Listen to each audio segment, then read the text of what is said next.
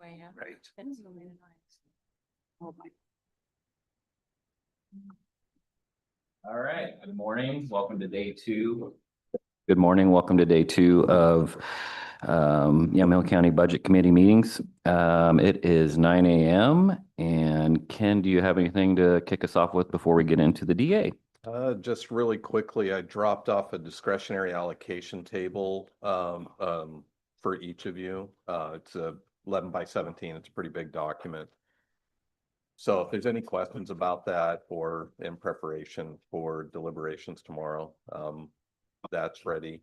And then where we're starting this morning is on page 122 in the book with the district attorney's office.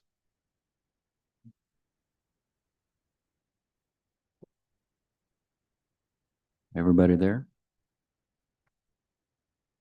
Jason, Anton? Yep, Anton's there. All right. Good morning.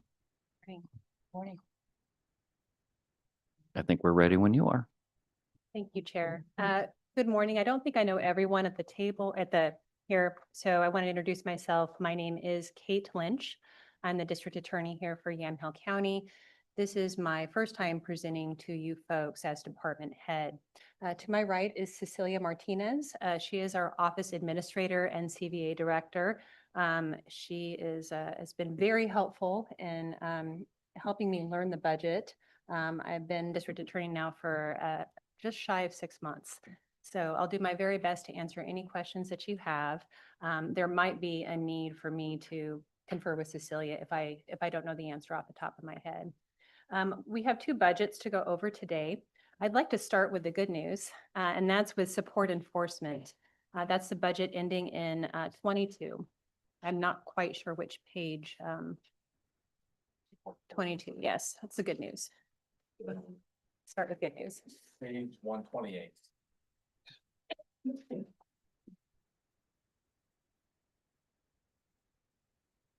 And so is everyone here familiar with the concept of support enforcement? It's essentially child support. And in Yamhill County, we have an office that does an exceptional job collecting money on behalf of children and families in Yamhill County. It's a smaller office. We have one supervisor who carries a caseload.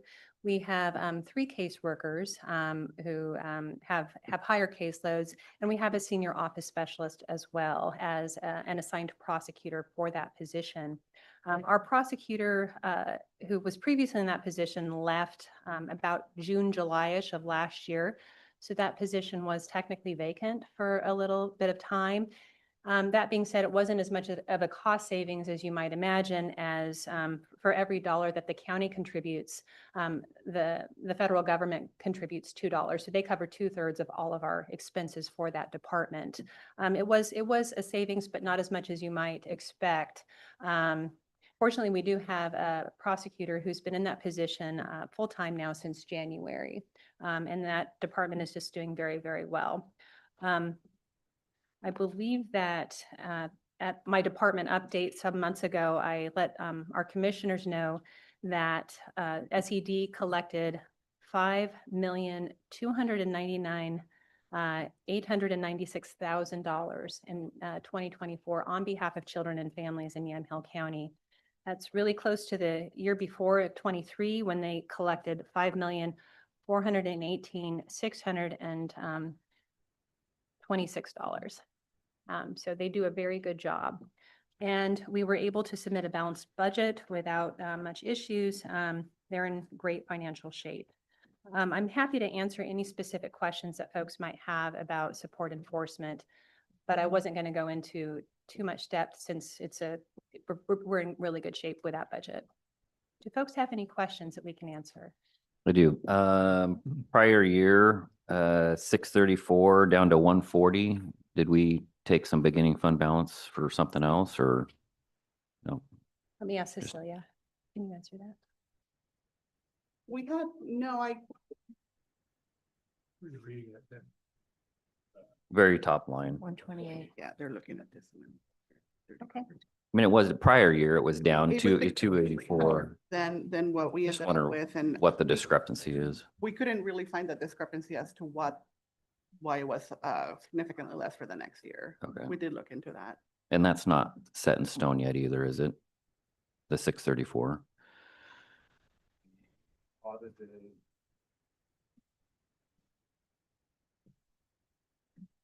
I mean, even if you go back to the actual 23, 24, it's still half this year of what it was in 23, 24. Just a reminder that that's a budgeted beginning balance and the audited beginning balance, it's just taking me a moment here.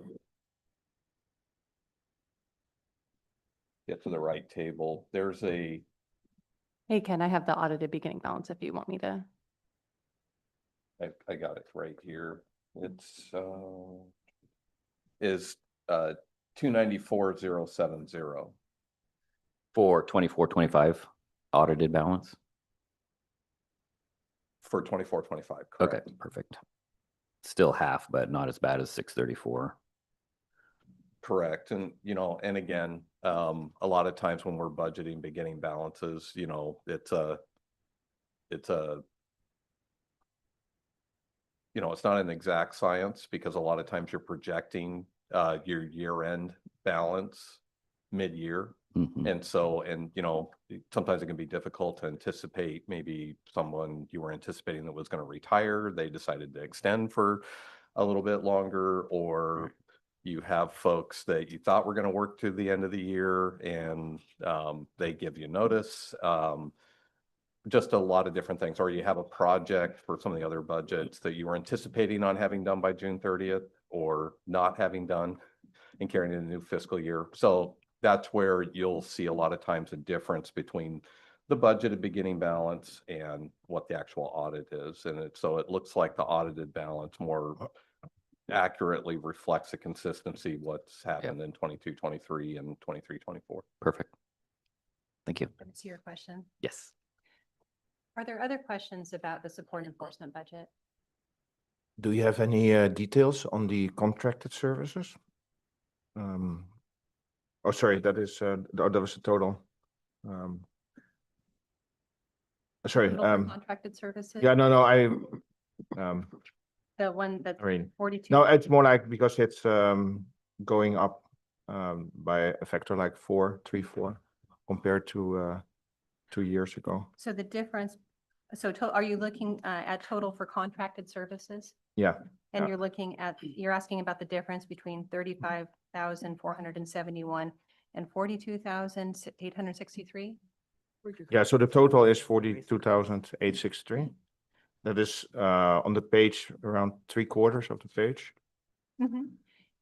And the increase for 25, 26 is is just a forecast for Mhm. what we anticipate. Yep, and the Looks additional like cost to be. schools and Okay. so schools and conferences added to it, travel expenses up like 7,000.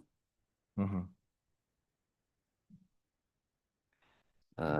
Legal fees is down though. So True. what do you associate with the extra travel? The extra travel is in the past, our SCD, Board Enforcement staff, did not attend as many trainings as they do now. Sure. So that's why we're forecasting a higher amount so that we can make sure that we are covered for their travel expenses. Okay. Okay, no, that's fine. Yeah. Any other questions about support enforcement? Okay, as we move on to the district attorney budget, that's for criminal prosecution. I would note for those who haven't been through this budget process before that although we can sometimes take from the district attorney's budget and give additional funding to support enforcement if they're short, the reverse is not true. And that's because of the federal match. So even though we're in pretty healthy shape with our support enforcement budget, we can't take from that budget to give to the criminal prosecution district attorney's budget. So I know sometimes folks have questions about that. Does everybody have the memo I submitted related to the position reinstatement requests for the 2 DDA positions? Yes. So a couple of comments about the criminal prosecution budget. This is not an income generating department.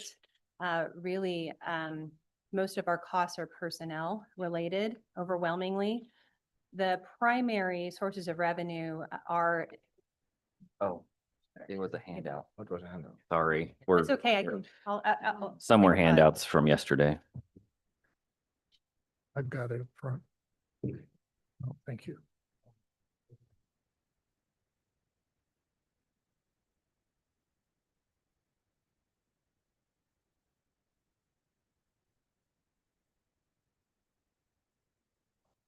So,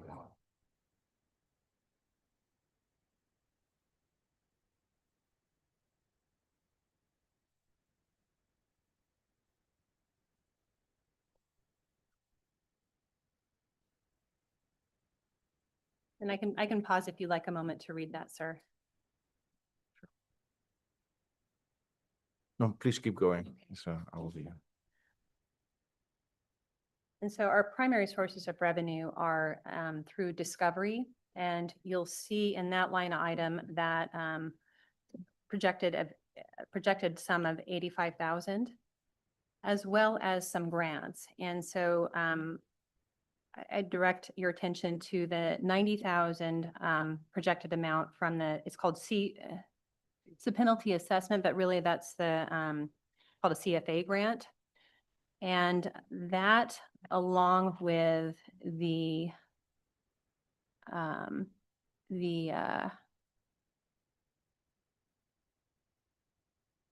grant at the top of the revenue section, we had to reduce by about 22% from last year. So we have less money coming in through grants than we have in prior years. So we're a little short in that area. Additionally, our personnel costs have exceeded the 3% increase that we were allotted with our allotment from the county. So long story short, we're short. And when I presented several months ago, I talked about the good work that our criminal prosecution division had done last year. Specifically, we prosecuted 457 felonies, 1,114 misdemeanors, 114 contempt of court cases. Of those numbers, 350 were DUIs, 151 were domestic violence, 57 were child abuse, 28 were elder abuse, and CVA supported 1,557 victim crimes. These numbers are actually, some of them are more than the year prior, some of them are slightly less, but they're really kind of on par with each other. So our numbers, I think, are relatively similar from 23 with respect to what crimes we were prosecuting.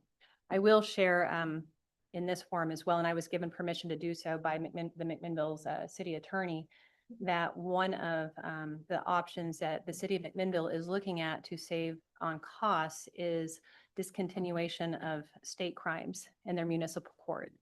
I was concerned about how that might impact our office, and I asked for numbers, and the numbers they're not astronomical. They're roughly about 250 misdemeanor cases that were prosecuted in McMinnville Municipal Court last year.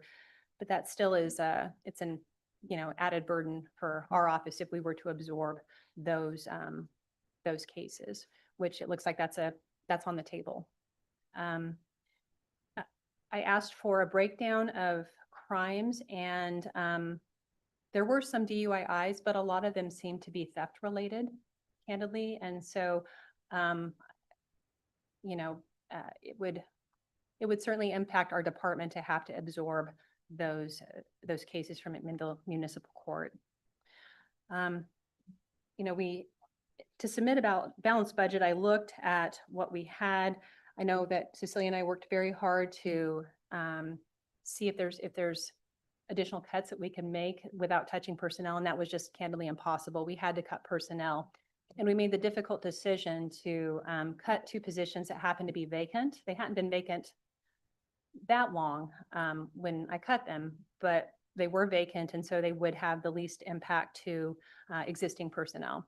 And those were our entry-level prosecutor positions, 2 DDA1 positions.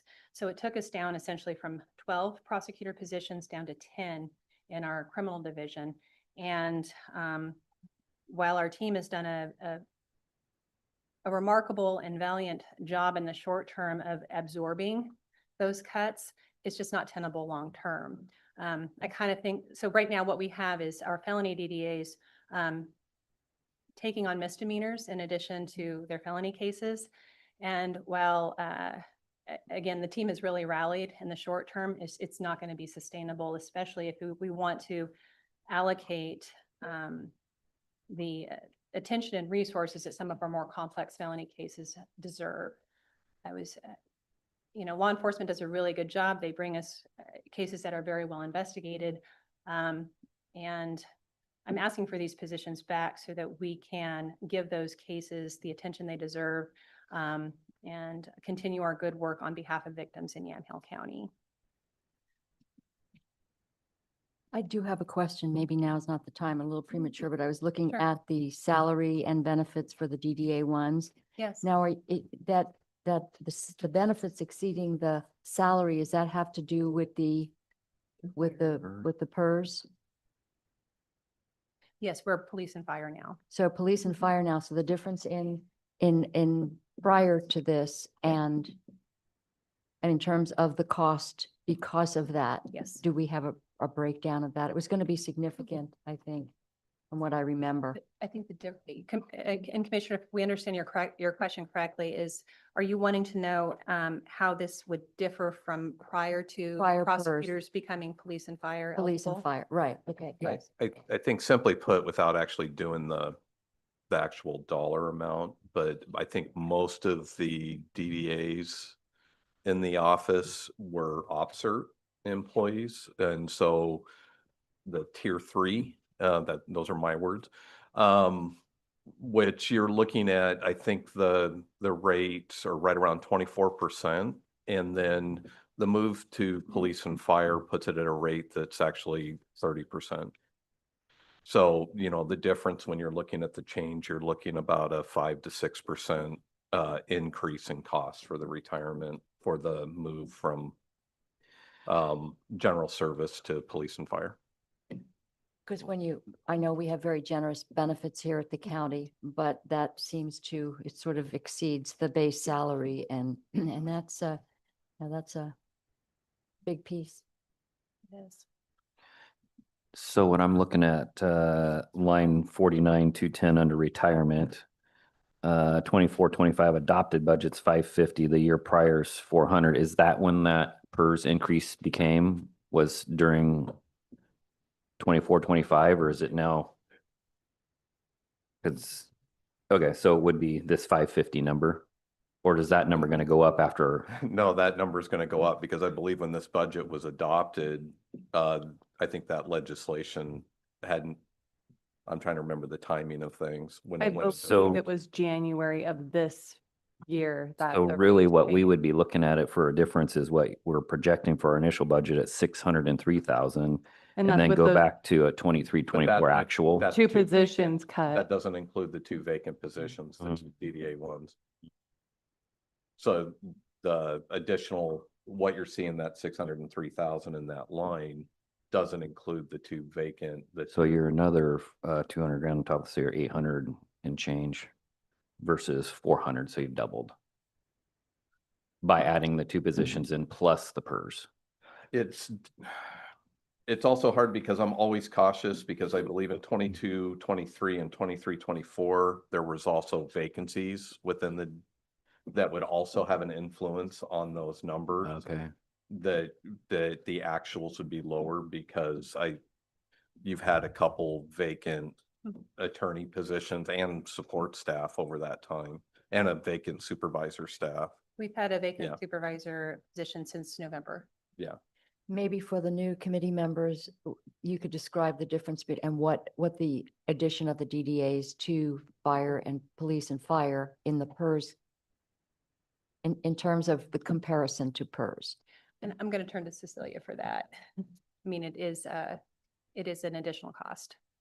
But I mean, so in terms of why we are seeing this distinction, it was a piece of legislation Yes. that was basically to include DDAs. It was sort of a recruitment tool, I would imagine. It was a recruitment tool. It wasn't a county that, you know, No, it it's was state legislation. it was state legislation. And so there were proposals brought forward to add DDAs, to add prosecutors to the police and fire package. And with that package, it has a higher cost. It has a different retirement age. It's completely different. I'm not going to profess as being a PERS expert, but it's a different category that has an earlier retirement age and recognition for the type of work and that comes along with that. And so, yeah, it's a different rate. It does have an impact on budget. And again, it kind of compounds because when you have step increases and COLAs and things like that as part of a collective bargaining agreement, and then it's tied to the higher rates in the PERS. And so then you see that escalating number. So. Okay. And we have had vacancies, and usually those vacancies are enough to cover rising costs, but we were short this year. We have had vacancies. Your two positions that you'd like back, if you don't get them, how long would your current staff, you think that they would start looking, their workload seems to be, when they don't, overextended a bit, doing felonies and misdemeanors, if I'm understanding you right. And do they start looking for other work? Do we start and your vacancies go even harder? We see that in other departments. So does it translate to yours as well? I think it's already taken a toll. Okay. And if it goes unchecked, it will take an even greater toll. I want to be clear, we have a very committed team. Yeah. We go above and beyond every day. I'm very proud of our entire team, but in particular, the prosecutors who have rallied to, cover these vacancies, and done extra work. Just for example, we have, a juvenile prosecutor's position that is part of DCJ's budget, not our budgets, but it's been vacant for several months, and we have somebody who is going to be coming on board, but that process takes time. But in addition to covering these 2 misdemeanor caseloads, we have 3 prosecutors who routinely step up to assist with the vacant juvenile prosecution position. When our support enforcement division was lacking a prosecutor for about 6 months last year, our child abuse attorney, one of our child abuse attorneys who had prior experience with support enforcement, stepped up and did both roles admirably for 6 months. But that was a lot. You can only continue at that pace for so long until it takes a toll on you as a human, but also the quality of your work is it's kind of like it's a resource issue. It's math. If you're stretched too thin, things are going to start to, you can't do as good of a job as you would like sometimes, especially on those more complex cases that take a lot of workup. I spoke at the department update about the very complex financial fraud case we had prosecuted by 2 of our attorneys involving an individual who was defrauding primarily senior citizens out of retirement money through an RV fraud scheme. And we were able to obtain a really good result in that case, but really it took those 2 attorneys out of commission for about a month. And that's a big toll for a small office or a smaller office. And again, we really rally, we rise to the occasion, but at the end of the day, resources they're not infinite. And it's not like an exact comparison, but if you think about law enforcement, for example, and you have those detectives who handle complex cases like sexual assaults, homicides, child abuse cases, and you're short patrol, and you ask them to cover patrol for a short period of time, maybe they can do that in, in the interim, but over time, if they have to keep doing that, the quality of those complex investigations is going to suffer. And I know it's not an exact translation to our office, but that's just, I think for me, that's a helpful comparison, is we can't, if we continue this way, something's got to give. So, So at the moment you have in the budget 28 FTEs. And how many of those are at the moment vacant? Or- oh gosh, well, I'm trying to think, because we do have some people in background. So, do we have any positions vacant that aren't in background, Cecilia? I don't know that we do. We don't, Mhm. they're all in, Okay. they're on Yeah. background. Because my next question would be, is there any chance you could reorganize certain positions so that you maybe eliminate a supporting position in favor of an extra DDA? Well, when we looked at the economic impact that it might have, this to me candidly made the most sense. Could we do that? Yes, but I focus a lot on our prosecutors, but our administrative support staff really are the engine that makes our office work. Mhm. So they do all the work to support attorneys and successfully prosecuting cases. Just all of the administrative functions, such as discovery. Discovery is a huge piece of it. Making sure that that the required things are filed in a timely manner, making sure subpoenas get out, making sure that witnesses get the information that they need. I mean, this is just a very small kind of snapshot of what they do on a daily basis. So we could cut those positions, but then I think we'd have a different problem. No, I understand. It's more like Yeah. if you're asking for an add-on, there's Sure. always a chance that it doesn't happen. Yeah. And then the question is there an alternative to what you're asking that you willing to think about? And it could be that you have a vacant position in a different role that you don't fill for a while. And I respect what you're saying. And I think the alternative for me is, if these positions are not restored, we would have to look at how to best reallocate our resources. What that means, it kind of depends. It depends if we have to absorb those cases from McMinnville Municipal Court. I am not one, like, I don't want to catastrophize and say, oh my goodness, we have to stop prosecuting certain categories of crime. But if faced with that decision, I would have to prioritize what cases got the most resources. DUIs, we're always going to prosecute DUIs because they are so important to public safety, to hold folks accountable and make sure that you intervene when folks are driving impaired on our roads. If you, and to a victim, every case is important. So that's a struggle, right? Sure. But do you have certain categories of crime that maybe you have to give less attention to? That's very likely on the table, or treat differently. And of course, we respect the work you're doing, Yeah, thank you. and that's important. But sometimes you have to make hard decisions. And Yes. I wanted to. And I commit to you that we will do the very best job possible with the resources that are allocated to us. We've already been looking at ways to try to be more efficient with what we have. How has Measure 110 impacted your office? Well, Measure 110 it's interesting. So 110, it removed the state's ability to prosecute user amounts of controlled substances.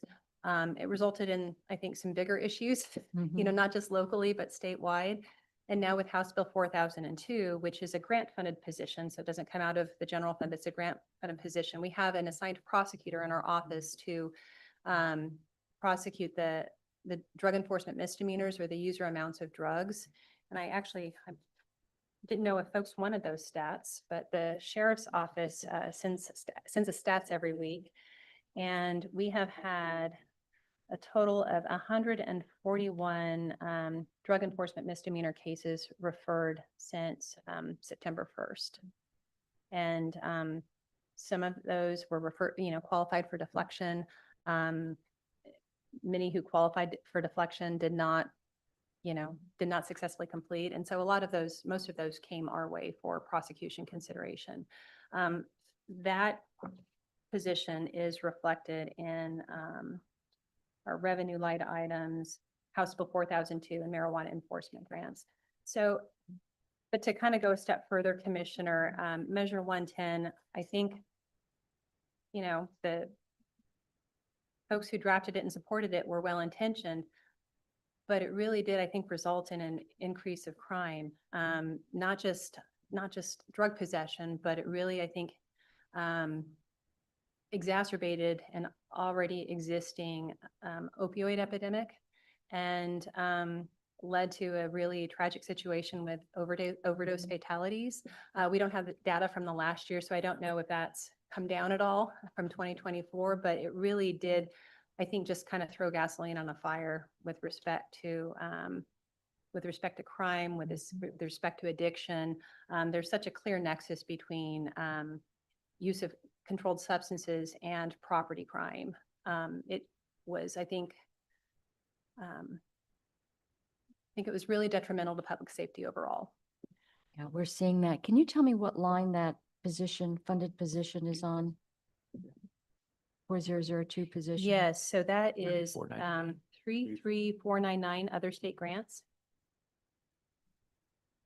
And that is partially House Bill 4002 money and then a smaller percentage of a marijuana enforcement I grant. see that. Okay. And that helps to fund one of our DDAs.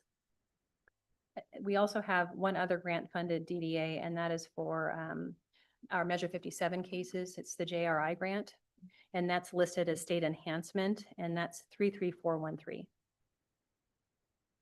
Okay. Thank you. Mhm. Thank you. Welcome. What other questions can we answer?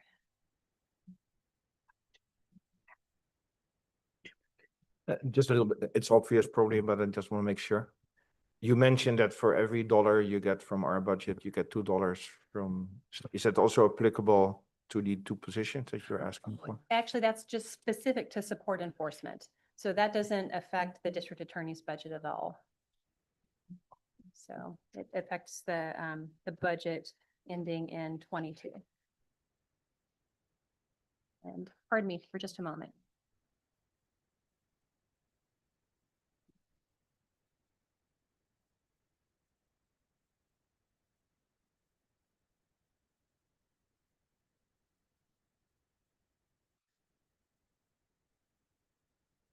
Oh, yeah.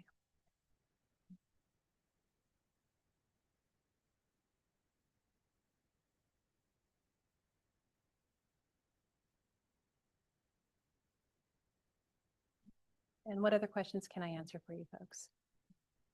So the two open or cut positions that were they were open positions. What do you see as the ability to fill those positions this year? I think that's a great question. And what we've seen recently is a significantly increased number of applicants for non-attorney positions. And so that includes CVA, crime victim advocates. It includes senior office specialists.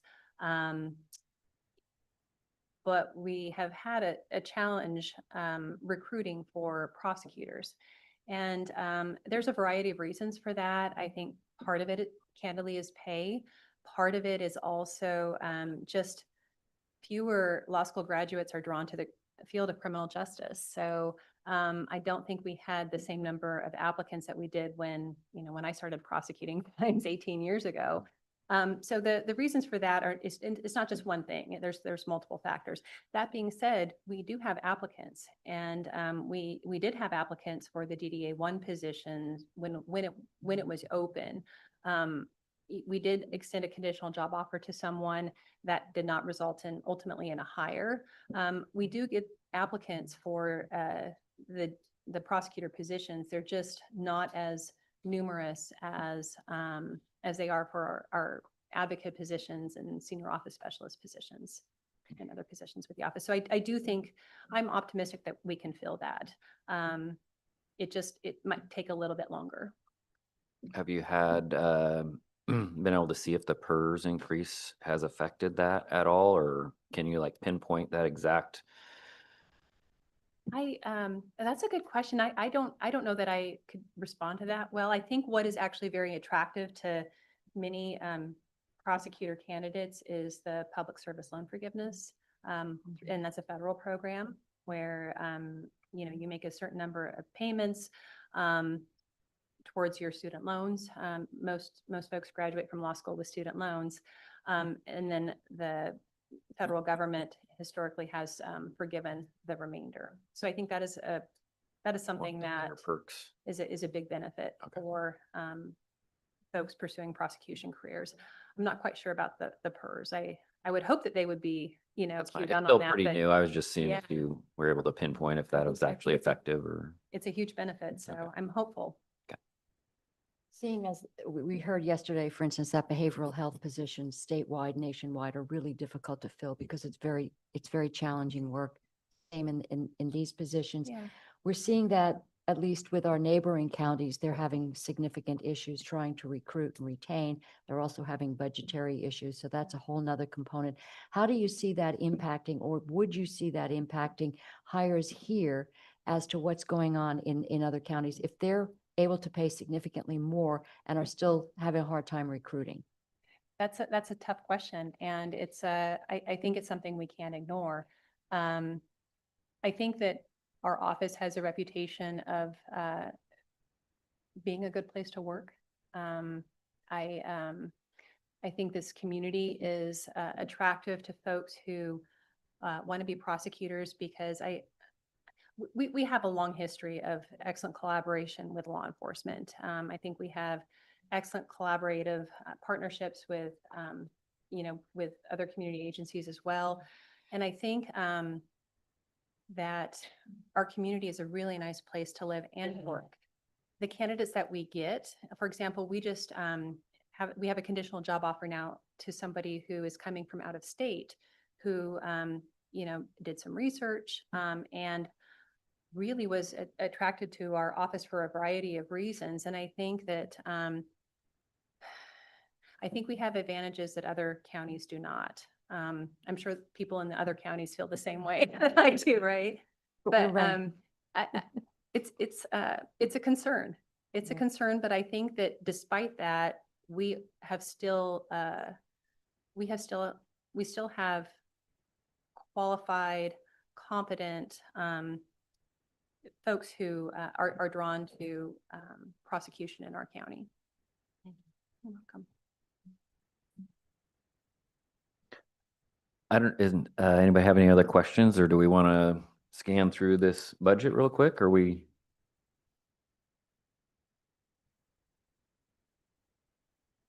Seemed like we kind of jumped around a little bit. I didn't know if we want to actually go line by line real quick and just go through it.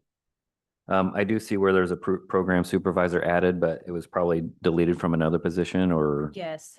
So with the departure of Sarah Grabner last October, the crime victims supervisor, services supervisor, we decided to shift that vacancy over to an office manager position.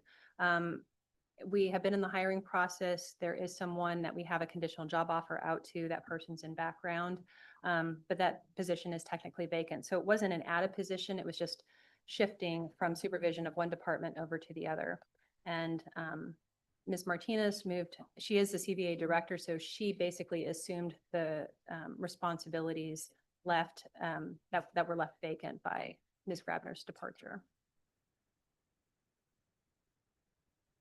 And then we have the office specialist too, and then the 2 deputy district attorneys that were removed. Well, in office specialist too, that there was a countywide reclassification study. And so that was actually changed to senior office specialist. That was our reception position.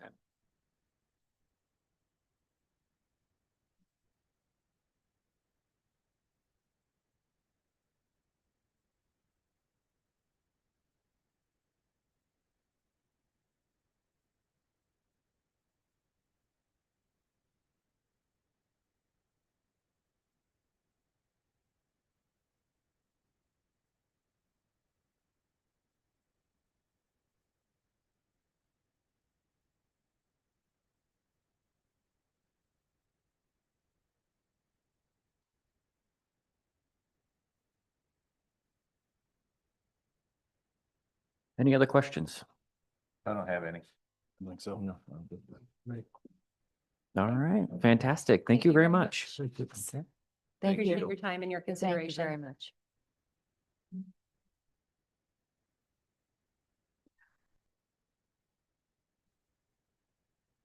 And next up, we're going to have Community Justice Director Jessica Beach. Good morning. Good morning. All right, let me get situated here just briefly You betcha. with my notes. Prep. What page you want us to shoot for here first, Ken? I was Or thinking, Jessica. I looked to you folks, but I assume for the budget book, I believe the first budget that's up is Fund 221 on page 133. What, 130? Hey, nice. Like- Yes, but if I may, I'll start with introductions because we do have a couple new budget committee members. So thank you so much to the Budget Committee and the Commissioners. My name is Jessica Beach, for the record. I am the Director at the Yamhill County Community Justice, which means I have the honor of overseeing our Adult Community Corrections Division, a 24-bed youth detention facility, and our Juvenile Probation Division. I came to Yamhill County in 2010 after 10 years of serving with Marion County as a deputy parole and probation there. And I've come into my role, I can't believe it's going to be 8 years this coming July. Sitting to my left is Lori Lago. She is our new business manager. She joined us in October of 2024. So this is officially her first cycle of budgeting with Yamhill County, but I assure you she has a great deal of experience and she's been learning very quickly. And then just really briefly behind me, I do have Cliff Tony, my detention manager, as well as Good John morning. Lynch, our juvenile probation Good manager. morning. Should there be questions you might have that they would better be able to answer. So if I may, I just wanted to give just a general overview very quickly of community justice as a whole, because it really has been a particularly strange year in that, let me find make sure I find my notes. We have really seen an unprecedented and certainly unpredictable circumstances of staff turnover. And I wouldn't say necessarily for bad reasons. We've seen a lot of retirements, a lot of internal promotions, a lot of external promotions. We had a staff that moved out of state. We have folks that just are moving on in their careers. And just to give you an example, on our adult division, for instance, which is a little bit over 20 FTE, we literally have seen almost a third turnover in staff in an 18-month period of time, which is really unprecedented. Let me also give you an example. My managers, I have 5 of them between all 3 of the divisions. Of all 5, 1 has the tenure of 2 years as the most senior of those managers. So that just gives you an understanding of the vacancy savings that I think you'll see across all of the divisions in particular. I will say that we're doing a great job to recruit. Certainly on the law enforcement side, meaning adult side in particular, we do have some difficulties just based on the statutory requirements for background, for psych, for medical, for UA. And unfortunately, if we have a candidate that's in background and goes through those processes but doesn't pass, we have to start all over again. So it does have the tendency to sometimes have difficulty and take quite a deal of time in finding and selecting the right folks, certainly. So with that, I will go ahead and move into Fund 221 on page 133. I was hoping just to give you briefly a couple highlights for each division as we go through. So a couple highlights for the adult division is our Adult Recovery Court has really increased its participants, and we're seeing a great deal of success, in particular with our female population, which I know was lagging for some time. We have been able to, and per the request of our presiding Judge Wiles, we have been able to add one of our POs to that work, which I think has really improved upon efficiencies and the support that those participants see. So we've seen a lot of great successes and outcomes there. Additionally, we've had a very successful outcome locally of our pretrial justice program from community justice back to the Oregon Judicial Department. Officially, that occurred July 1 of 24 due to funding that they received through the passage of Senate Bill 48. It's been a very, very smooth transition. They took a couple of our folks and we had a retirement. And so it's been a very smooth process. And quite frankly, I think the pretrial program is where it should be under the court. And then lastly, just sharing with you recruitments. At one point, we were from 13 adult POs down to 10 due to retirements and promotions. But I'm very pleased to tell you just Friday, I was able to celebrate the celebration and graduation of 2 of our adult POs from DPSST. So we're getting there. We're very close, and we actually have our 13th recruitment out as well to fill that vacancy. So we're really excited moving forward. So on page 133, you'll see our beginning balance. So just wanted to explain a little bit the uncertainty of this particular budget, in that between 94 to 96% of this budget is state allocated funds through the Department of Corrections.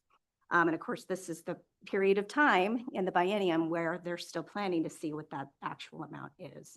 So as we begin budgeting, the best guess is based on the governor's recommended budget. So that's what I went off of. So the governor's recommended budget was at 332 million, which was a significant increase from what we'd seen in the past. And I attribute that to a new lobbyist that our Directors Association has hired. And we've actually been able to hire a new executive director. You may know him, retired Under Sheriff Jeff Wood with Marion County, who has been a great asset to us and really forged relationships and understanding and education of those legislators. So we were delighted to see that. And of course, that was based on the October population forecast. So essentially, the funding we receive is based on statewide, the number of people we supervise. And then there is a county percentage allocation for each county that then is determined by how many folks we supervise in Yamhill County. It's very complicated. At any point you'd love me to explain the capitated rate formula, I'd be more than happy to. But it is quite extensive and confusing. So we recently had a change of events in that the April population forecast was released. And unfortunately, it moved our current service level for community corrections from 312 all the way down to 379. That's a change of $300 million. Excuse me, $33 million lower than the governor's recommended budget, statewide, not just for Yamhill, statewide. Thank you, Ken.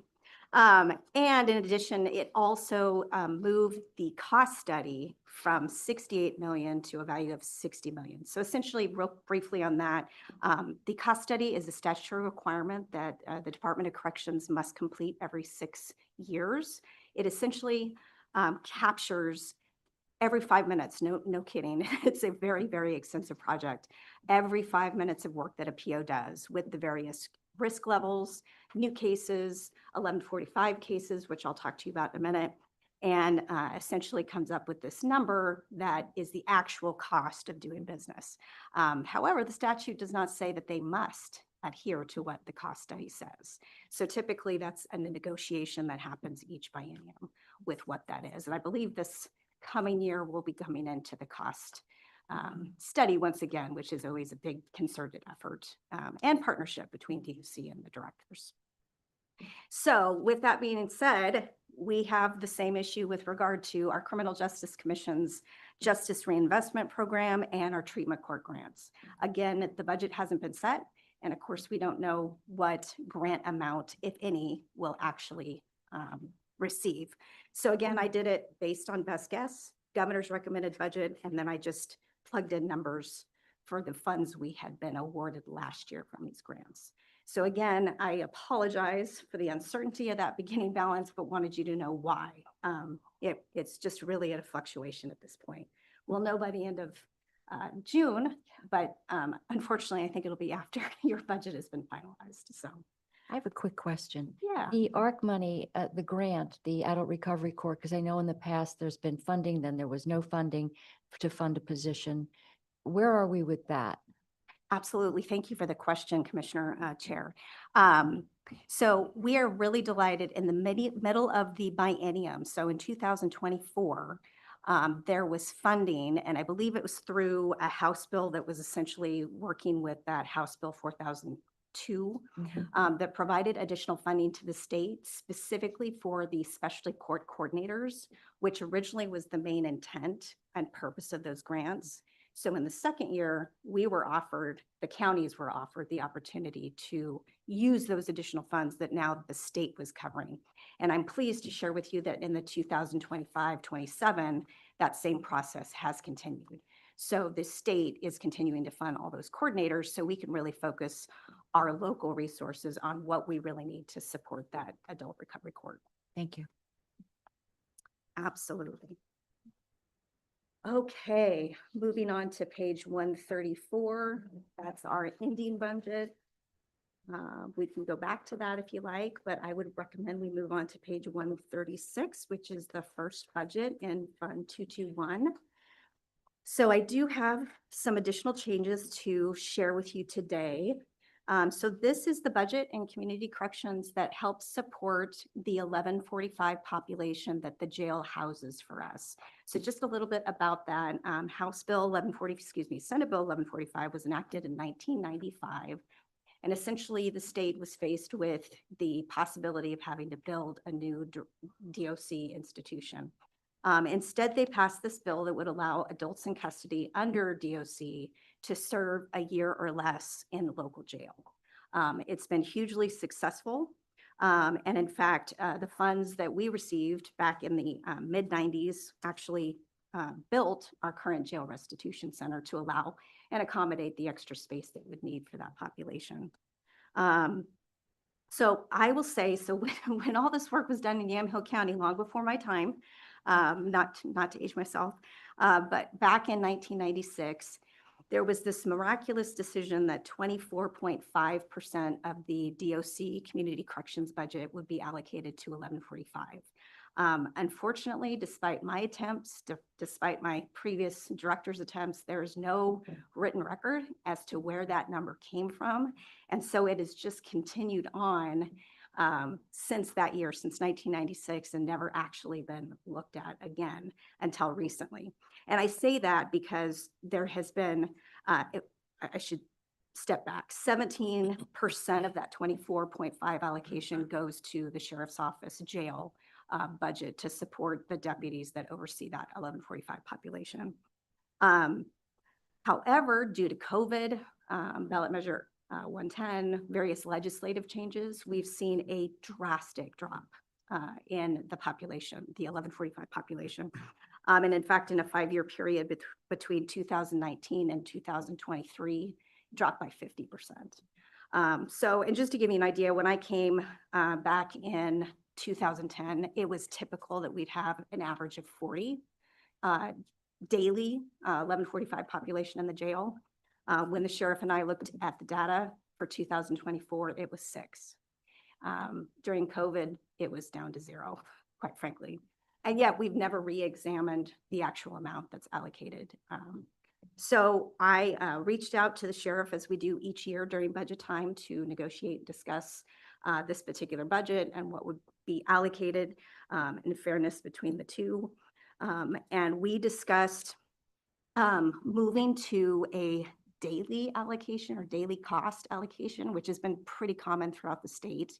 I brought forward a couple suggestions. I believe I used 125 based on the Benton County contract they had. I used 150 for comparable surrounding counties for what they pay their jails. We even included the federal rate of 171. And we had a great discussion about this moving forward. I felt that in transparency, the sheriff was very supportive of using the funds for the actual work that they're doing. And so through that discussion, we came to the agreement of allocating $550, which is approximately that 150. thank you, $550,000 for this particular fiscal year. And of course, that's based on an average of the $150 daily range. And in fact, we also agreed that instead of basing that on 6, we actually based it on 10 beds, anticipating that we, in fairness, could see an increase in that population potentially, especially with regard to these drug enforcement misdemeanors that we're seeing come through. So there's also another big change. You're probably wondering why on the right side of your page, it's completely blank. The other thing that in negotiation with the sheriff and with county administration, that just seemed like an easier way of managing this particular budget, that whatever amount we agreed to would just be a direct transfer. So if you move on to, you'll note there's no actual FTE in this particular budget because those FTEs are now located in the sheriff's jail budget. So if you move to page 137, you'll see there, did I miss it? You'll see 2 transfers, one transfer out to jail operations, and typically that supports 2 FTE jail deputies. And then you will also see a transfer out, which really is not much different in cost than before, but transfer out to jail maintenance as well.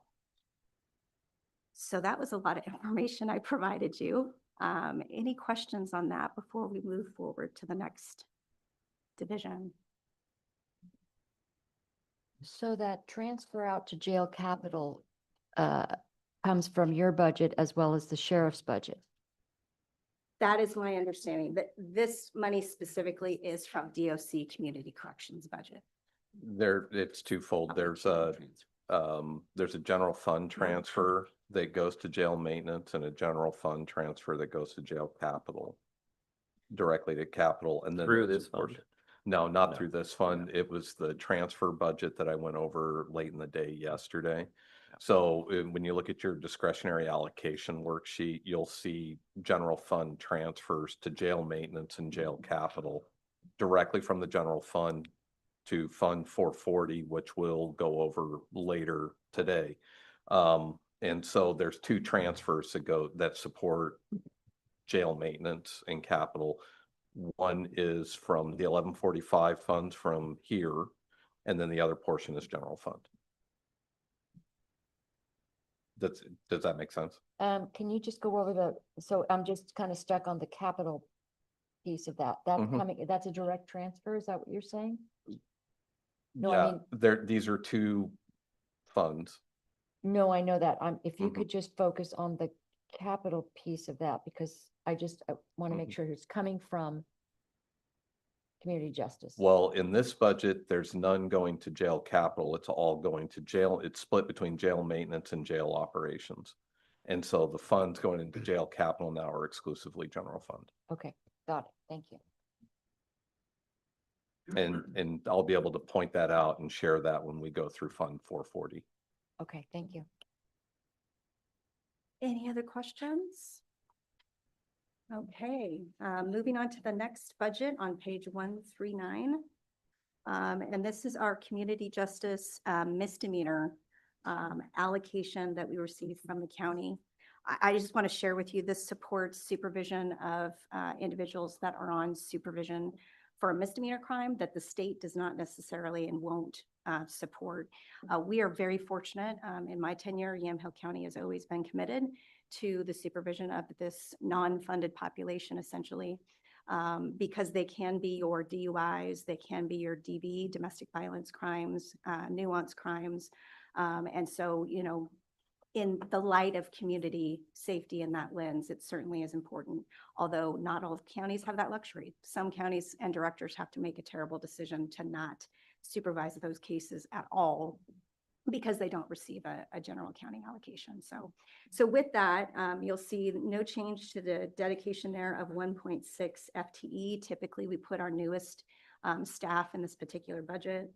And other than that, and I should have mentioned earlier, I really just go through and highlight for you what I think are the big changes. But if you have any questions, certainly stop me as we move through. I don't have any changes to report. You'll see in contract services, we did bump up a little bit training and development, travel expenses, and that's simply again because the 1.6 FTE, those are new students, new staff for us. So they're in training for approximately 18, 24 months. So it seemed only appropriate to come out of this budget. The one other change that I will show to you is transfers from motor pool. That's line 78005. And that's just simply, that was a car that we had in this budget that wasn't being utilized by staff. We have 3 total. And so because we weren't using it, we decided to return it to the fleet. So that's why you see that. Is that it 4-wheel change. drive? It is not. It's a little All-wheel 4-wheel drive? Fusion. My previous director's baby. So any questions on the misdemeanor budget before we get into the big one? Okay, moving on to Fund 22145 on page 145. So Derek then, is in the market for a 2-wheel drive blue car. If one of Derek's we can just horse trade around. Because we need to get a 4-wheel drive to HHS, right? Yeah, trade it around. I heard yesterday. Sorry, I didn't mean to interrupt. We're trying to figure out how to not buy a brand new car. that's important stuff. For sure, Jared. And I think I've spoke at length again, just I wanted to encourage you, the state enhancement line in particular, that is just a best guess. There's a lot of unknowns, as you can see almost daily, it seems to go up and down. So that was our best guess and hoping that we were to receive all the grants that we actually applied for. So I don't have any changes in revenue unless there are any questions there. But I do have a couple changes to point out to you in FTE that fit within the full fund 221. The first is line 40202. We are proposing to trade a vacant office senior specialist position and instead replace that by a office specialist 2. So just to kind of break it down, we typically had 3 senior office specialists. And unfortunately, we had a vacancy just recently and really learned that we didn't have sufficient work for a senior office specialist, but could certainly make use of the lower classification of the office specialist 2. So that's the change that we proposed here in this particular FTE. And then I just wanted to share with you, when you see, for instance, the partial FTEs, you'll see those between the fund 22144, the misdemeanor fund, as well as the last fund, which is our 1145 case management fund. So if you have any questions about that, those other percentages you'll see in 22167. Moving to the top of 143, I did want to point out an FTE change with regard to parole and probation officer on line 40336. I am proposing to add 1 full FTE, not an add back request. This fund would support that. Several reasons being, we've had a lot of changes legislatively. DOC has really made an effort towards county adherence to completing our risk assessments and our case plans within the first 60 days of supervision. There's been legislative changes that now DOC dictates what our measurable contacts are with the individuals that we oversee. There's new software coding that is now required to capture those new measurable contacts. And it's just required a lot of additional training. And when you're at 13 FTE, but down to 10 actual bodies, and training, again, 18 to 24 months for each of those new POs. The other piece that we've seen, and it's great that DA Lynch brought her deflection data with her because I came prepared as well to discuss the impact to community justice. For those cases that do not complete deflection, are unsuccessful or choose not to participate, they're then referred to the DA's office. Last I looked, I think it was last Friday, there are 121 referrals to the DA. And that could potentially be dismissed. They could potentially come to us on what's known as conditional discharge or a formal probation case.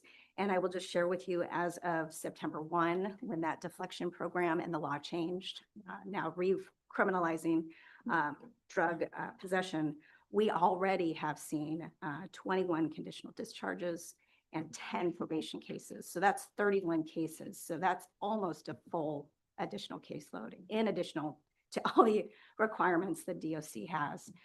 So I'm really advocating for your consideration of approving that additional FTE, total being from 13 that's approved in the last fiscal to 14 POs. But that's not an additional request. It's already, you've It's got already in the funding for that. Okay, Absolutely. So not an add back or county allocation request. thank you. And I did want to point out to you a couple other changes here in personnel. The line below on 40368 pretrial service officer, you'll notice that there's now no FTE, and that's simply just with regard to what I shared with you, the transition of that program now under the state. It was in the last previous FTE because we anticipated we would potentially carry that FTE forward. But we then had a retirement right before June 30. And so that is hence what you see there. And then one other quick change here before I open up to questions is with regard to line 48200 extra help. That is for a retired corrections manager who has been assisting me temporarily with grants and special projects. He has been incredibly instrumental in all the grant writing that I've been doing thus far. He assists us with data collection and mining that data, understanding that data. And really it's been helpful when I have two brand new corrections managers that are learning their program as well, so that they can learn that work and I can focus on the stuff I need to do as well. So he's been just a really great addition to the team in his temp hire status. Other than that, I don't have any other personnel.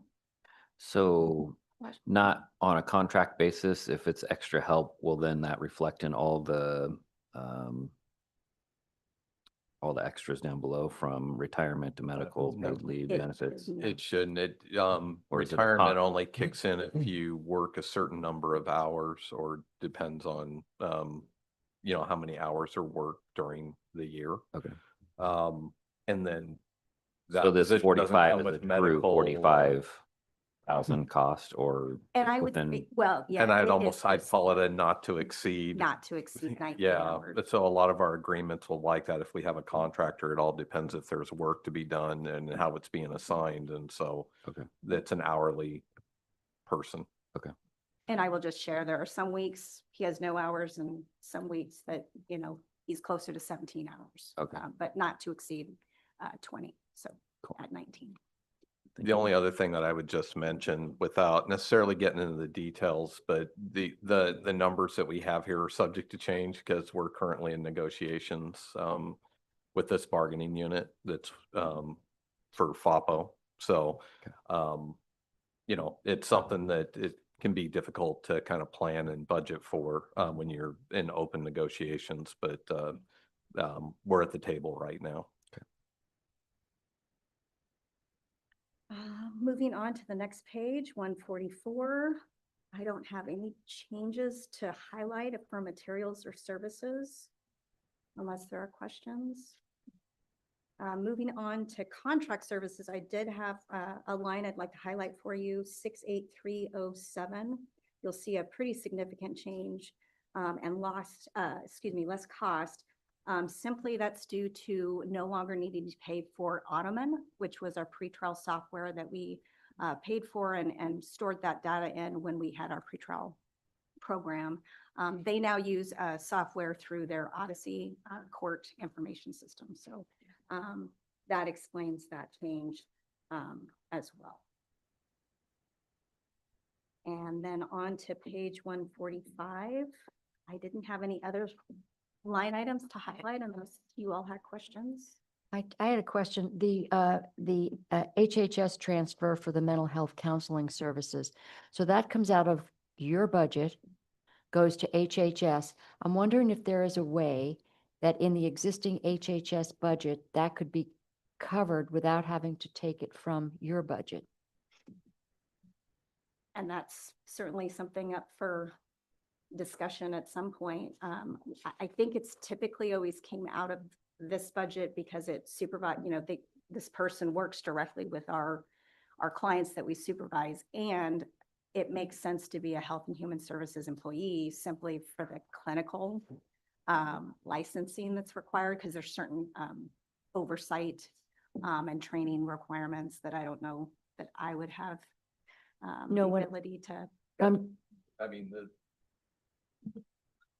if I recall correctly, this pays for a specific position who exclusively works with parole and probation clients.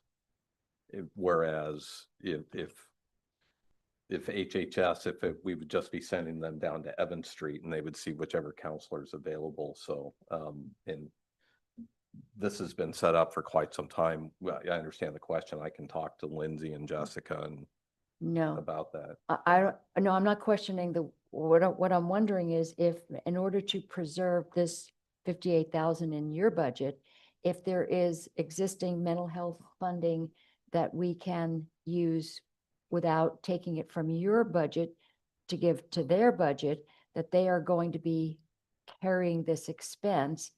And I don't know, I don't know whether or not we can, I know we don't want to use opioid money for operations, but I know that that's part of the, I mean, it is prevention and treatment. And I'm just looking at ways to preserve what you have if you've got concerns, and then we already have existing pots of money for treatment in HHS. Just a thought. Absolutely. No, and thank you, Commissioner. I'm definitely open to having those conversations. As you know, I think Health and Human Services has a much different model of billing or invoicing than I certainly am familiar with. So there could potentially be those means. So I appreciate the idea. Certainly, we could explore that. I don't know the pros and cons of it. This is just sort of a first impression. And I'm sure that there are, because those funds are so restricted. Yes. Who But- supervises this position? So I believe HHS. it was Kevin Stevens. that HHS. Kevin's gone. It's an open position. But it's an HHS. position. Right. So I mean, I would think that's their budget. I know they're doing work inside of another division, but they're the ones with the expertise. They're people.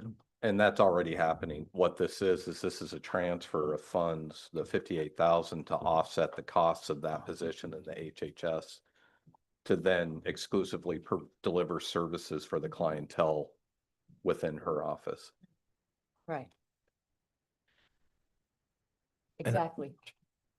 So I'd like to just at least consider that and see if it's burdensome in any respect. If it's one of those things where it's an easy concept to implement because it can come out of this. If it's got way too many restrictions and braided funds, then I just would like to consider it.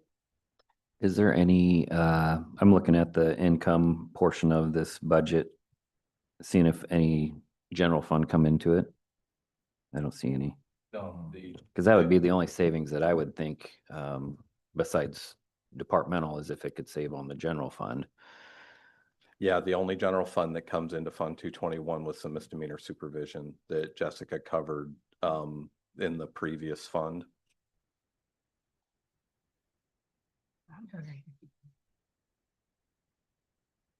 You have the 250,000 for okay. 221. Last two digits are 44, so 2144. That's the only general fund that comes in here, and that's strictly for misdemeanor supervision. Otherwise, the funds that you're seeing here that are being transferred to HHS and everything that's in here, it's state grant and aid funds that are coming from the state to pay for. Do you see a path backwards to that general fund? If we were able to fund this position through HHS and then funds coming from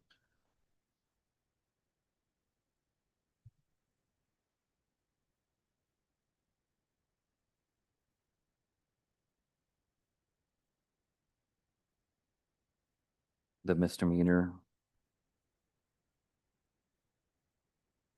Not really, because the 250,000 that's coming into this is strictly paying for the 1.5 FTE of POs that are supervising misdemeanors. And the reason we do that transfer of general fund in there is because the state grant and aid that funds the rest of this budget can't be used for misdemeanor supervision. It funds felony supervision, or most. Most. There's a very small category of misdemeanors. There's 4 misdemeanors that the state will now fund. Okay.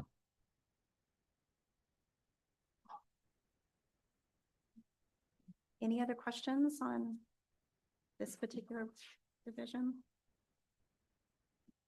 If not, hearing none, moving on to page 147, we have 22163. As you'll see from last year, unfortunately, this budget is blank. Previously, this was supported only and fully by a contract with Chehalis Parks and Rec, and unfortunately, they decided to terminate that contract as of July 1. The other piece I'll share with you is we had difficulty filling that grant. Simply, we just didn't have eligible candidates. Whereas this originally was primarily adults in custody that would come out and work in the community and in the parks.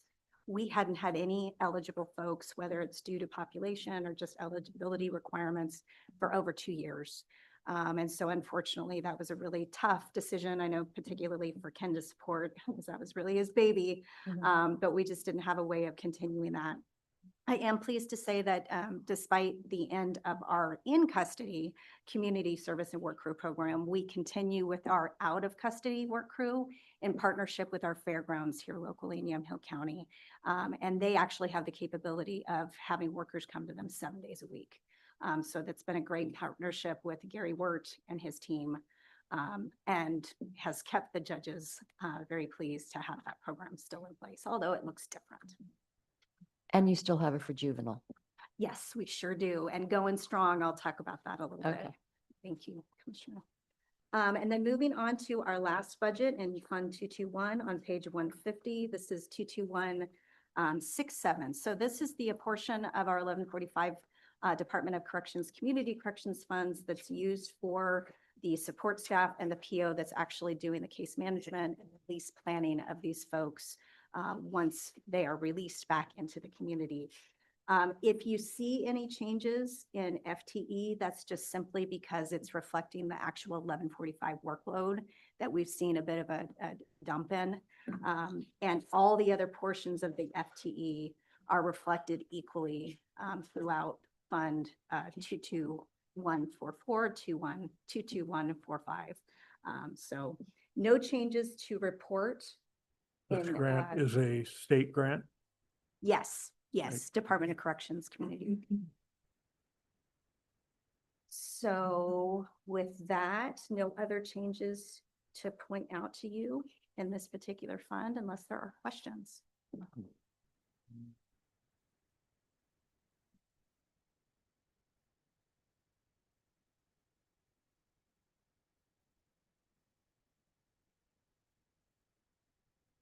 Okay, should we go ahead and continue on into our juvenile world?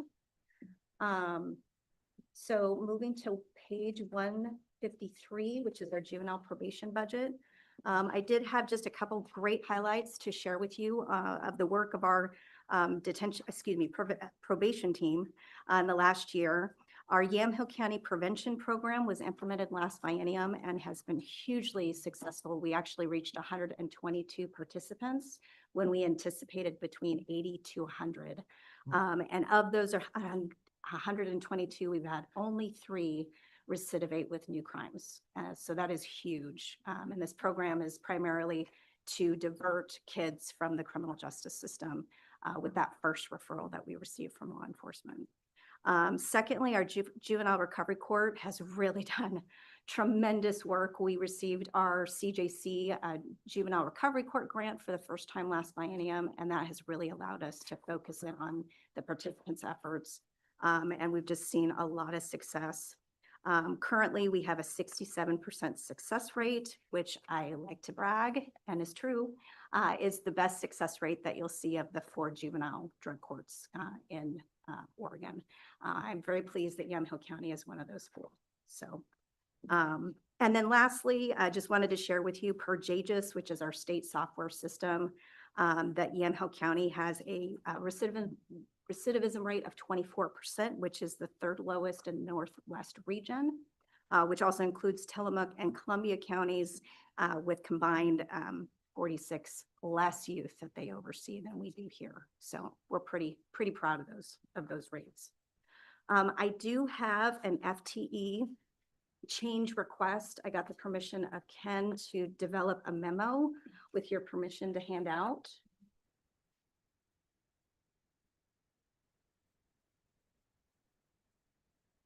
And I hope I made enough copies.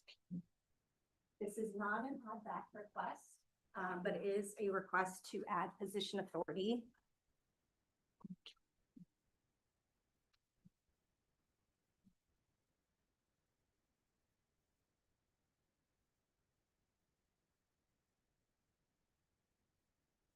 Would you all like a moment to read that memo, or should I? Just run us through it if you would. Absolutely. We are experiencing an operational need that is causing me to come with you with this proposal. And I do apologize that it's so late in the budgetary process, but again, it's not an add back request because our current budget could support this moving forward. I am requesting a position authority to add a 1.0 FTE for a juvenile PO2.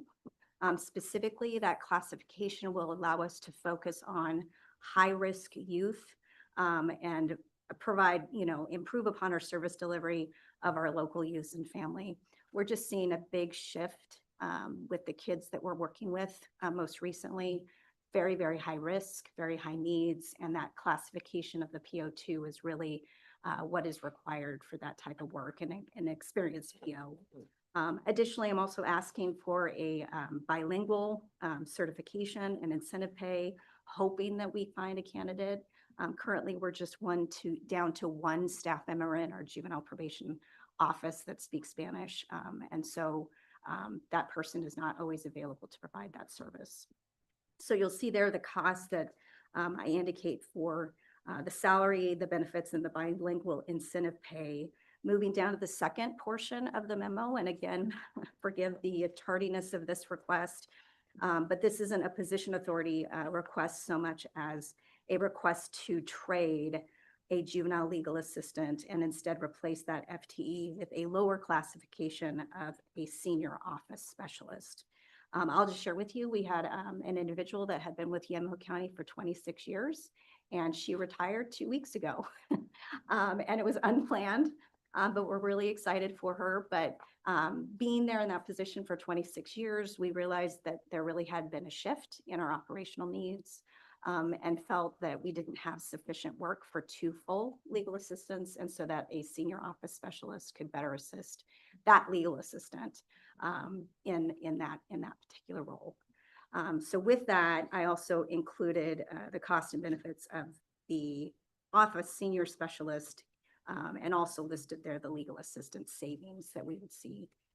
So I do have an ending balance when we get to that in the budget that I'm proposing to make a change to.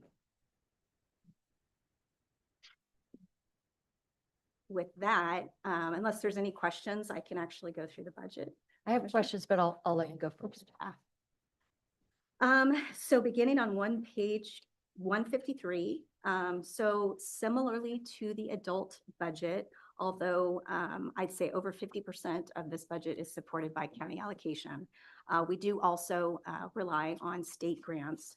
Specifically, we already talked a little bit about our Criminal Justice Commission Juvenile Recovery Court grant. We also receive grant funds through the Oregon Youth Authority as well for basic and diversion and crime prevention grants, and through the Oregon Department of Education as well for their crime prevention grants as well. So as I mentioned on the adult side, these actual funds are still to be determined. So again, we went off our best guess of the governor's recommended budget and then what we were awarded in those previous grant cycles. So again, a lot of unknowns. Moving down into personnel, unless there are questions on revenue. Yes, we've had these conversations ongoing because of some of the directives coming down from the federal government and specifically to Oregon Department of Education on some of those issues. So I know that there is a piece of that. Is there a plan B in case that funding goes away to be able to continue the services? I know you've got, was it still with Multnomah County? Yes. Okay. Yes, Multnomah County ESD, yeah, provides our schooling through our detention. Is that what you're referring to? Yes, but we're still looking at that funding coming to the state from the Department of Education, from the federal government, and then how that would impact what you've got going on in juvenile. In juvenile, you took a breath. Lori seems like she wants to. No, No. but I know she's referring to the teacher we have in there where the federal cut's gonna hurt us. Yeah, and I attend the legislative meetings that we have weekly with our juvenile directors. And of course, you know, it fluctuates week to week. I feel pretty confident about the Oregon, and again, this is through the Youth Development of Oregon, which is a portion of they're under the Oregon Department of Education. And so there have been just, you know, they always talk about cuts and such to those. I will say that grant specifically covers a 0.5 of the FTE that is working and so committed to our crime prevention program. So it would certainly require some really thoughtful and mindful reorganization. And I would hate to see us get to that point because again, those grants really do support the ability to focus on lower risk kids, which of course to me is where you get your biggest bang for your buck if you're wanting to prevent kids from going into. But budgetarily, do we receive the funds in the detention budget to pay for that, or is it paid directly? So it is paid primarily, it comes into the juvenile probation. So the funding that you're referring to, Commissioner, goes, as I understand it, directly from ODE directly to MESD. So that's included in the state health grant line that you have here? Not for our school. Not for the school. The schooling is outside. We don't pay for that. We don't get funds for that. Yeah. Willamette ESD handles it. Yeah. But upstream, if they don't get the money, we don't have the service. Correct. Yeah. And then OIA, the funding from OIA is specific to what particular program, or is it just general support? The grant in particular is called the Juvenile Crime Prevention Basic and Diversion. And that's the main state grant that we apply for with OIA. I'm sure that you have heard of the difficulties OIA has had recently. And unfortunately, there have been some discussions about cutting OIA funding as much as $40 million. But I will share with you that only 4.4% of those funds actually come to the county, which seems odd to me when we oversee so much more of the kids safely in the community. Yeah. So I think we've gotten into a position very, very recently through discussions with various legislators. I think we've been assured that the cuts, if any, shouldn't affect the counties in particular. Of course, you never know what happens behind closed doors at the last minute. But all great questions. Thank you. Thank you, Commissioner. So here is where down in personnel, you'll see the requested changes that I'm making. I will first point out the very first line there, and maybe Ken can speak to this if it's necessary, but the program manager under 40135, my understanding was this was a change that was made at the administrative review with the budget. It's not a new It's a FTE. presentation issue. It has to do with implementation of a new system and how the classifications are built in. So it's not a moving of FTE. It's actually a reclassification in the budget system of what the position's actually coded to. So You explain that so much better. Thank you, Kathy. And then moving down into the legal assistant 40139, you'll see that's my proposed change in the memo at the bottom of the memo there, moving that from 2 to 1 FTE, and then adding 1 senior office specialist. You'll see a similar administrative change when it comes down to the juvenile corrections supervisor and the justice supervisor. Again, not a new FTE, just an Oracle administrative change. And then lastly, So you must be referring to your letter added into yours? yes. Okay, because I don't see that here. Yeah, it would not be. And again, my deep No, that's fine. regrets that it's so late. in Just the want to budget make sure we're all process. clear and That's, looking that's at. why, just to be, typically, if we were to make these changes, you would see the changes reflected in, and means that they would have been entered Yep. at version 10 or version 20. But like Jessica was saying, she's bringing this request forward. And so if everything's approved, then version 30 is going to reflect those changes In in the this, yep. FTE. Thank you, Chair. And then, yes, just pointing out that additional change from the memo in line 40331 juvenile appeal 2 from a 4.2 to a 5.2. And just to address the 0.2, we have a individual who is retired and works for us 8 hours a week, and actually is a great assistance to our crime prevention program. And if there's no additional questions with regards to personnel, moving on to materials and services, quickly, if it's of interest, I'm going to point out to you a line 51204, lavatory expenses, and we really have, that's just based on our actual spending of UA costs. And I think because of House Bill 4002, there's really a drive now to be overseeing and looking at the potential for drug use of our youth, whereas that wasn't necessarily the push before. But other than that, moving on to contracted services. You see some changes in there that really, I encourage Lori when it comes to coding for these expenses, if she changed a couple lines that made a little bit more sense to her. The very top 61202, for instance, schools and conferences, we'd only paid $215 out of that because historically that's only been used for registration. So travel expenses down below. But if you look at the actual cost of those two lines, there's really hardly any change.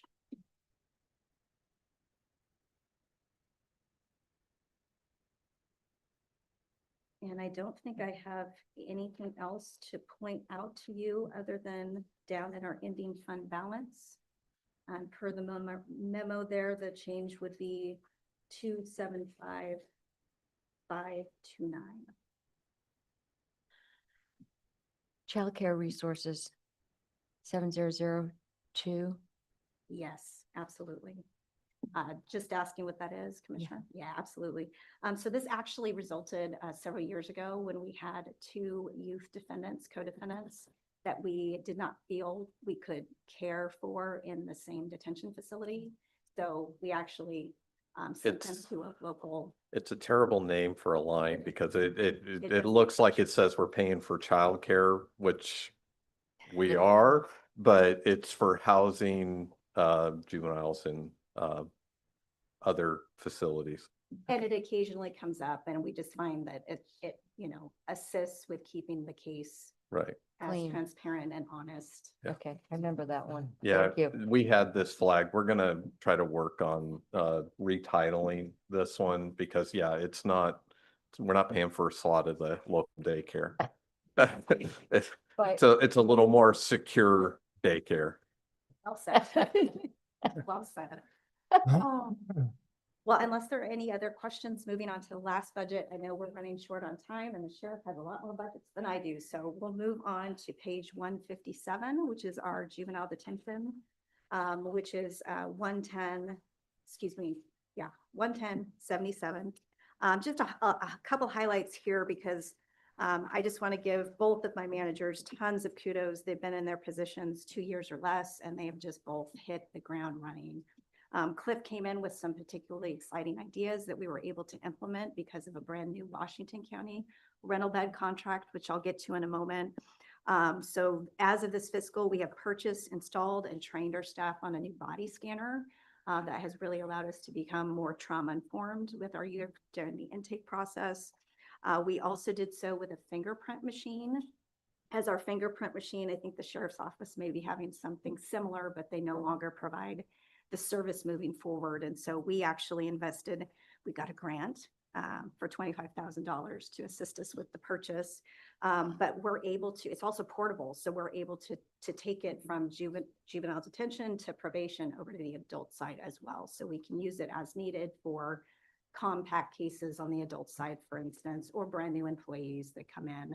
And it directly submits, it's completely electronic. It submits the fingerprint directly to OSP, and it tells you right away if it's acceptable or not. It's really, really impressive. So really excited about that. Additionally, with your permission of the board, we rebranded the Yamhill County Youth Corrections Facility to the Yamhill County Youth Corrections Services Center. And I think that just really better encapsulates the actual work that we do. We have a school, we have medical service, we have cognitive programming that our correction specialists actually do with the youth. So we're quite different than a jail in particular. And I think our partners that we have our contracts with for bed rentals, we're very pleased with this update. And then just lastly, before we move on, we have successfully implemented, this is our second year, to implement our Learn and Earn summer program with our youth. And this is in partnership with MESD, our school, and essentially provides the kids with the opportunity to earn school credits during the summer. And as you may imagine, many of the youth that come into our facility are really behind in their credits with regard to high school. So this gives them the opportunity to work out in the community. They're working with our wood sales. They're working on our farm. MESD just donated a tractor to us to be used for farming.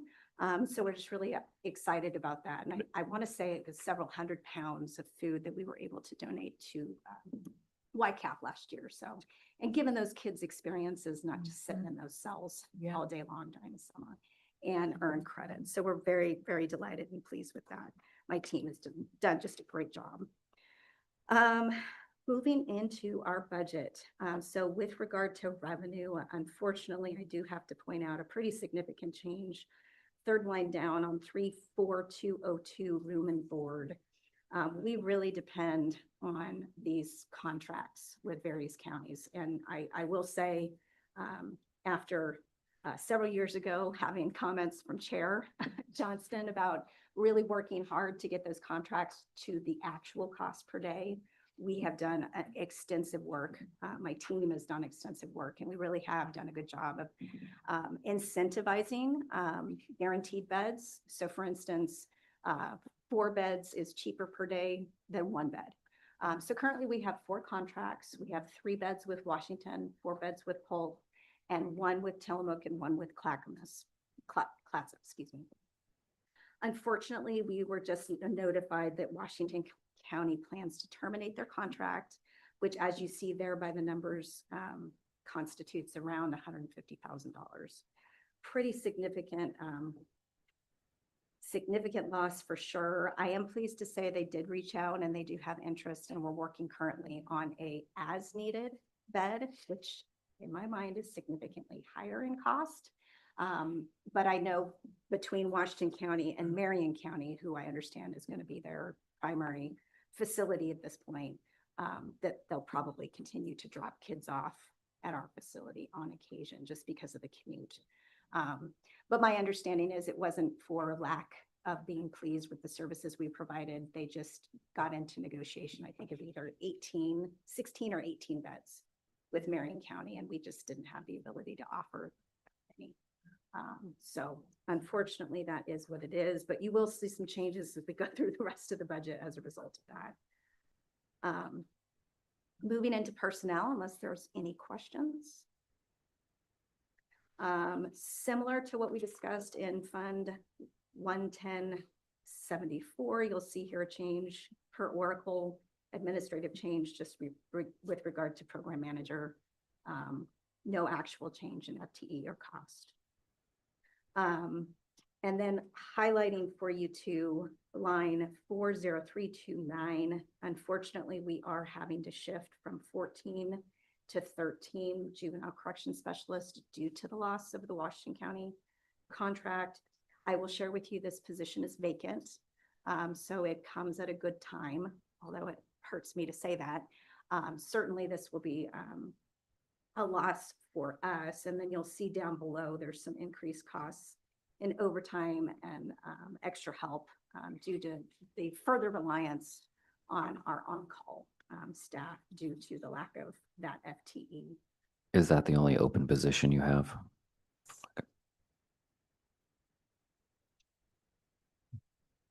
And moving on.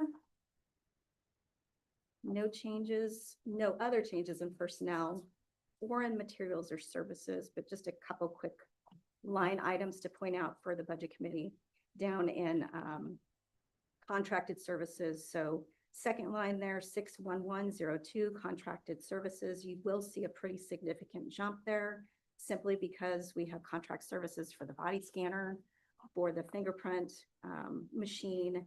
And we also just recently adopted a contract with Lexipol for virtual training that the Board of Commissioners approved with a 24-bed, 24/7 operation. You can just imagine how difficult it is to get our officers the training that they need. And so this virtual assigned out by our managers to staff will be certainly helpful. The second line there too as well, 61202 schools and conferences, you will see a bit of a jump there. We just recently, last fiscal, entered into development of an internal training program for defensive tactics. And so there's a program called Gracie's Defensive Tactics Training. The certification is good for 2 years. And so that really has been a vast improvement in assisting with training of our new officers, because we do see a lot of turnover of our correction specialists as well. And then lastly, just the very last line on that page, 68307, licensing and software. Again, that's just due to the addition of the body scanner and the fingerprint machine. Moving on to page 159. Just a couple things to highlight, and I'm sure the sheriff will appreciate mention of this. With regard to transfers out to the jail operations 78010,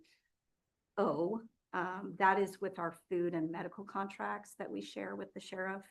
And I'm sure he'll speak to it, but there's just going to be a constant 5% increase each year that we can anticipate. So certainly an additional hardship to the budget.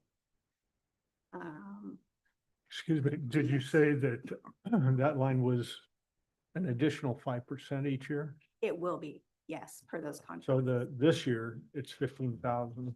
That's more like 20%. Yeah, yeah. Medical and Food. food and medical both went up. The medical went up even more, I believe. And I want to say that, is it the food? It comes at a strange time, like February 1. I don't know if we got that changed or fixed in the last round, but it always made this line look a little wonky to me.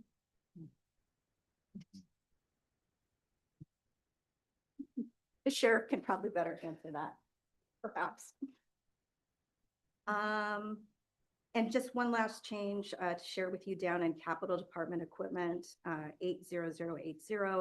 As you see, we had a pretty extensive amount that we had budgeted for last year with the purchase of the body scanner, the fingerprinter, all those upgrades.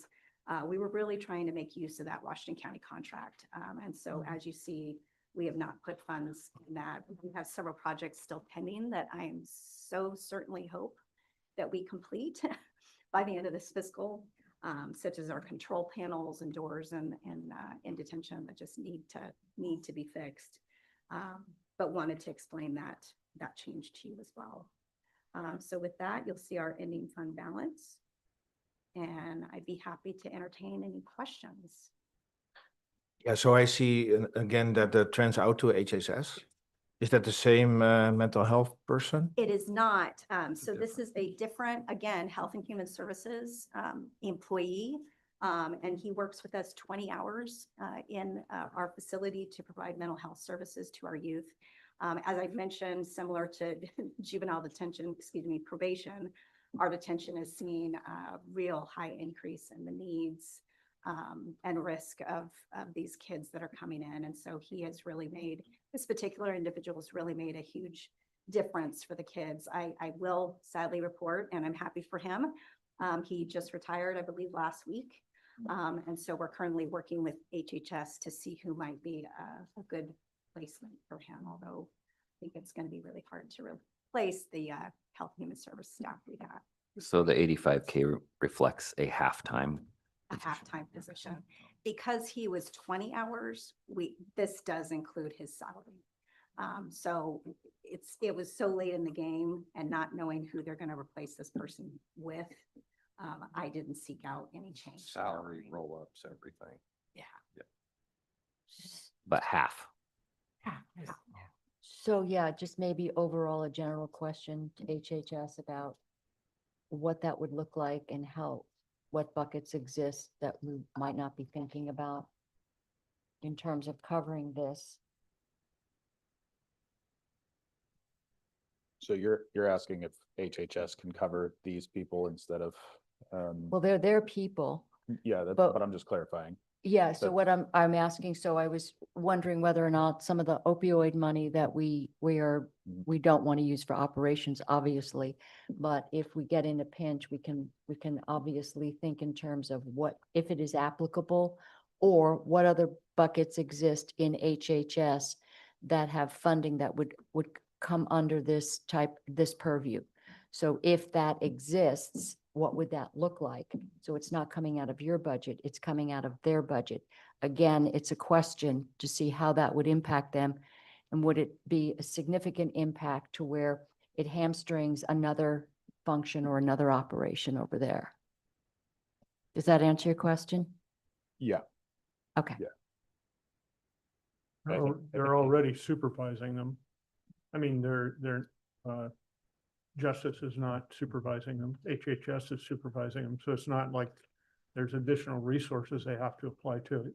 They're their people. Well, they're paying their Paying salary the for those. service. Yeah, it's just a positions. transfer of their budget to HHS's budget. It's though. the same as them paying Ken the admin, it's like, right? It's, Something like that, but it's just a really exploratory at this point because we don't know whether or not it would be, there's absolutely no way that could happen.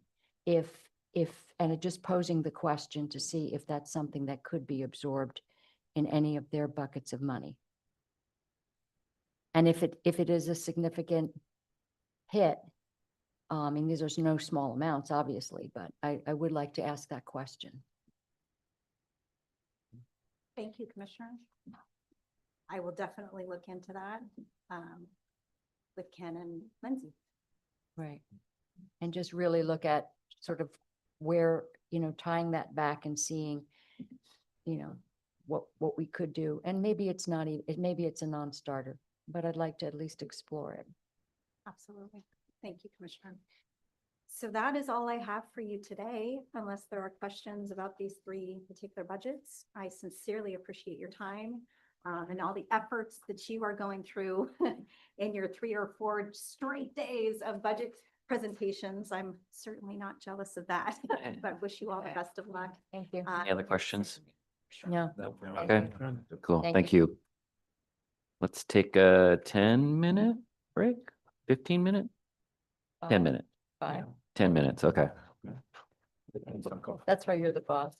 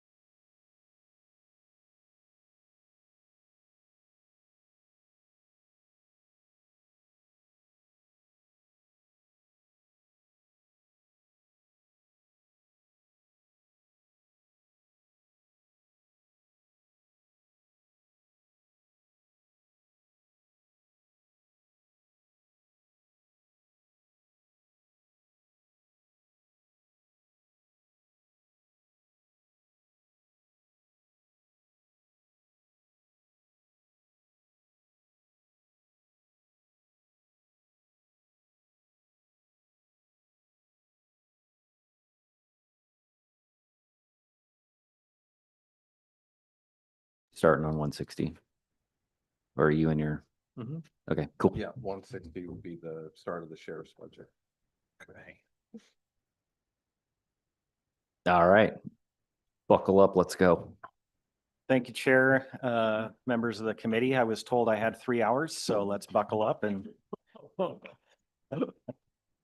I appreciate the opportunity. This is my second time presenting to the Budget Committee. Obviously, last year I was very new and continue to learn a lot. So I hope to be able to clearly articulate what's going on within the Sheriff's Office and the various budgets that we're responsible for.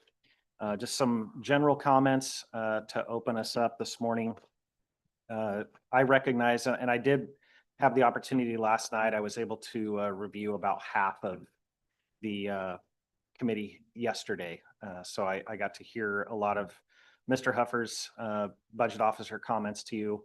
And I fully recognize how large a chunk of our discretionary budget the Sheriff's Office and criminal justice utilizes. So since fiscal year 18-19, we have seen a 36.76% discretionary allocation increase to the jail. However, we have seen almost a 44% increase in budgeted expenses.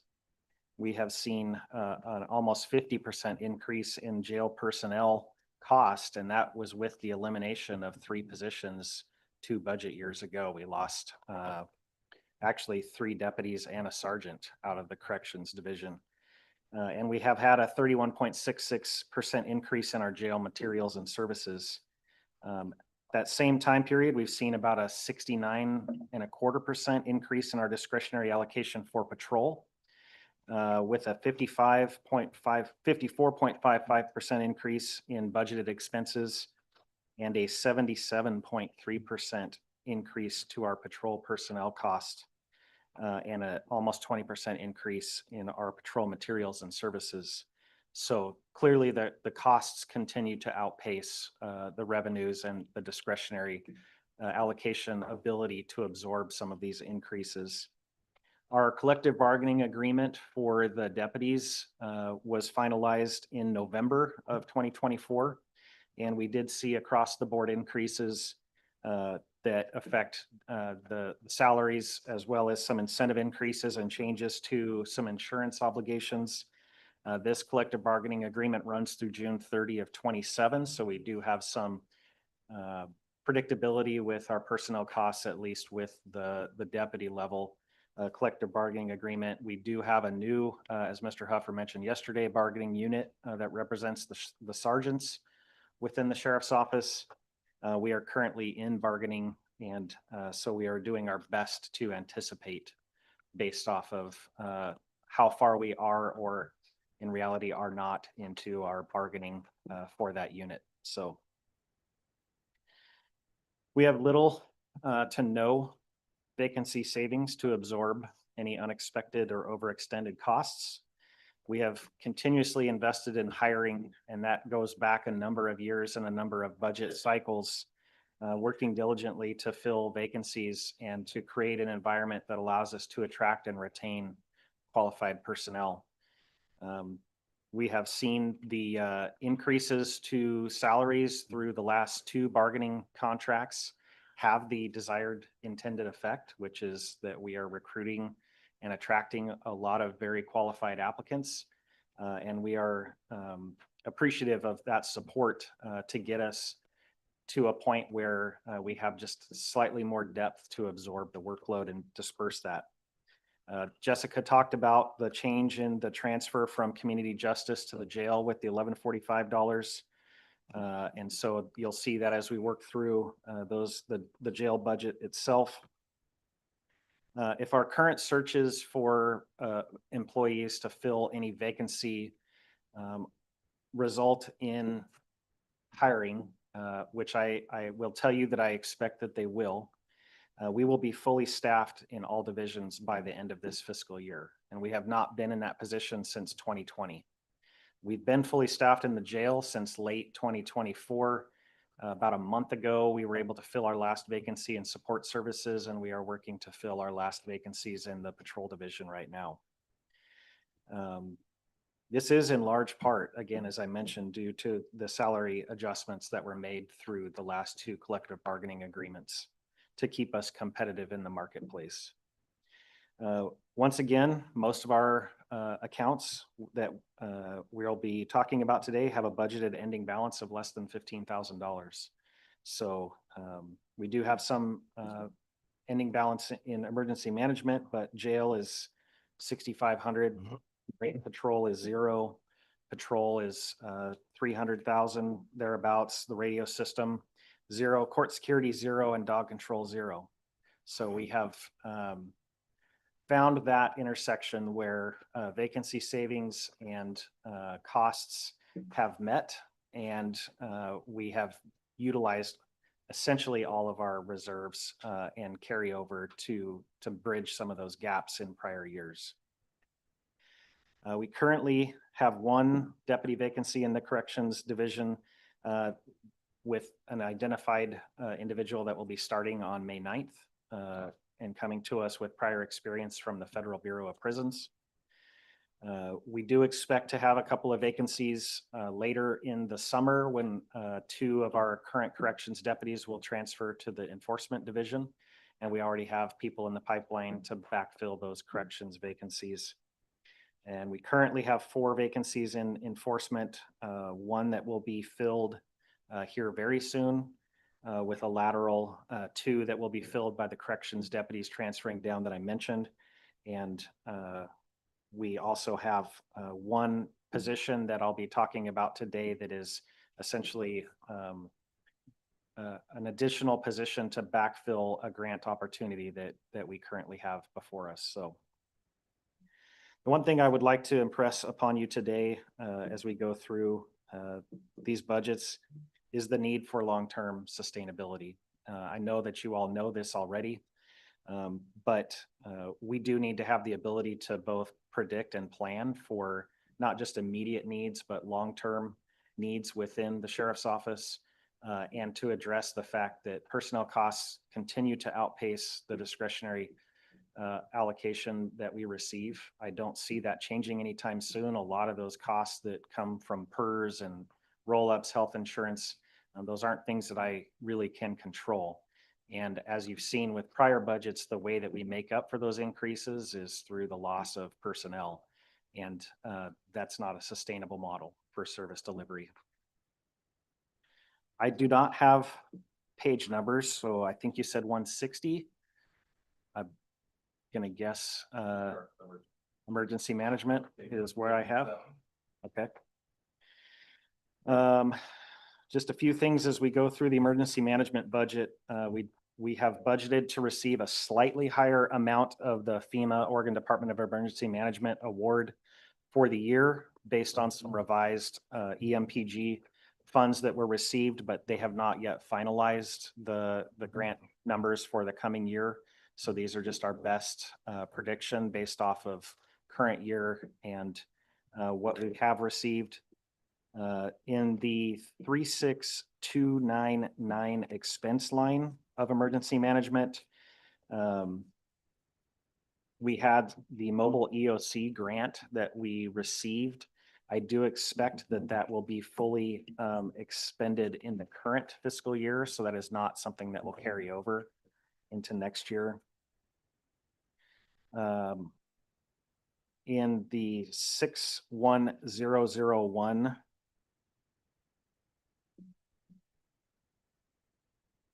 which is our professional services, we will likely have an adjustment to this budget as we will need to carry forward some unspent funds from the current year into the next year for the hazard mitigation grant project, just based off of the timing of how that project is progressing, that we will carry over some funds from current into next year.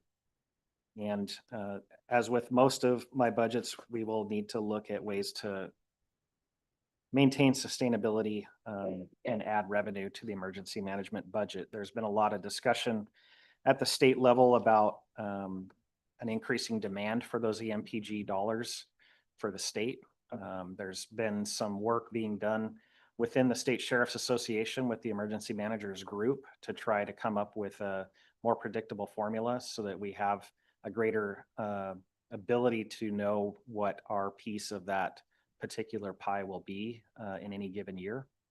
So as you look through the actual budget itself for emergency management, there really isn't anything notable other than what I already mentioned with the professional services and the slight adjustment to the grant dollars for the OEM in the revenue side. So the program coordinator, any adjustments there, again, that is a sergeant within the office. So those are our best prediction given the bargaining that is ongoing. And the support services individual, we have had a change in people, but not in the position or the responsibility. On the revenue side, the FEMA funds are federal, are they not? They are. They pass through Oregon Emergency Management and then go out. So We had a long discussion yesterday about federal funds being in jeopardy because Oregon is a non-compliant state from sanctuary status, transgender issues, DEI, and those funds, it's an opinion if whoever you ask on how serious they are. I would say it's at least 50%, if not much larger. Because if we don't come in compliance, they'll just withhold the money. that certainly is a topic of conversation and a concern. I think everybody would probably summarize the current climate as uncertain when it comes to federal dollars and how they flow into the states and to the counties. I can tell you that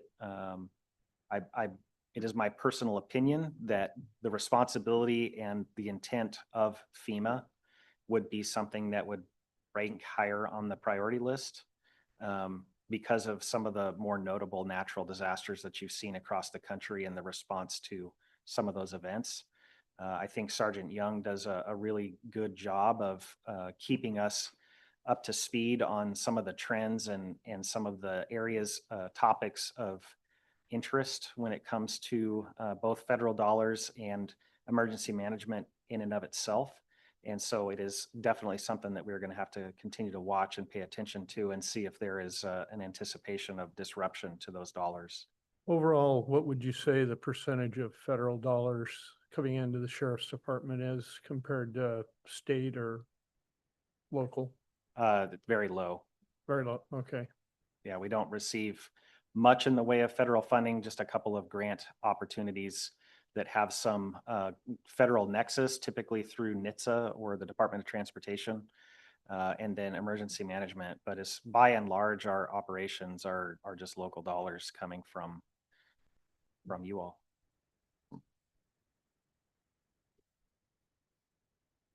Any questions about emergency management?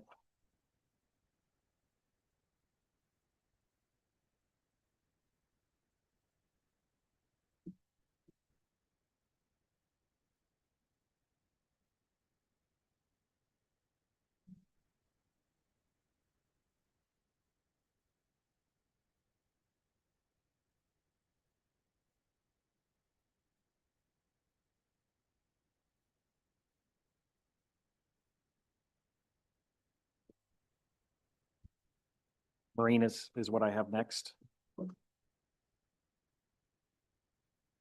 So our Marine Patrol program, again, is a seasonal program.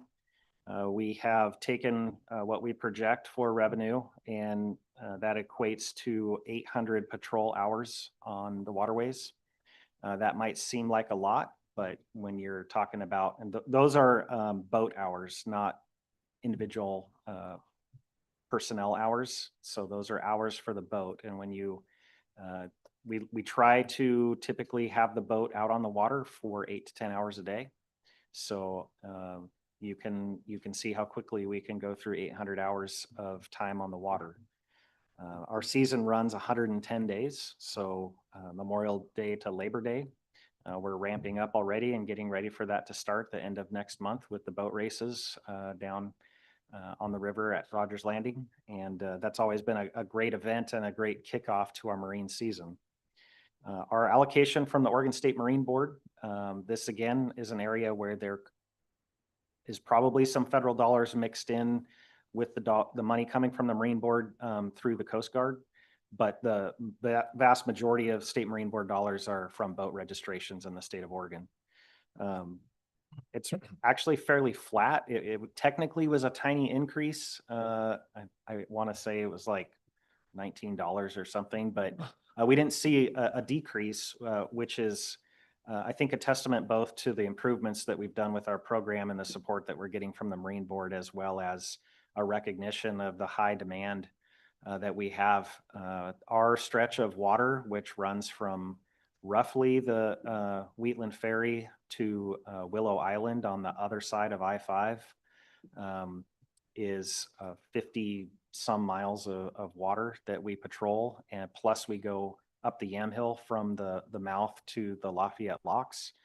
And I can tell you, having supervised the program previously and spent a little bit of time on the water, when you're down at Boone's Ferry Landing, right at the I-5 bridge, and you get a call at the Wheatland Ferry, it takes you over an hour to respond to that on the water, running the boat. It's a long stretch.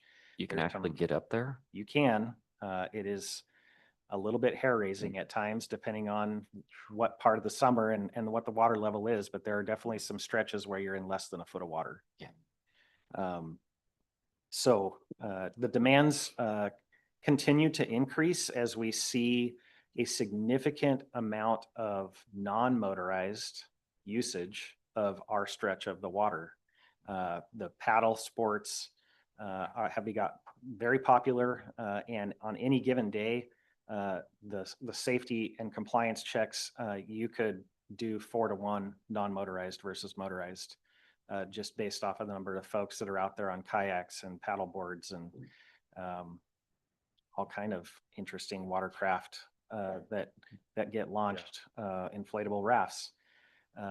We do see still a high volume of complaints from some of the property owners on the river to the Marine Board based off of some of the restrictions on wake sports and boat weight and size down in the Newburgh Pool. So there are a ton of, if we don't have somebody out there, we're going to wind up having to put somebody out there.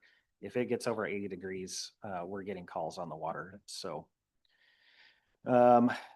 we do have a river response plan that's a partnership with the Marion County Sheriff's Office. We've kind of rekindled that the last 2 years. Marion County is got a ton of demands on their time and their staff on Detroit Reservoir. So even though we share a fair amount of the river with us being on one side and Marion being on the other side of the river, we've come up with a plan that works for us and for them, that 110-day period from Labor Day to Memorial Day, or I'm sorry, Memorial Day to Labor Day, we are responsible for everything. And during the off season, when they do not have to be up at Detroit Reservoir, they are responsible. And so during the off season hours and days in the wintertime, we get occasional calls of random vessels that are floating down the river, stranded duck hunters, people that have gone out and gotten stuck in a current that they can't get back out of. Marion County is handling those, and so that alleviates some of the burden on us during the off season. So, but we do take everything during that 110-day period. Does that seem like a fair trade? It does, Okay. because we're already there. That's when we have staff dedicated to be out there working.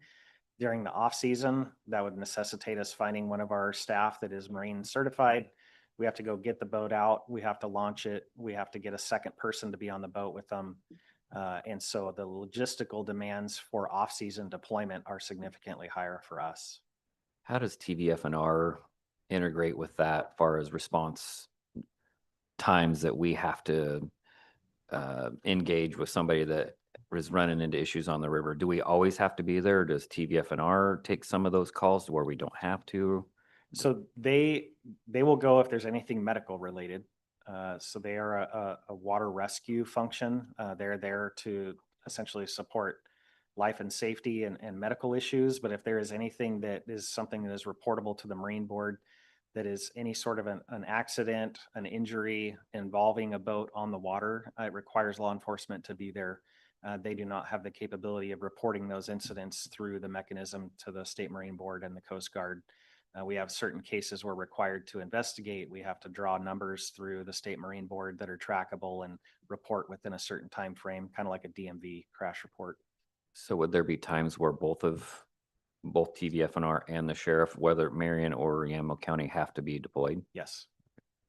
On, I couldn't put a percentage to it, but it's a fairly high number of incidents where it's a combined response. Are the dollars collected from Rogers Landing, does that go to the parks or where does that go? Parks. Is there a reason why we don't have a portion of that go to our sheriff's office? Because CPRD doesn't write us a check? No, CPRD has nothing to do with it. Yeah, they but- do. Yeah, they do. No. Yeah, sure they do. Okay. Yeah. It seems to me that. I'm gonna go to the next that's a CPRD board no-brainer, meeting. that there should be. Is it still $3 to launch your boat? $3, Sure. I think that is Yeah. up for some change. Proposed potentially, you can buy an annual pass for 30. Sure. Yeah, I think it just has to do with the total revenue that's actually generated from Rogers Landing. Mhm. You know, parks, that's one of its very few revenues that comes in, and that's such a small budget. Almost all of those funds go immediately right back into maintenance of the site. I know nobody likes to talk about raising anything. All We've right. actually discussed that. Yeah. But You guys yeah, talked about it last year, right? yeah, but I will tell you, even as a user, if we had to pay $5 to launch your boat, $4 went to the parks, $1 went to, I mean, I don't even know if that would, how many launches do we have a year? Do we have any kind of idea? Well, the current fees generate right around $25,000 a year. So for it's them. not even hardly we're talking about even at $1. Well, everything's worth I mean, talking it's worth about, but something. we have discussed it and we pulled it out of our policy change so that we can address Yeah. the dues coming up. Yeah. And there's in some the- give and take with those fees too, because it has to do with the maintenance program that they get direct funds for getting some maintenance. And so the more you charge in a fee, Yeah. then you lose some of those grant funds. And so it's a whole exercise that you go through in determining. It's not as simple as just kind of going down and raising it to $6 because then you're going to lose grant funding. Okay. Marine Board has a cap on how much you can charge for a launch fee Mm. before you start losing. Okay. And it's for every dollar you go above that cap, you lose 25% of your maintenance funds. And, you know, the maintenance funds are nice because they're not weather dependent or somebody actually, so there's a whole exercise that Travis has to go through and working with the Parks Board Right. in making that determination. What's the kind of the sweet spot for establishing that, those launch fees. And I just know historically, because, you know, I was the parks manager at the time when we first implemented the fees. The discussion has come up always, but it's just really hard because parks is so strained when it comes to revenues and being able to identify those funds to then, that would be meaningful to parks if you took $5,000-$10,000 off the top of those revenues. Isn't that scaled, Ken? Hmm. I mean, isn't there because I've kayaked a couple times and I forget. I think there's a fee even if you're putting a kayak in, right? No? It's a launch. Only if you back your vehicle down the. Yeah, it's a launch fee. Okay. Which, that brings up a good question. I don't mean to get off subject here, but when we discuss those fees, is it attached to the Marine Board if we charge for a non-motorized that doesn't use the boat launch? I think you'd still, because of the grant funding and everything for the development, a lot of Yeah. things have changed Let's about get into that non-motorized. discussion later, but it is on Right. our radar to address the fees and Right. see what it looks like in It's the hard. future. Yeah. And But then not- even if we raise those fees, it will probably not do anything for our sheriffs. Everything helps. Potentially, maybe. Everything helps. Okay.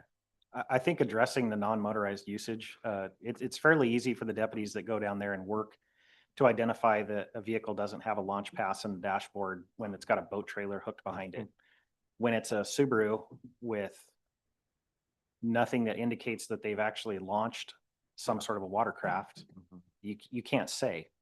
So it's actually watching, and I can tell you all the times I've been down there, a lot of people use the boat ramp that are not, Yeah. you know, they're not encapsulated in a motorized launch fee. So. That discussion's coming. S- By the way, I have just a general question. Yes. About your operations. So you mentioned you're doing 800 hours on the water, 110 days a year. How many personnel are on the boat every time?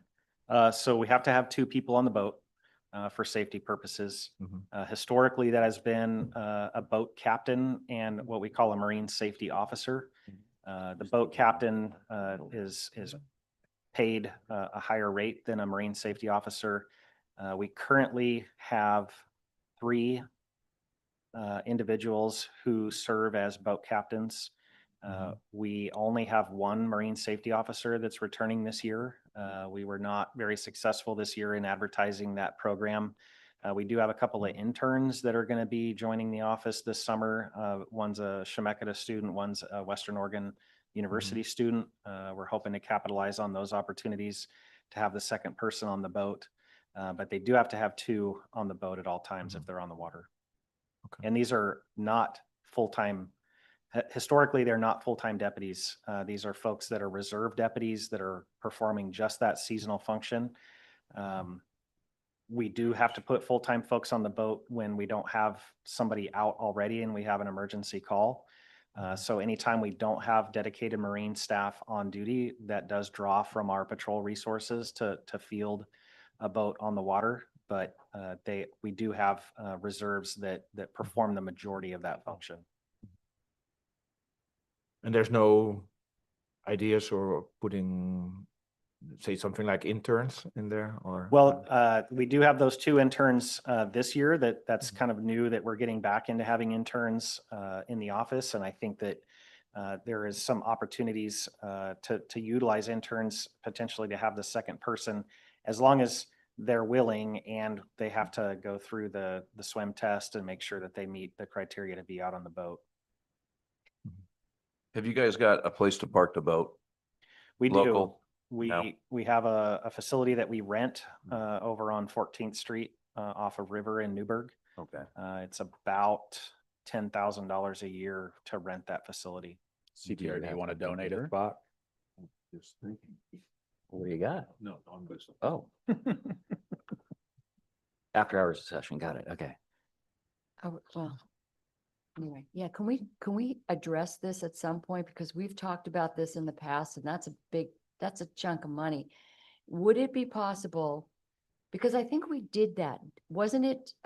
Didn't we use a storage facility that was privately owned and somebody let us, could we do that again? This is a privately owned facility that we're leasing. But for free? Let's say one of us had a place where they could.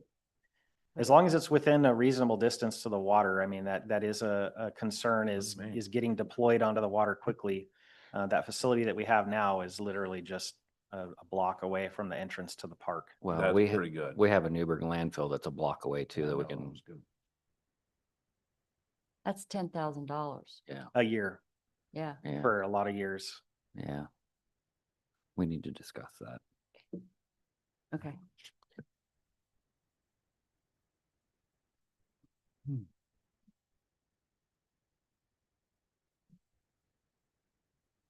Any questions about Marine Patrol? I just don't know if we can or not. No, I understand. Next up, I have Patrol.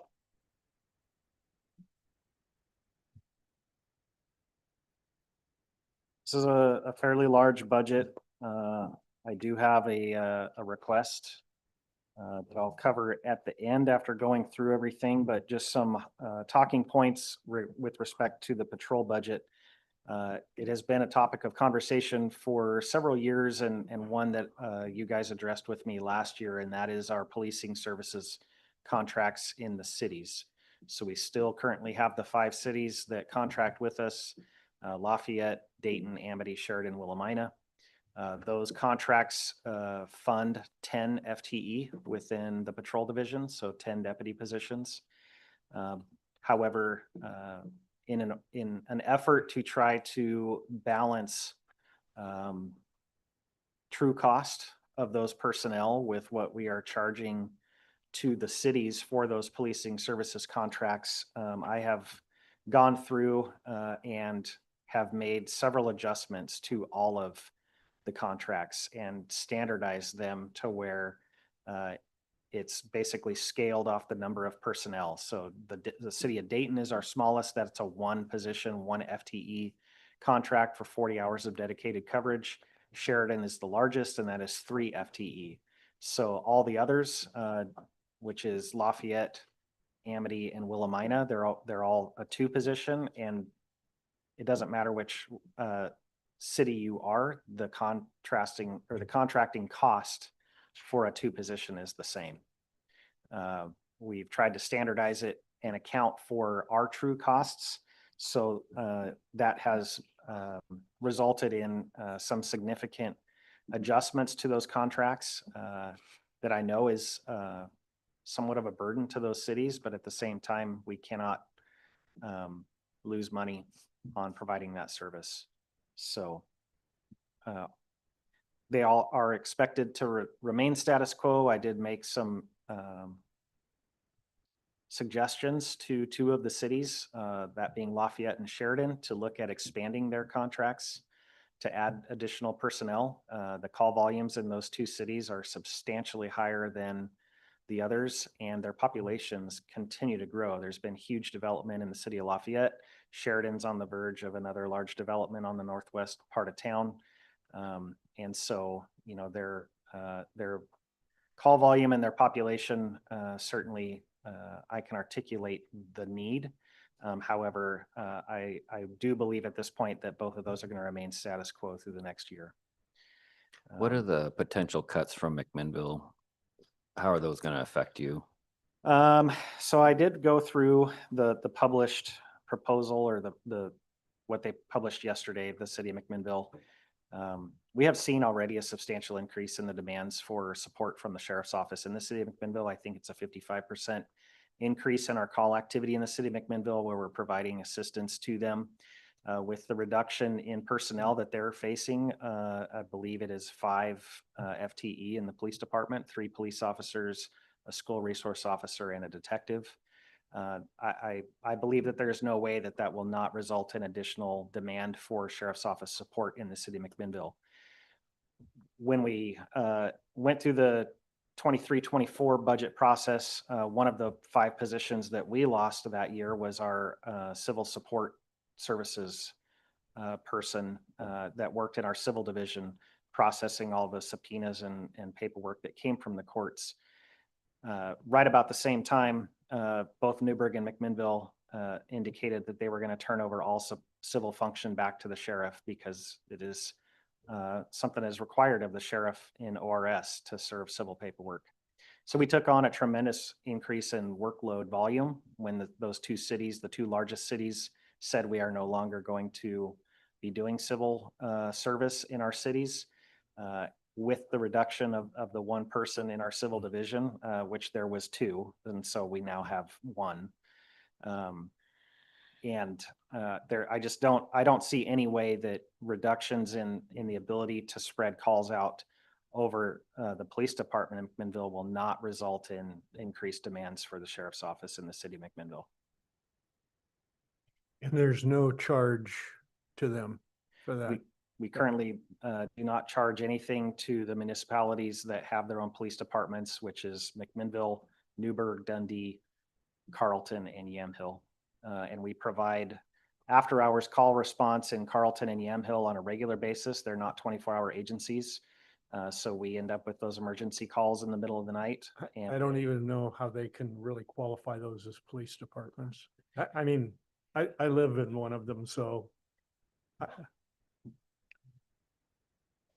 mean, it just doesn't seem cost effective or reasonable. And that would be another revenue source. The sheriff's already there. You know, I would tell you that that is entirely up to those individual cities to determine how they want to deliver service. But there is an element of, we do end up responding to calls in those communities. Typically after hours when they don't have anybody on duty. They have responded via a call out when we have something significant. But yeah, there's no denying the fact that there is a call volume to us in those cities that they Is don't. there a process to interact with them to just ask that question about, you know, what are you putting out to have your own part-time service? And would that be more productive to incorporate it into the sheriff's budget instead of paying that money to 4 individuals part-time? You know, I don't know what opportunities are there. I do have regular meetings with the LEA group, which is all the chiefs. We do have a lot of collaborative efforts because candidly, there are times when, you know, we have a significant call that is outside one of those cities and I have a deputy going there and they send their police officers to provide backup to this office. Sure. So it is a give and take. You know, I don't think it's that I'm in a position to dictate to them how they deliver services to the residents of those communities. But I can tell you that none of us are able to do it all on our own and we rely on each other to provide the service to the citizen. Understood. Sheriff, regarding the McMinnville situation, there is no requirement, am I right, for you to respond within the city limits? Is that correct? There's no requirement, no. And the state does not require rural patrol, correct? Correct. So we sort of have a no man's land situation, but we county residents are under the assumption and the hope that there would be a deputy responding within the unincorporated, so the county, but that's really difficult because of the lack of manpower, woman power, person power. Yes, I mean, there's probably some differing opinion when you look at what's required in ORS 206010. That's the requirements of the function of a sheriff. You know, the big ones that get talked about a lot is to operate and maintain a jail facility. So I certainly have that requirement to perform the civil function of serving those civil papers, delivering the communication from the courts to the citizens.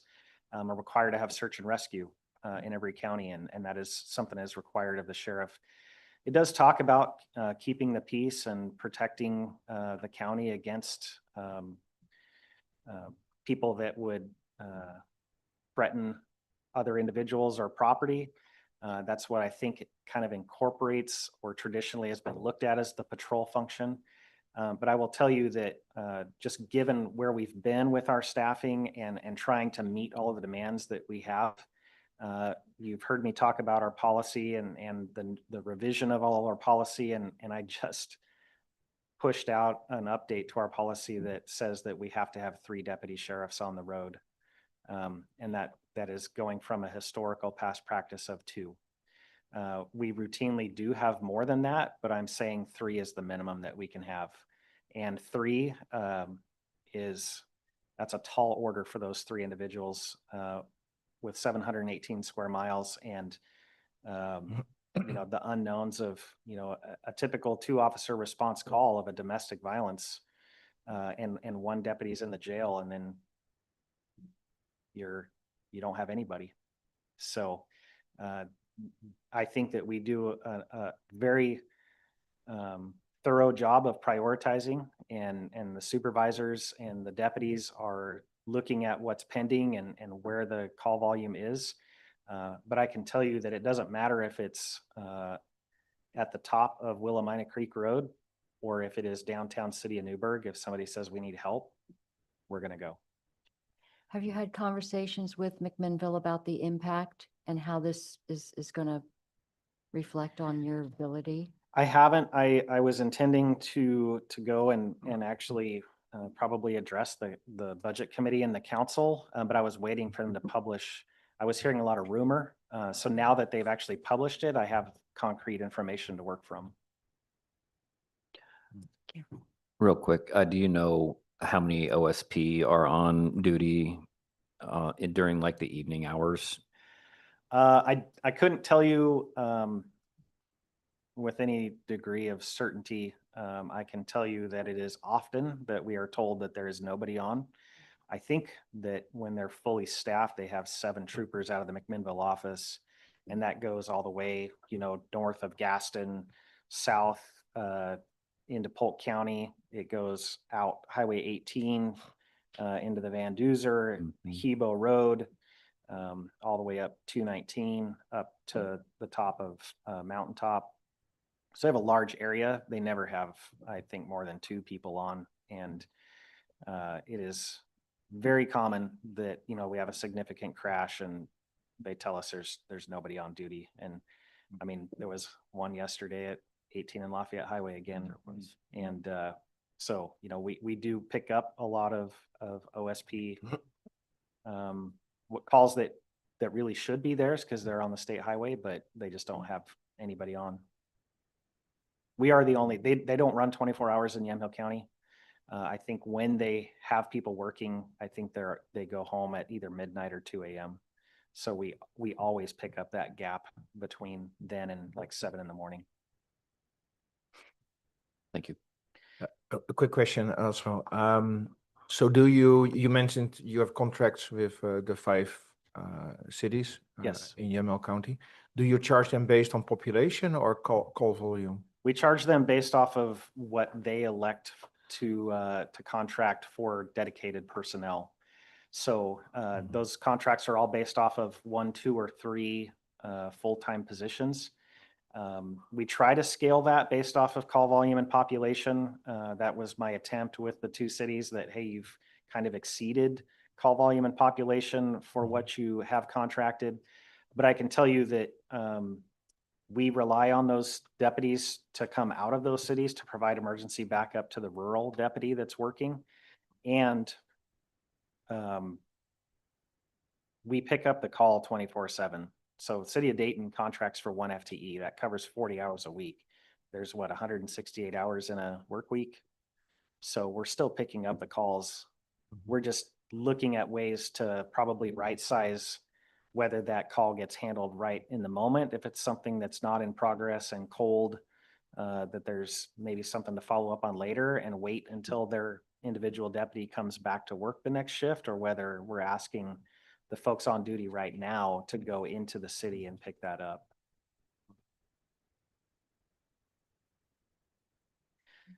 Those contracts, again, we made all of them consistent as far as the salary rate, the negotiated increase under the collective bargaining agreement. I think you heard from Fleet yesterday, there's been an adjustment to the mileage rate. And we at the sheriff's office have even higher adjustment. Our cars are expensive.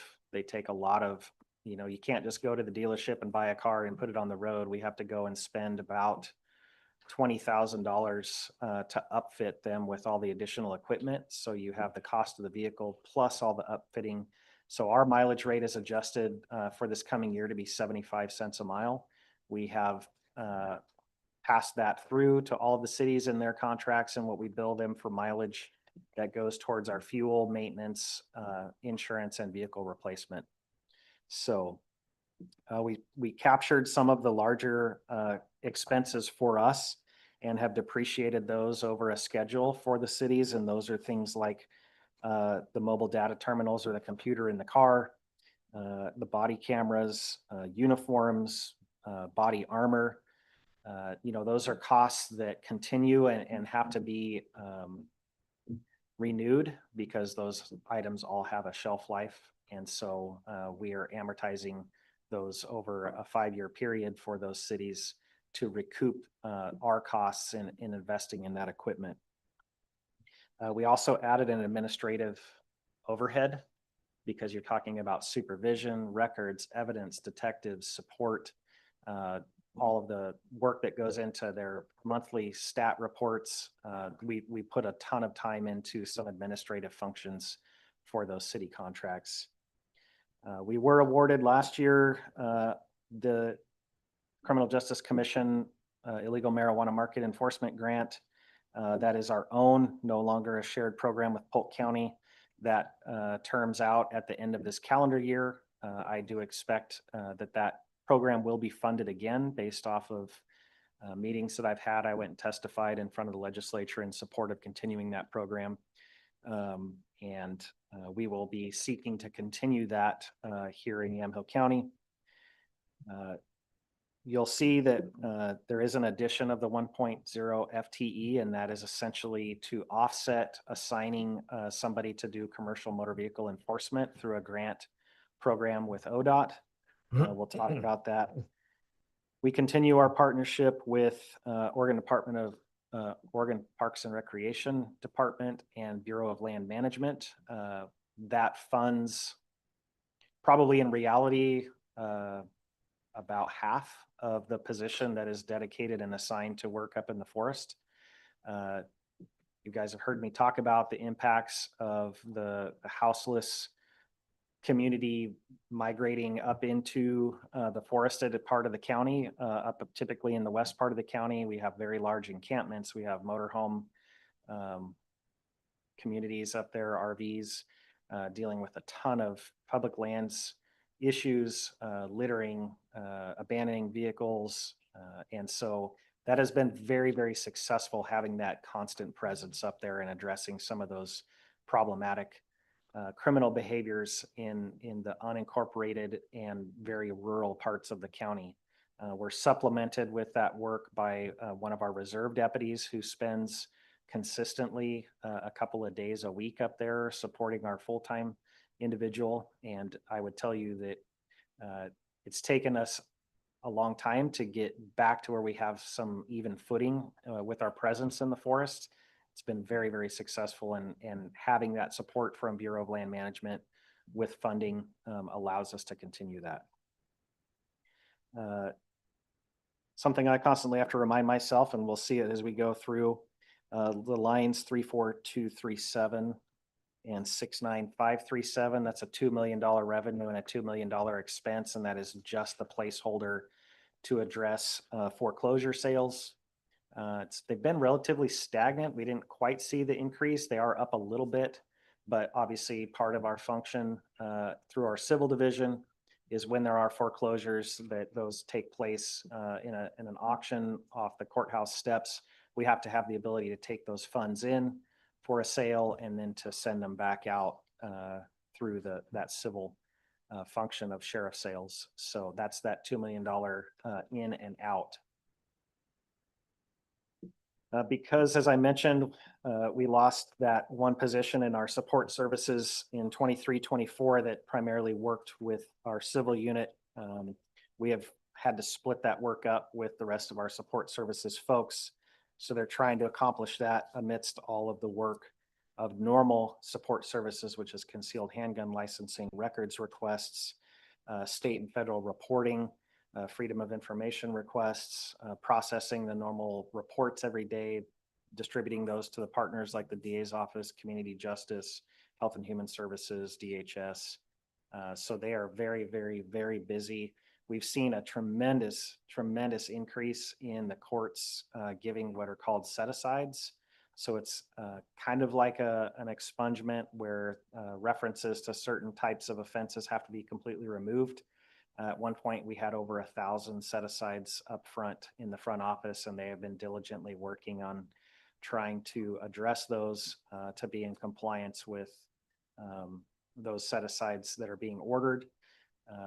Our concealed handgun license, I gave the commissioners an update just a week ago, and those are relatively consistent. So I briefly spoke about the uncertainty of some legislation and the impact it could have to our support services if we need to implement a permit to purchase for firearms.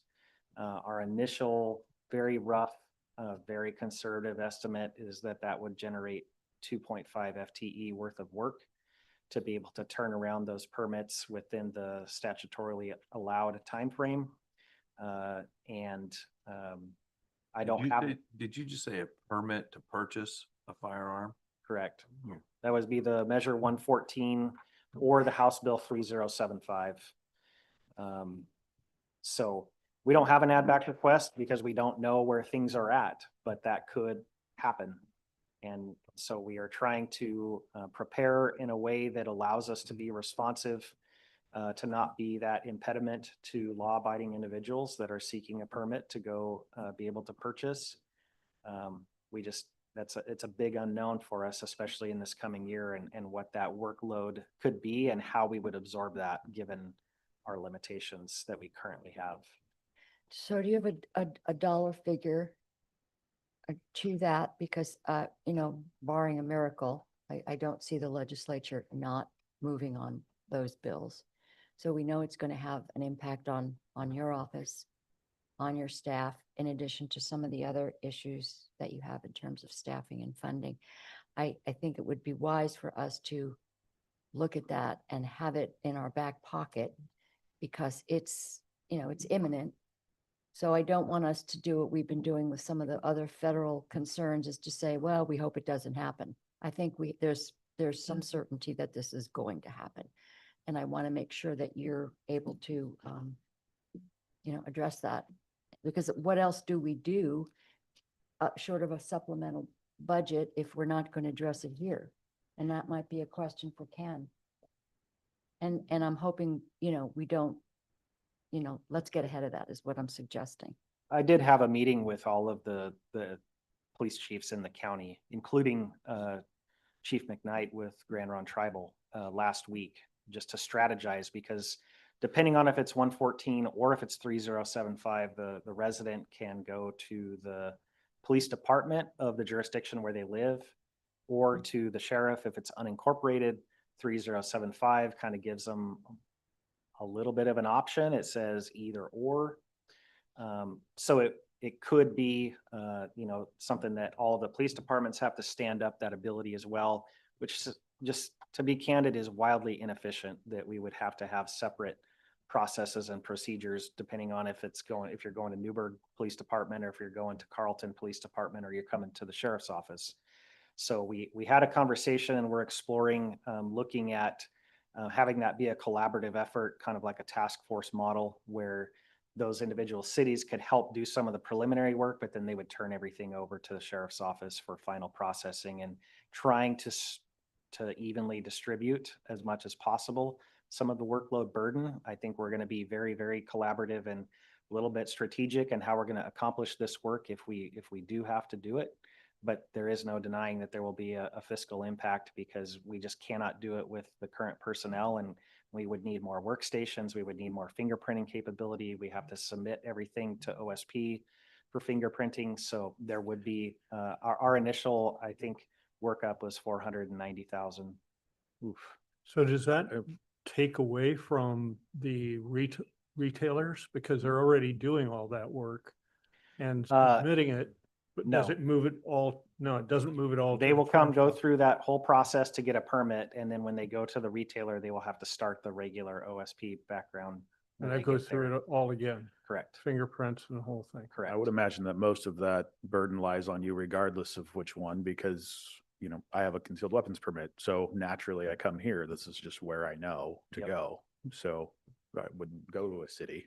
But this is a permit to purchase. I understand what it is, but I'm just saying that the burden will ultimately lie heavier on our sheriff's department, just Yeah. from You'll get what the people brunt are of used it. to doing. So, Yeah. yeah.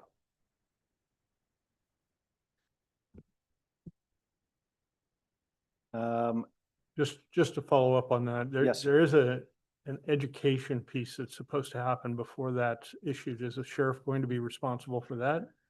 Depends again on which form it comes to us, if it's 114 or if it's 3075, but ultimately, yes, there is a component that either way, one is more intensive of a burden on the sheriff, one is slightly less intensive of a burden on the sheriff.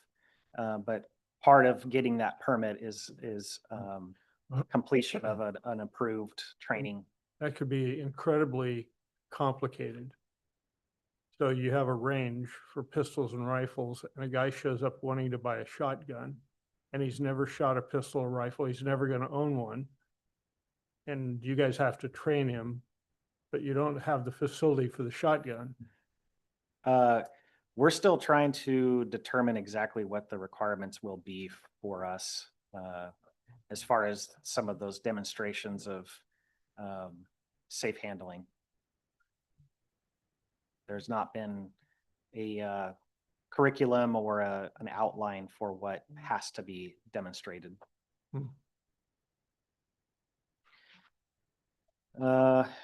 Is it not expected that, I mean, a burden like this would be covered by a state grant? No, No. there's no, the funding $2 million. mechanism is that they are going to require the applicant to pay $150 for the permit. 48 of the 150 automatically goes to the state police for the fingerprinting review. And then the agency that processes the permit can keep 102 of the 150. But how much of the cost will it cover? Not, it would not 100% fund. I don't have the exact number, but based off of the number of permits that we anticipated we would have to purchase, it is not a self-sustaining program. It's, it would require, it would be a burden on the budget. We heard yesterday you've seen one county or 36 counties. Well, the other saying is the, unfunded mandates from the state. So this is just going to be one of them. And what's the typical response to that? Tough titties. Yeah, deal with it. Yeah. I do have a couple of notes in the professional services 61001 of the patrol budget and the capital software 8006. This is our ongoing records management software project upgrade. This is a partnership between the county, the city of McMinnville, and Wycombe. It'll just carry forward. We do have that now underway. However, the time frame of it will carry over into another year. So you'll see those funds that we had in this year. Some of those will carry over and continue into next year as that project continues. Our 51602 uniforms, there was a substantial increase last year that was to address our ballistic soft body armor that we issue to all staff. Those are on a 5-year replacement cycle. We had to get current, and then now we're just in a maintenance of making sure that we replace those per the schedule from the manufacturer. In the reserve for future 99003, this was our reserve line for our canine program so that we had the ability to purchase another canine when any of our canines were to retire. We did receive the canine USPCA AKC Reunite Canine Cop Grant for $7,500. So we have been notified that we received that. So that will be an opportunity for us to offset some of the canine replacement costs. And then once we get there to my memo for an add back request, it's been a multi-year quest. I've utilized every opportunity for the opportunity to supplement with grant dollars, the ability to have some additional equipment and specialized training to deal with the high liability, high risk tactical events that are happening with greater frequency in the county. We have had more events in the past couple of years than I can remember in the past 24 years of individuals that are barricaded, that are armed, that are firing rounds out of their home. We had a 2-day standoff outside of Willamina in 2023. We had one incident in the end of 2023 with an individual in an RV at the Vintages RV Park that was firing rounds out of a trailer. We had an individual that was armed and suicidal in a tent up on Bible Creek, which is way up in the rural part of the county. We had an incident in August of 24 with multiple rounds being fired out of a house up at the top of Bald Peak in rural Hillsborough, but still in Yamhill County.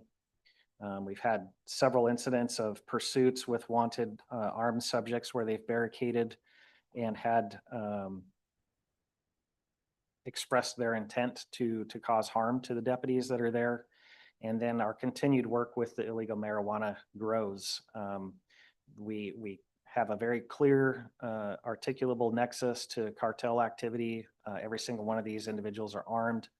We are doing some high-risk work, and we need to right-size our ability to address that from a tactical perspective. So that is the nature of the add back request, is just purely some additional equipment and the ability to conduct some training to make sure that we are being as safe as possible and proficient in addressing these very high-risk tactical incidents that continue to happen.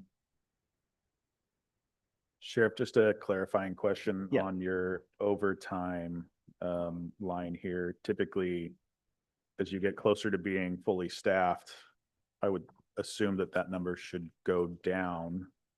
But it's going up. So you're looking at the 48,100? Yeah. Yes, and there's a couple of reasons for that. More staffing does not always equate to a reduction in overtime, because more people out there working means more court. It means getting called in on your day off. It means having a late call that keeps you past the end of your shift. We also are a very young office, and I'm being conservative in this overtime estimation. I don't think I could put a number on it right now off the top of my head, but to be candid, we got a lot of babies being born, and we got a lot of people taking long-term family leave. And that does result in a need to backfill vacancy. And I don't see that changing anytime soon. Of course not. No, and I know that there's, that sheriffs and police departments have different metrics when it comes to those. The overtime, it's not apples to oranges or apples to apples. Is there a goal for overtime?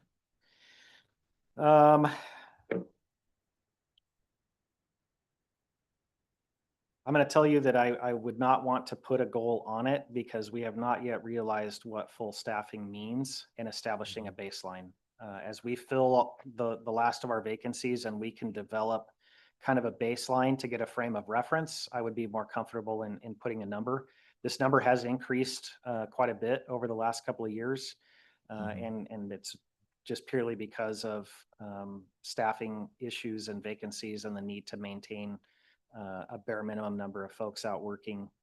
So I think there's probably some middle ground, but I just don't know what that is yet.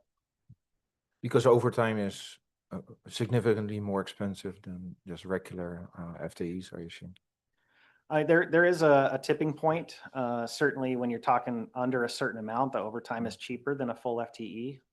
But then, if your overtime is so significant that you can actually hire another person and alleviate the need for the overtime, there is that intersection point. But overtime is challenging because there's a lot of collective bargaining language that has some to do with our overtime accruals. When people are having court on their day off, or they're working night shift and they have to come in for court the next day, they get some kind of threshold minimums as far as their call-in time. So it's a little bit of a wild animal to try to corral and come up with what the expectation will be. Mm-hmm. So just to kind of understand, what criteria are you using to determine what a fully staffed county looks like? I mean, what metrics, and I know this is complicated, but once you kind of reach that saturation point where you're covered, but you're not over the top, what are the things that you're looking at? I haven't done any sort of an analysis of population, call volume, the call types, what are multi-officer response. I'm purely talking about just filling budgeted allocated positions. When I say full staffing, I'm just talking about making sure that every position that we have authority for, that there's a name and a body attached to it. There will be a time to have to look at, what is the right size for the sheriff's office.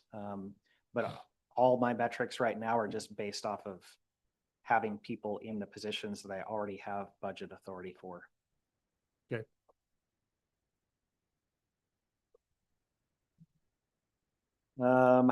moving forward, do you feel like you're close to that right now, just as a feel, or do you feel like you're gonna need to up or down or? I think that, again, once we can have a period of time where we're stable, that all those positions are full, the people are actually in a solo status, they're not at the academy, they're not in training, and we can realize all of those folks out working, it'll really give us a true gauge.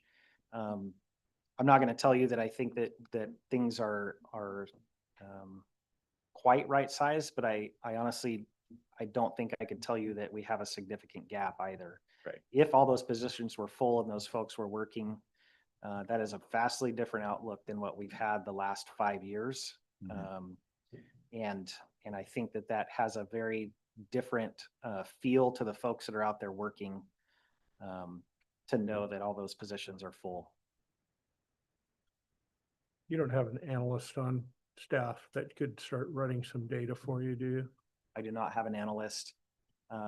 Working to try to fill an analyst part-time position that's funded through the marijuana grant. It's going to be specific to that function. But any analytics that we look at is just purely coming from my support staff and command staff and looking at trends and where Right. we're at year to date. Okay. I'm just going to jump in and just do a quick time check on where we're at with the agenda, because I know we were supposed to go till noon today and we still have narcotics, radio system, jail, court security, dog control, and dispatch to go through. So can we run this till 12:30? Because I know we got lunch till 1:30, so that you'd a half an hour into that. And then we can continue sheriff after that. So we'll just hard stop 12:30, then we'll go hit lunch. Sounds good to And me. then we'll just pick up with sheriff after that. You're the chair.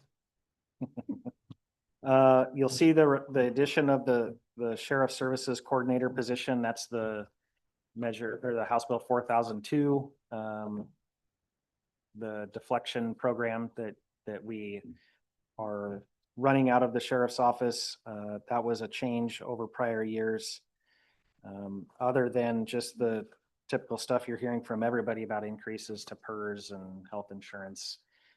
The only change would be trying to capitalize on a 95% reimbursement of all of the time of a deputy doing commercial motor vehicle enforcement and using that 95% to be able to hire another deputy that's out just doing normal deputy work.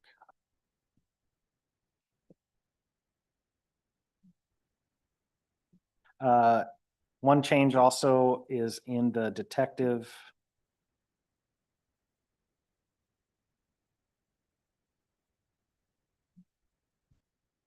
The 40408. You'll see that is now, there's nothing in that line. And that was based off of the collective bargaining agreement and how they are reflected. Those individuals have been moved up into the deputy sheriff line. And then that reflection of that additional responsibility is captured with an incentive.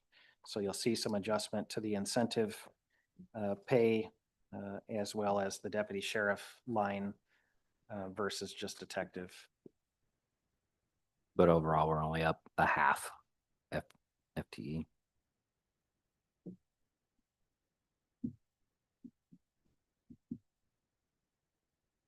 For 1.5.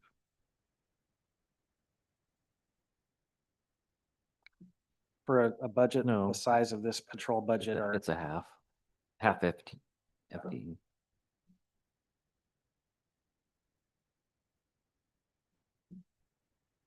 Where's the income line for seizure?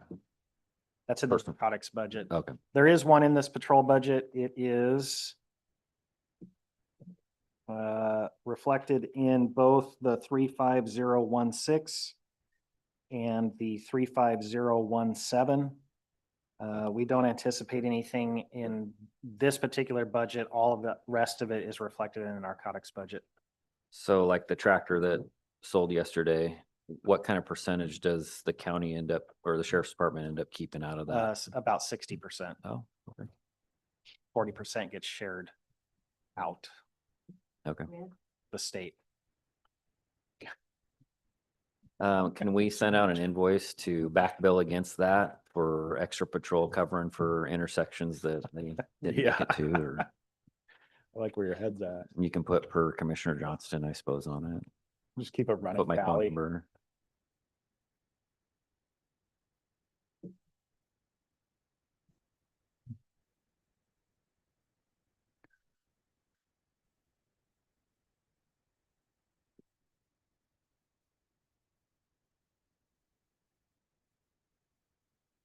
So this budget does have an ending fund balance.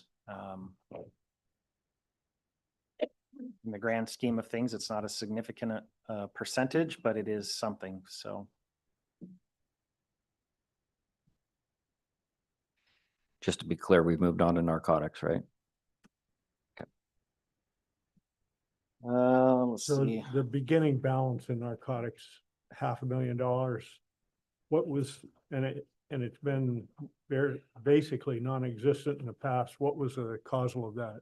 So the Criminal Justice Commission, the illegal marijuana market enforcement grant that I mentioned, they kind of have gone to a different model where once you've been approved and have submitted all of your documentation, we still have to do quarterly reporting, but they sent us all of the funding up front.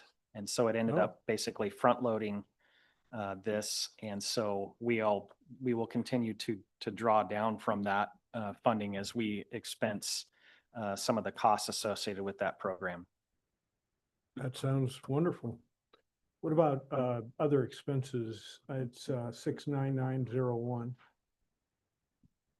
So we have essentially an out for, that would be an expense that would line up with the potential for some revenue in narcotics forfeiture. So that's the ability to be able to expend some of that forfeiture funding for the allowable usage of those dollars. And then the remainder of the other, I'm just wondering what's in that other expense, because it was only $100,000 this year. And it's 225 next year. we just built in some capacity to be able to accomplish any initiatives that would be an allowable usage. We don't have anything outlined or pre-identified. It's just having the ability to be able to expend some of that forfeiture revenue if we're able to identify something that would be useful. Training or equipment or whatever. Correct. Okay. Are there any limitations on how that money can be spent? There are. It cannot be spent on personnel, can't be spent on items that we would be obligated to already provide, such as uniforms, safety equipment, standard issue items. It can go towards additional equipment in support of narcotics investigations. It can go towards some training that's specific to narcotics investigations, but we can't use it for bodies and we can't use it for things that we would need to provide to somebody in the course of their duties anyway.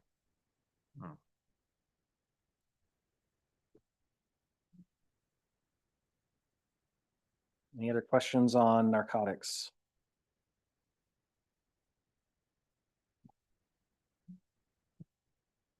Probably worth mentioning just in the narcotics that that's where we've chosen to encapsulate all of the materials and services portion of our expenses related to narcotics investigation, but personnel is all reflected through the patrol budget.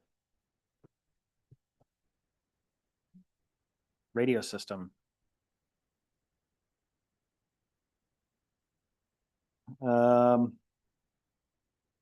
Radio system is a work in progress. I do very much appreciate the support with some ARPA funds to address some immediate needs on some equipment for the radio system itself. We're going to be replacing all of the hardware for 2 of the 5 channels that exist in our radio system.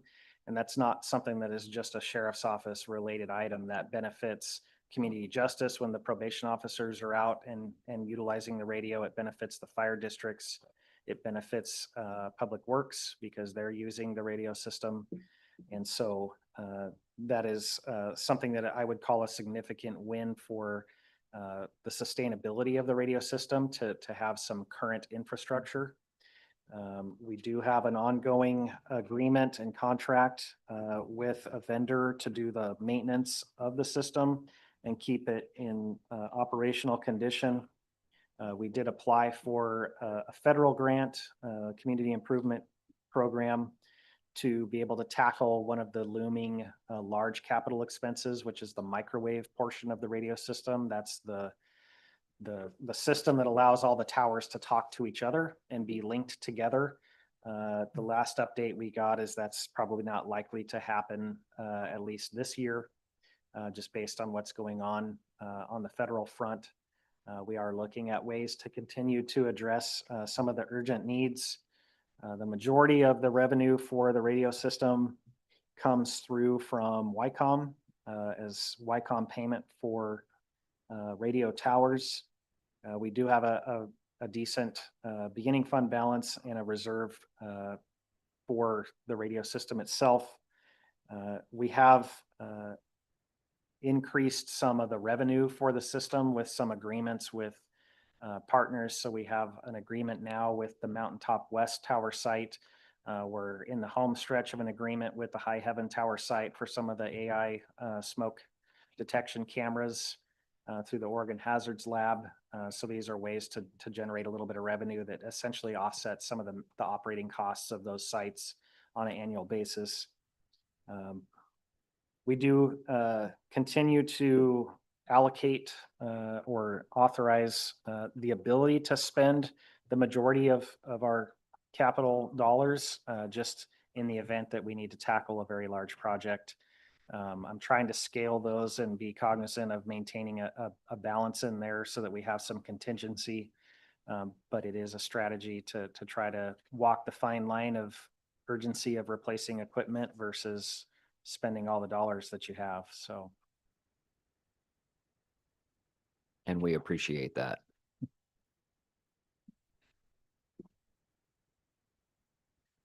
Jail.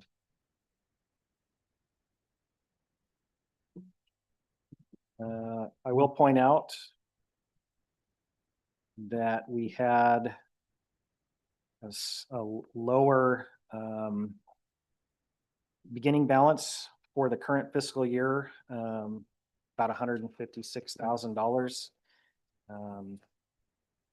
And so there's a couple of reasons for that. You know, at least the ones that were here last year, and then the commissioners, we have a bed rental contract with Washington County. We have not been able to realize the full potential of that contract because they're really struggling to find individuals, adults in custody who meet the criteria to be able to be housed down here. They have to be sentenced where they're not going to have regular visits by attorneys and investigators. They have to meet our restrictions on classification as far as not sending us highly problematic, high risk adults in custody. And we also are not wanting to take on individuals that have identified medical issues where there could be some potential for them to suffer a medical event while in the facility. So it's just struggling to find the individuals that meet the criteria to be housed down here. I do have a verbal indication from the sheriff that they do seek to continue that through the next fiscal year. However, we've adjusted our revenue forecast based off of the actuals that we've had for the past year with their actual usage. For the last several months, I've been working on an update to our bed rental agreement with the U.S. Marshals. This is an agreement that's been in place for a very, very long time to house adults in custody that are facing federal charges. I will point out non-immigration related federal charges. These individuals get housed with us. That agreement was last updated in 2005. And I have received a verbal notification from some folks with the Marshals back in Washington, D.C. They've accepted the proposal. It's adjusting the daily rental rate from $68.25 per bed per day to $140 per bed per day. So we're just waiting for that contract to come through so it can be brought to the board for them to sign off. We've had a lot of issues recouping some of the money from the state for the Senate Bill 395 and Measure 73 reimbursements. These are the felony DUI offenders. They ran out of money last year. They did end up funding it. We saw some like Q4 reimbursements early into Q1 of this year. However, they ran out of money again. So we currently have 2 quarters worth of billing that has not been paid back to us. It is a fairly substantial amount of money. It's over $100,000. But because we got some late payments from the prior year, this year you'll see the actuals for the year. We're actually trending okay, but we do have some outstanding invoices. I did receive notice that they have funded those. Now they're just working through the backlog of processing. So these are payments that we get for housing individuals that are in custody on felony DUI.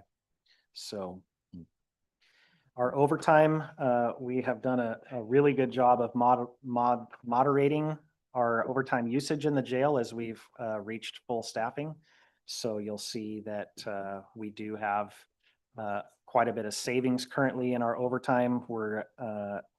We've only expended 46% of our overtime for the current year. Our average daily population continues to climb. Our March is at 148. So that is significantly higher than we've had in prior years. Jessica mentioned the increases to both the medical services contract as well as the food service. We did receive a one-time allocation of $550,000 to offset the increase in the medical services contract. Just rough math in my head, I think the total that went up was about $600,000. So that is a 5-year agreement that came to the Board of Commissioners with a not to exceed $11 million for the 5 years. That is to provide medical care for the adults in custody in the facility. We do have a number of upgrades that we've undertaken this past year with some repurposing of some of the space in the jail and addressing some of the safety aspects of the facility itself. We do have a significant number of projects that we would still like to tackle. And that would be something that is dependent on our ability to absorb those costs. I do have an add back request, fairly large add back request for $182,500. And this is to update our jail management software system. The current system was purchased in 2013. It was built to run on Internet Explorer. That has not been supported since June of 22. It was permanently disabled in June of 23. That is the system that catalogs the individuals who are all in custody. It interfaces with the control panel. When you select a particular housing unit, it shows you who is housed in there. It shows you whether there's any alerts, keepaways, allergies, medical concerns. It is critically important as far as the daily operations of the facility. We're still paying about $35,000 a year for the service of the current system, even though it is essentially unsupported. So we're trying to tackle that. The current system, because of the limitations, there's just a lot of modules that we're unable to use that are really not something I want to talk about here. I'd be happy to answer offline about how those relate to the safety and security of the facility. Upgrading to the 2.0 would build a lot of efficiency. It would allow much simpler data sharing with our partner agencies, all the law enforcement agencies that bring people into the jail. It would allow for sharing of information between the patrol and jail systems, rather than a deputy making an arrest in the field, having to enter everything in the patrol system, then take the individual to the jail, and then have to duplicate enter everything into the jail management system. They would actually interface and talk to each other. So, Excuse me, Sheriff, the Yes. $35,000 per year for this outdated program, why are we still paying that? because we have to have the system. It's the only way for some of the functions in the jail with the control panel to operate. And so it's essentially just keeping some of those bare minimum functions up and running. Thank you. You'll be available tomorrow as we get deeper into these add back requests. Yes. Okay. 4 minutes. Any questions? I don't want to go necessarily line through line. You do see, the increase to room and board. That would be a reflection of the continuation of the Washington County as well as an adjustment to the U.S. Marshals bed rental contract. And we have the DUI as well, that reimbursement that comes in for the felony DUI offenders from the state in that line. Personnel wise, no changes within the jail. Just happy to be able to stay status quo or not have to look at any cuts. Yeah, so you're up a little bit. That That's was what the they add change back? with the 1145 Okay. that Jessica talked about. She used to carry the FTEs in her budget, but now she's just doing a transfer. Okay. So the revenue's coming in and the positions are now booked For here. that. Okay, cool. Yeah, same number of people, just reflected Differently. differently in Okay, in the budget. nice. All right. Any questions? Do you guys want to move on to courthouse security or? Just maybe a quick question Yeah. about professional services, 61001. That's up about $500,000. What is that? That's the covering? jail medical. That's the medical service that we contract Okay, to provide care in the jail.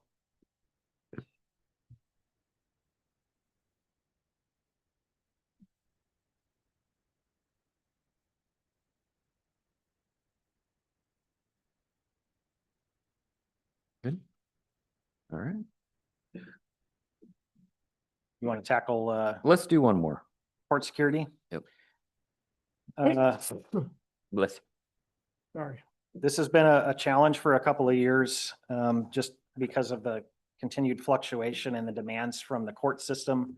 We saw COVID with somewhat of a downturn in people showing up to the courthouse and the docket. We've seen that increase substantially now that we're well out of that. The dockets are full. We have a lot of people coming in for court. We're holding trials.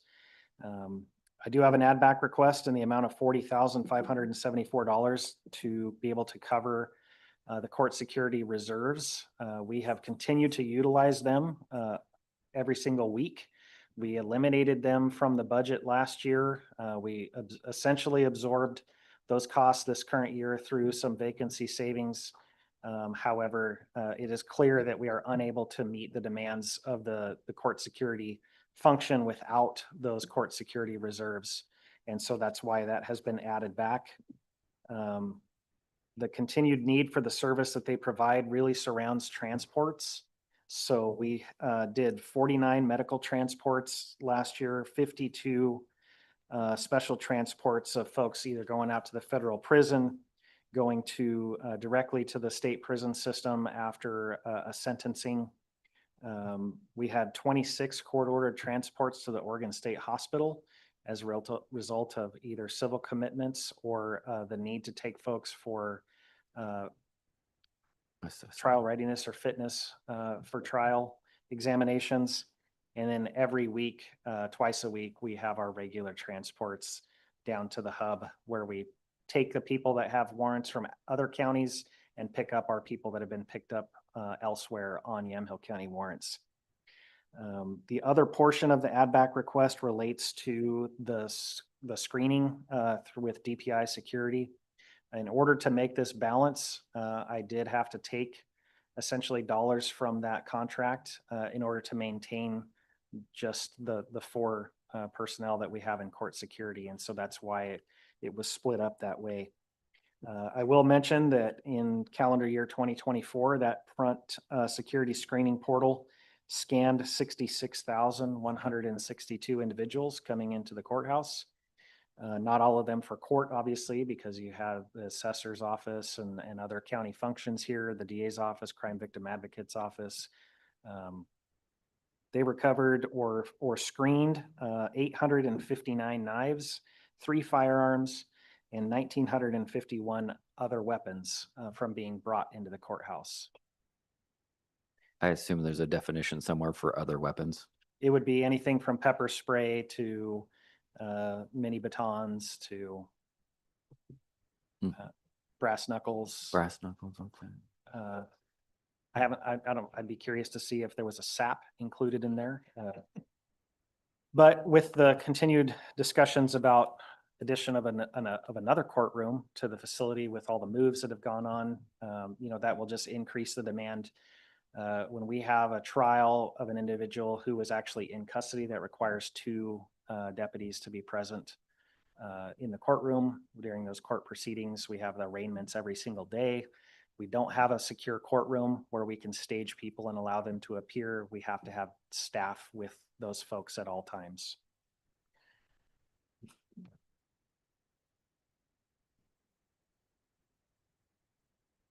So in the actual budget itself for court security, there really is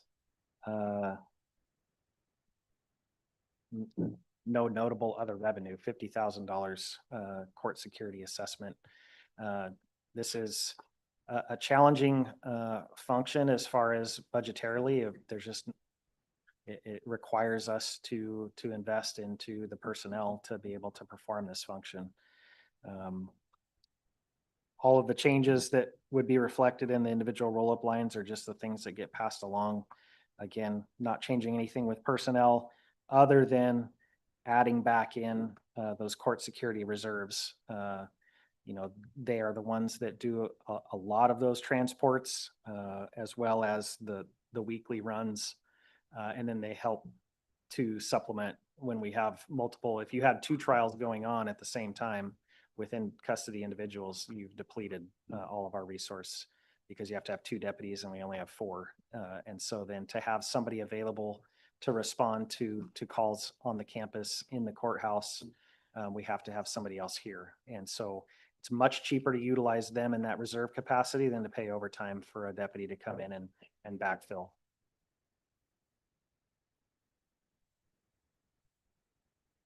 All right, any questions?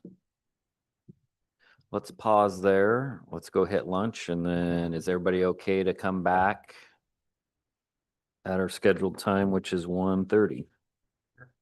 Okay. All right, see everybody back here at 1:30.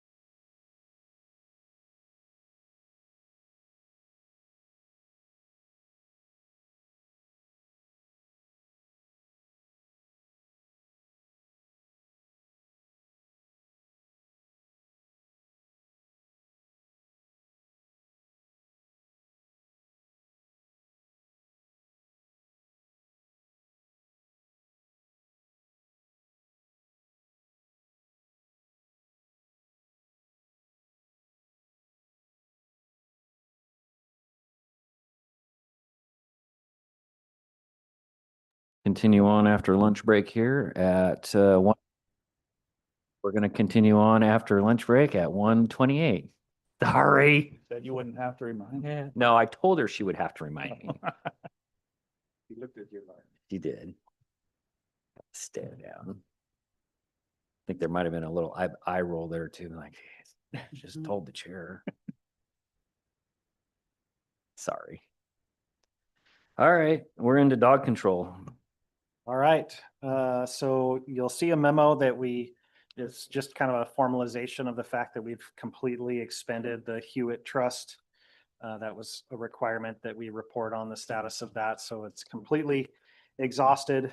As you know, at least the commissioners, for the other committee members, we've had a very concerted effort this past year to try to tackle dog control and in particular compliance with licensing to, I guess, capitalize on the sustainability of the program as much as we can. We have taken several approaches, which includes the reinstatement of the courtesy reminders and past due notices for licenses that either have or are soon to expire. Those started going out in November of 2024. We have monthly social media reminders that go out on all of our pages. We ran a amnesty period for folks to essentially get back in compliance with licensing without having to deal with any past due fines or any penalties for not having their dogs licensed. And just that amnesty period from December 17, 2024 to January 31 of 2025, we saw 627 licenses that took advantage of that amnesty period. We are still exploring some software options to enhance the ability of the dog owner to license and provide documentation online without having to come in person to Homeward Bound to facilitate licensing or to provide the proof of vaccination certificate.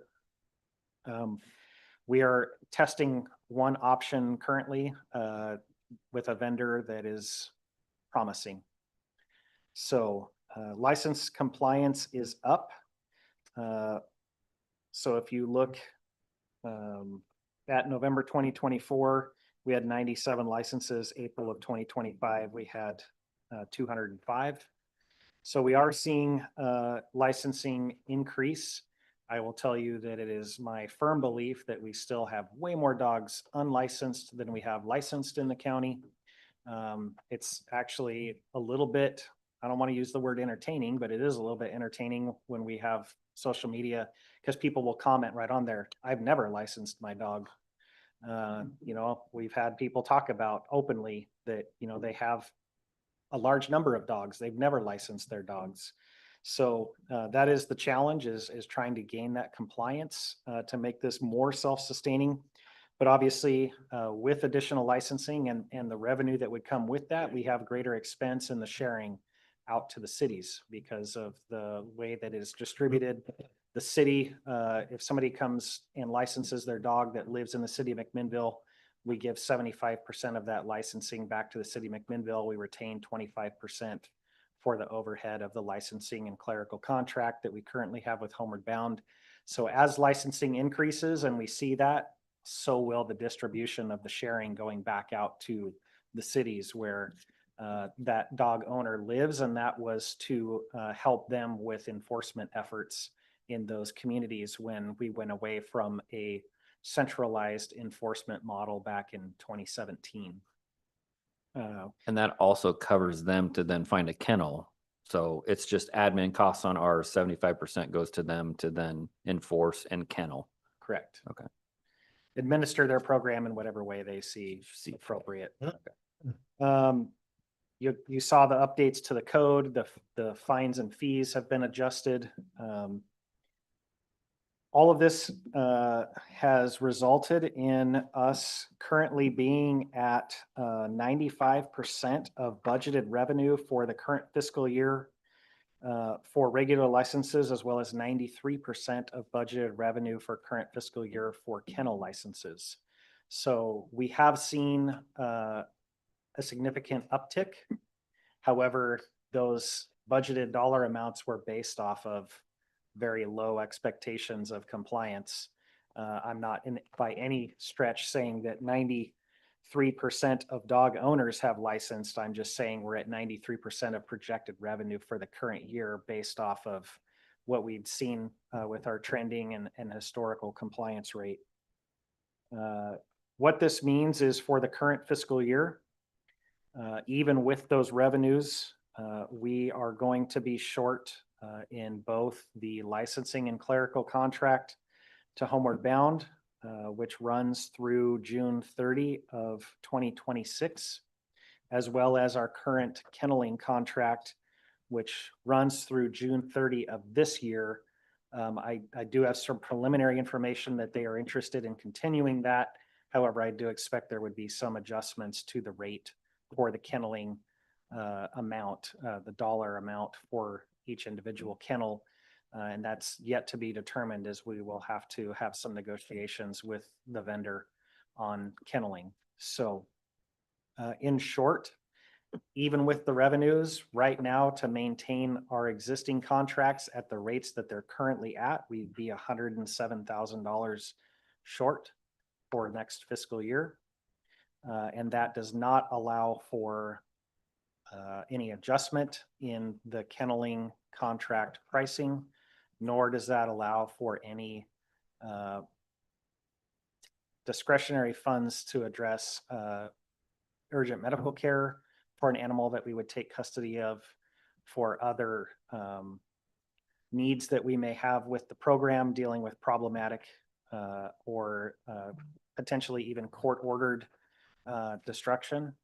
If we are ordered by the court to euthanize a dangerous dog, there's a cost associated with that. So there is still a significant gap that we have to address, and that despite all the efforts to try to gain greater compliance and to try to make this more self-sustaining, we still have a lot of work to do. We have spent a significant amount of time trying to be deliberate in both the advertisement and gaining voluntary compliance. We do have our field staff, our patrol deputies, that when they're responding to calls, they're addressing dog license and county code violations as they encounter them, but we don't by any stretch have unallocated time to go out and do proactive licensing enforcement, where it's just when we're responding to those calls. So What is your estimate on the percentage of people that pay their license fees?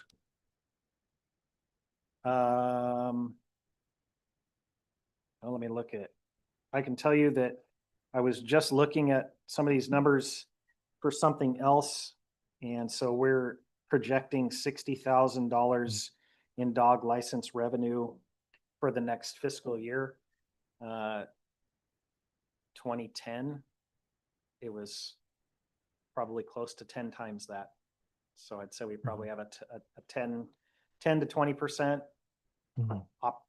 probably very optimistically compliance rate when it comes to. Okay, so there's a potential. There's significant potential.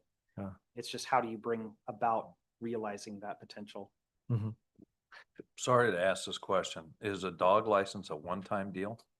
There are options, but it's it tracks with the actual rabies certificate. So there are multi-year, I think the longest is 3, but typically folks are doing it year to year. Are you paying for that when you have your dog, when you do the rabies shot? No, They're not one we and the currently same. don't have any partnerships or agreements with any of the veterinary facilities to handle that at the time of vaccination. It is a separate process to facilitate the actual licensing after you have worked with your veterinarian to obtain the certificate. Veterinarians are under no obligation to see if a dog's licensed? None. There are other counties that basically in their ordinance require veterinary reporting every time someone comes in for a rabies vaccine. And there have been efforts to have us do the same thing, but conversations have been, it really would basically be us requiring a private business to become a fiscal agent of the county. And I think we've all agreed that that's just, it just doesn't make any sense. Yeah, you get more revenue, but I don't think that we, by rights, have the right to do that. Yeah, there are lots of ways that people are getting money, and that's taxing districts, bonds, that Polk County's going out for a bond because they have to build a new shelter. So there's a couple of $1 million there. If you go to a bar, you gotta show your ID. If you gotta go to a library, you gotta show your ID. Maybe if you go to a veterinarian, you gotta show your tag. That kind of makes sense, but I understand nobody wants to get involved in that. So, At what cost, though? I mean, that's, if it's gonna cost us $100,000 a year to run a program, that you have to start asking some questions of how this gets actually funded. Who's responsible for the actual notice of your due for licensing? Is that us or the? That is through our contract with Homeward Bound Pets. They currently have our licensing and clerical contract, so they send the reminder postcards as part of that contractual obligation. And just, you know, to, I guess, highlight that, that contracted cost is $90,000 a year for the licensing and clerical. Yeah, where is that at? Because I don't, Yeah, I don't. So it's underrepresented in the proposed budget because we don't have the revenue to support the full thing. got it. So so last year's budget would have represented 90 grand going to Homeward Bound Pets then? This software that you're looking at, would that eliminate Homeward Bound Pets obligations to the 90 grand? Or would it just help everybody be more efficient at it? Well, so it's, I guess, a little bit of a complicated answer. We're currently under a contract with them that runs through June 30 of 26. So we have a Okay. whole nother year of that contractual agreement with them. Mm-hmm. The software that we're looking at, I think that there is some potential to look at maybe a different model and how we accomplish it, but I am very reluctant to Pull it in. propose some options because to be candid, the last thing I want is to be told, well, you just need to absorb this into your support services function of the sheriff's office with everything else. Unless you've gained efficiencies by having it, and then we're actually gaining from the 90,000 that's obviously not on here anymore, but Somebody still has to physically review the submissions, verify that the certificate that's been provided is current, verify the information, process the payment, produce the physical tag that gets mailed out. I mean, there is manpower that goes into the administration of the program. I guess what bugs me, and nobody or half the people up here probably aren't going to understand it, but the commissioners would. It's frustrating that we're looking at numbers that we've really just restarted a program. To me, it was basically almost next to nothing until we started diving into it, holding Homeward Bound Pets to feet to the fire to actually start shoving postcards out, or our own department or whatever, wherever the failure was. And now we're actually starting to engage with the public again, raising fees to where they should have been because we didn't address those for the last 2 decades. And now all of a sudden we're looking at numbers that we actually don't know that are for sure numbers and trying to guesstimate where we should be at.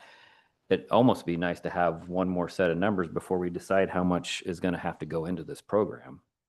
Until we know what the potential obligations would be to continue kenneling for the next fiscal year, I really, all I know is what we currently pay and what that would translate to, but there are a lot of variables.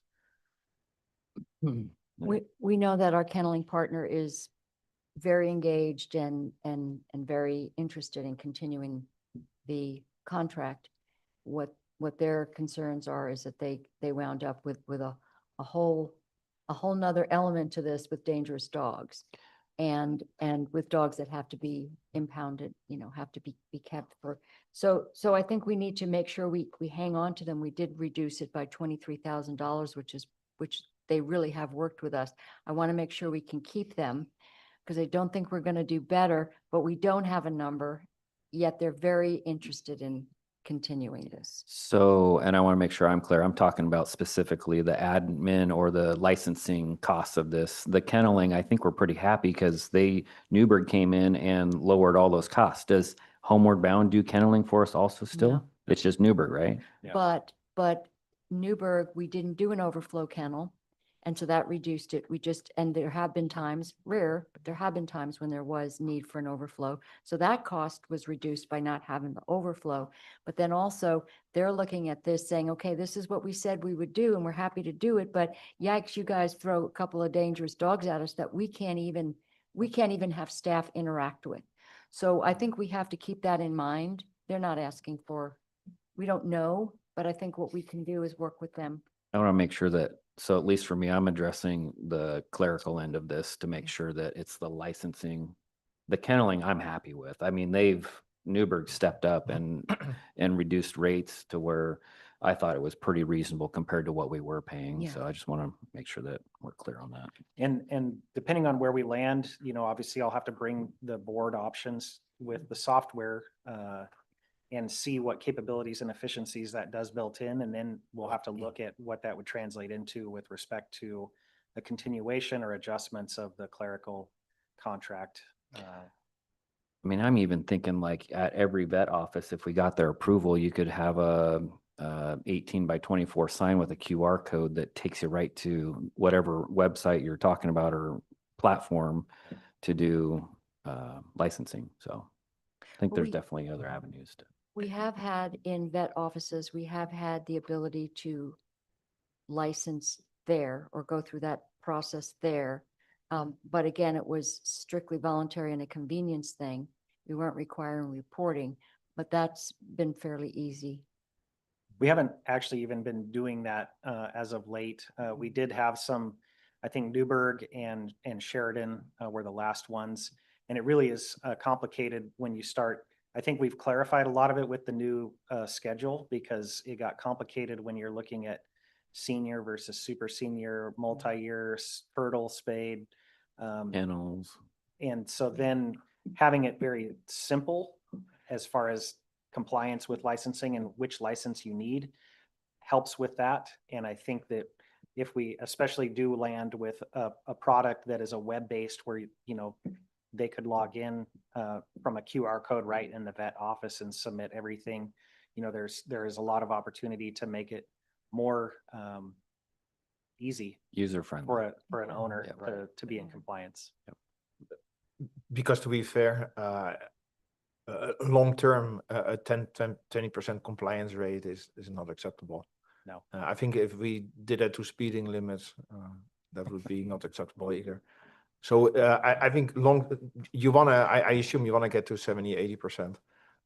That would be spectacular. Yeah, so I think it's good to figure out, is it because it's too complex? Is it because people think it's too expensive or they just forget about it? Probably gonna get myself in hot water. I think honestly, a lot of it is enforcement.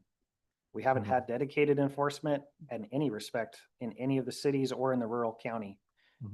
When you're talking about prioritization of calls and demands, going around and checking dog licenses doesn't even make the cut. And so without people that are actually verifying on the tail end, you're strictly relying on voluntary compliance. We used Or to, advertising the heck out of it. Yeah. Yeah. when we had dedicated dog control, we had basically free care and free rent out at the fairgrounds. And we had a dedicated, this was, the object of the game was to go around and get people to license, but without that, we can't afford that now. Yep. How many dogs do you think you'd have to have licensed in order to pay for an officer? I have not run those numbers. A lot, probably. Is it 80%? I don't think so. More than that? I think it's less than that. Well, if we could partner, just partner, not a requirement, but if we could just partner with our, our veterinarians and do like you're talking about, make it easy where you just got a Yeah. QR code. Make That it easy that is and if, yeah. and just ask them to have a sign that says, please make sure your dog or cat is Yeah. whatever. I will say that majority of Barker, people don't know how a QR code works. What's that? Majority of people don't know how a QR code works. Well, you can always have the website to log into or something. I mean, it's just one more form of advertising to get people to make compliant. By the way, just a detail, if people post stuff on social media about their dog and they say they're not licensed, you can use some AI software to filter that out very quickly. So we're a long way off from AI software. I can tell you in the private sector, if you don't use AI, you're out of business. And that's changed in the last 2 years. I don't want to derail us, but it's something that is currently being explored and examined as far as the court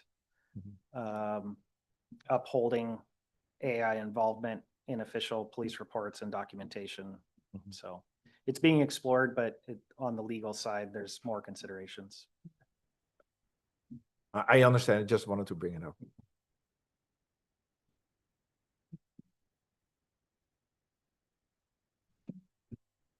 Okay. I have a feeling we'll be talking about that more tomorrow. It's like we're on to dispatch. Well, that's me. So the last one on page 199 is 911 dispatch dues. So we're members of YCOM. And so what we have here, what I have budgeted is basically a placeholder because we're still pending YCOM going through their budget process and confirming what dues or setting dues for next fiscal year. So this number is subject to change, but I did do a small markup. Then, so this will be something we'll update prior to budget adoption once I get that number. But again, we're one of the bigger contributors to YCOM. It's us and City of McMinnville. And McMinnville Fire District has separated, but we're now the big one contributing to YCOM. So this is our 911. We pay dues every year. This is our share. Cool. Awesome. All right. Any other questions? You said you're doing 440 later today? Yeah. For jail capital? Yeah. So we don't need the sheriff back for that? Doesn't have to be, but Okay. if you want to. Do you Yeah. want to be back for that? Okay. Well, up next then, we're going to move on. And we have Cynthia Thompson, our transit manager.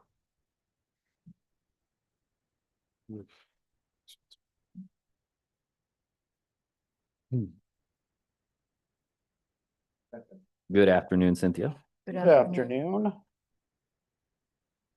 What page are we shooting for?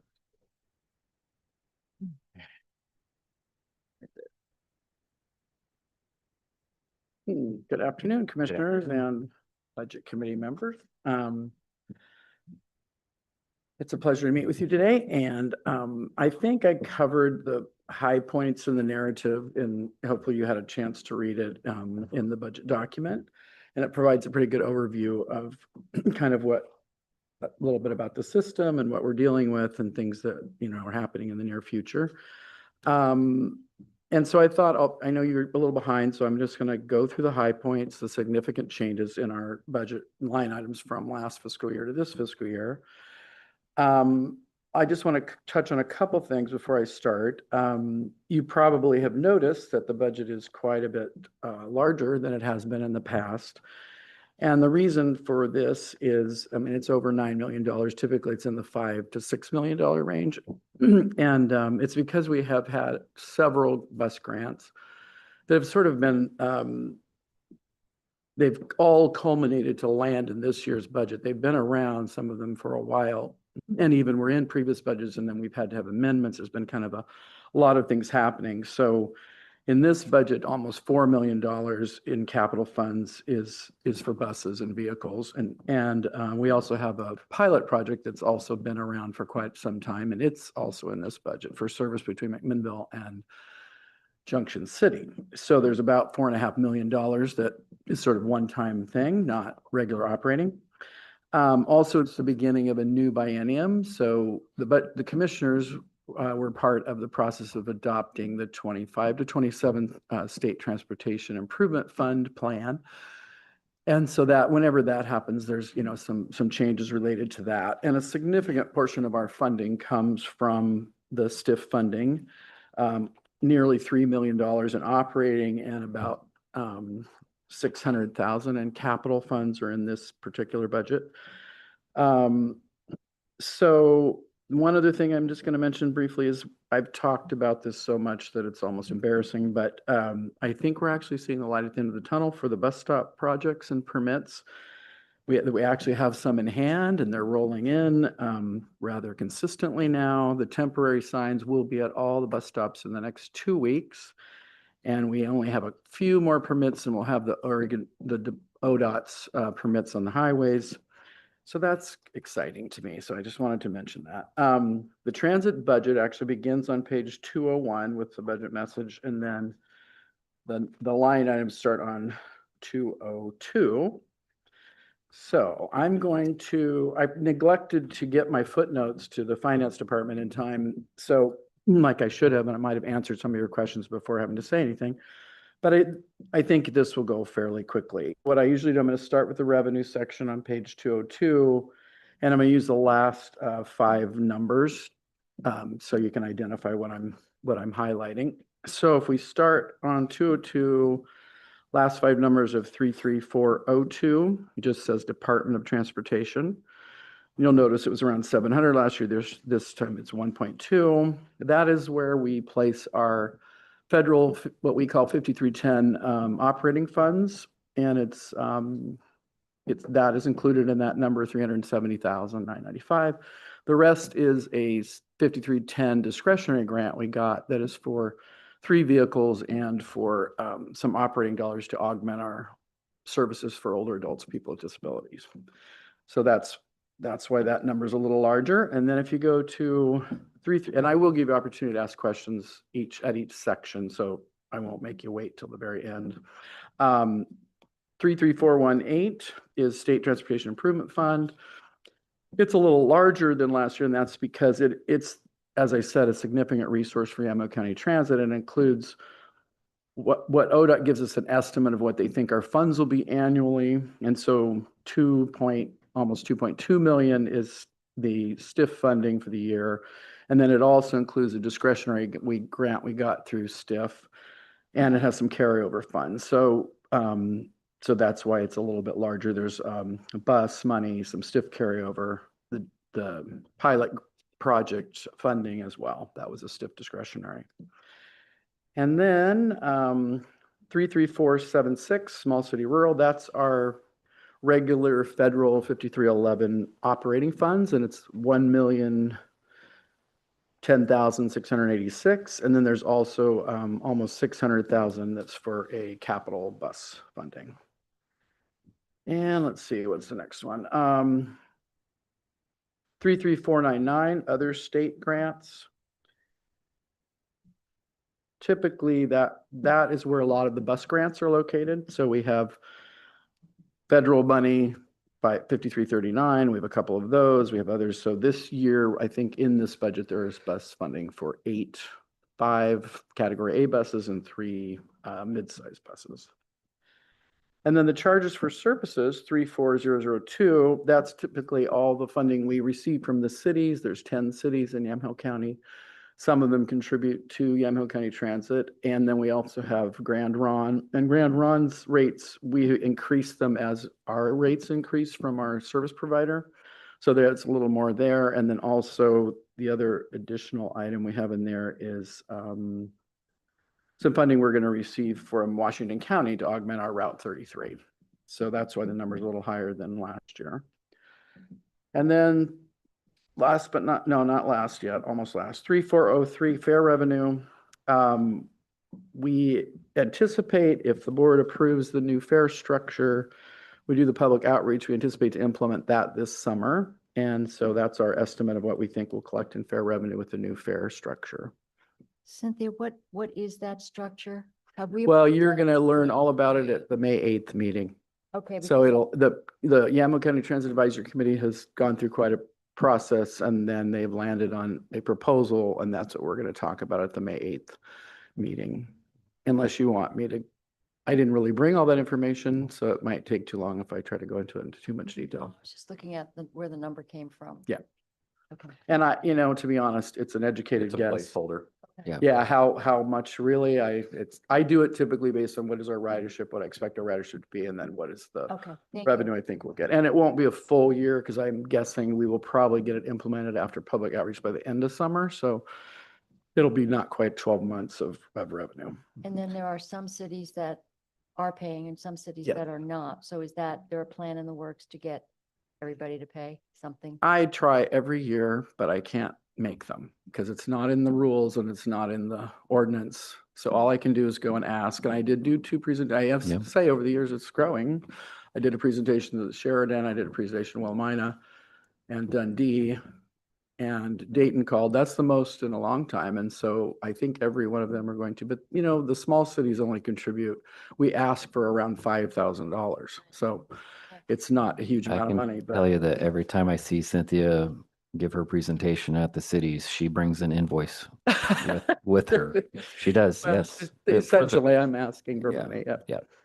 They don't always do that. I tell them they can give what they can give, and some Here's do your give invoice. more than others. So I try, but we need a new plan, and we can talk. When you do bring the proposed fare policy, can you make sure that we have the 5 Yeah. options and Yeah. then how you guys melded yeah. them for the one? For the final, yes, Yep, I can thank you. definitely do that. In fact, we'll probably, well, I don't know if we have that. That's a good point. I'll make sure that's in the slide presentation Okay, as well. thank you. Sorry, I'm here for the first year, so I'm Yeah. asking some basic questions. Welcome. So the grants that you're getting Mhm. from, that you're listing here, is that for actual buses or? We have both. We have federal and state. We have federal money that's primarily buses. State money tends to provide a lot of the match. This is a new funding source that came about in 2017, and that's called we call it STIF, and it's State Transportation Improvement Fund. And then we have federal money that also provides a decent portion of the operating costs as well. So you consider buses as capital? Yeah. Or? Buses are capital. Okay, so those grants are for a couple of years, they come back? Well, some of them. So like what I mentioned in the beginning, the 4.5 million, that's like a one-time. But the standard operating grants we get from the federal government is around 2 million, and then the STIF funding is around 2 million a year. So there's about 4 million a year that's operating that we pretty much we've gotten every year since I've been here, and I've been here 10 years. So I don't know. Right now, they keep talking about, the one thing that has happened is we had to prepare ourselves that we may not get a check. We can turn in all our grant reports this year, but we may not get a check until the end of this fiscal year. Because the money flowing from the federal government through the state to us, they don't have their agreements in place and they don't think it's going to be timely. Okay, and then last question, sorry. The buses that you're gonna buy, are they standard diesel buses or are they natural gas or maybe even? The ones that are on order, we're ordering 5 Gillig buses, which are 30-foot, very nice quality, 12-year buses, 500,000 mile buses. And then we also have minivans, vans, and the mid-size bus market has changed a lot since COVID. So we're having to shift to where I think the only thing we can get with low floor ramp access to meet the goals in our plan are the bigger buses and the vans. Unfortunately, most systems our size use the mid-size a lot, but that market is changed because it got purchased by one company and they just aren't building them the way they were. And they're traditional diesel buses? Yes, you can get electric, but they're a lot more money and we just didn't have quite enough. You can get electric, you can get CNG, you can get just about anything you want, other than propane. They don't really make, well, I guess you could get that, but they don't Mhm. recommend it for Okay, transit. but they're not labeled like you have to do CNG or electric. You Well, can the choose. state is always wanting us, they want us to go electric pretty, well, big push for it. And they, the way they do that is they tend to provide a lot of grant sources for you to, hey, try to go electric. Then you have to get the charging stations. We do have one grant source that we were going to do a pilot and purchase maybe 1 or 2 electric buses. So we are kind of in the middle of that. That could happen this year. And I do have the funding in there if it does happen, so we could. Cynthia, could you bring that to the board before there's any? Oh, yes, grant or- absolutely. And Yeah. specifics about. We the won't vehicle? do anything unless we do that. Okay, thank you. I don't think Commissioner Johnson's that comfortable with the, the whole electric idea. So we Cyn- may not do that. Cynthia, can you tell me, how much money comes from the county for the? 552,000 and 300 and something, 387? Yeah. So this is no reflection on you. I just want to know, how the hell can we keep this bus system going when it loses so much money every single year? Well, no bus system that I know of in the United States makes money. I Why? hate to tell you that, but How come? well, that's a kind of a complex question with a lot of variations in the answer, but what's the best way to answer this?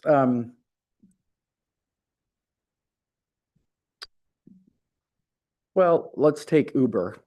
Okay, if you take an Uber ride and you go from point A to point B and it's $15, Mhm, that's pretty much what it costs. mhm, So you're not going per ride. mhm. So when you have a bus system and you go on a commuter route and you can get 50 people in a bus or 30 people in a bus, then your costs go down per ride. So you might be at $3 to $5 a ride. But when you're doing door to door, transportation is expensive. We are all subsidized, whether you're driving alone in your car. If you do one interchange, one little clover leap of an interchange is like $50 million. So everybody wants to act like, oh, well, transit's just not a money-making deal. Well, none of it is. None of transportation in the entire system is self-sustained. We all pay taxes for all of those things. Do we have an idea on $195,000 in fare revenue, how many rides that is? How many riders would that be? Well, I could calculate, we do rides every Mhm. boarding. I can tell you this, that when I arrived here before COVID, the fare recovery rate here was actually fairly high for a system this size. It was at about 18%. A lot of systems, it's a lot less than that. Most systems, it's between, 10 and 15%, especially for Oregon- rural I think systems. Oregon's 13%. Yeah, that's right. And so, yeah, the fair revenue covers a portion, and then you can't use the fair revenue as match money. So that's weird. I don't know why, some federal rule. But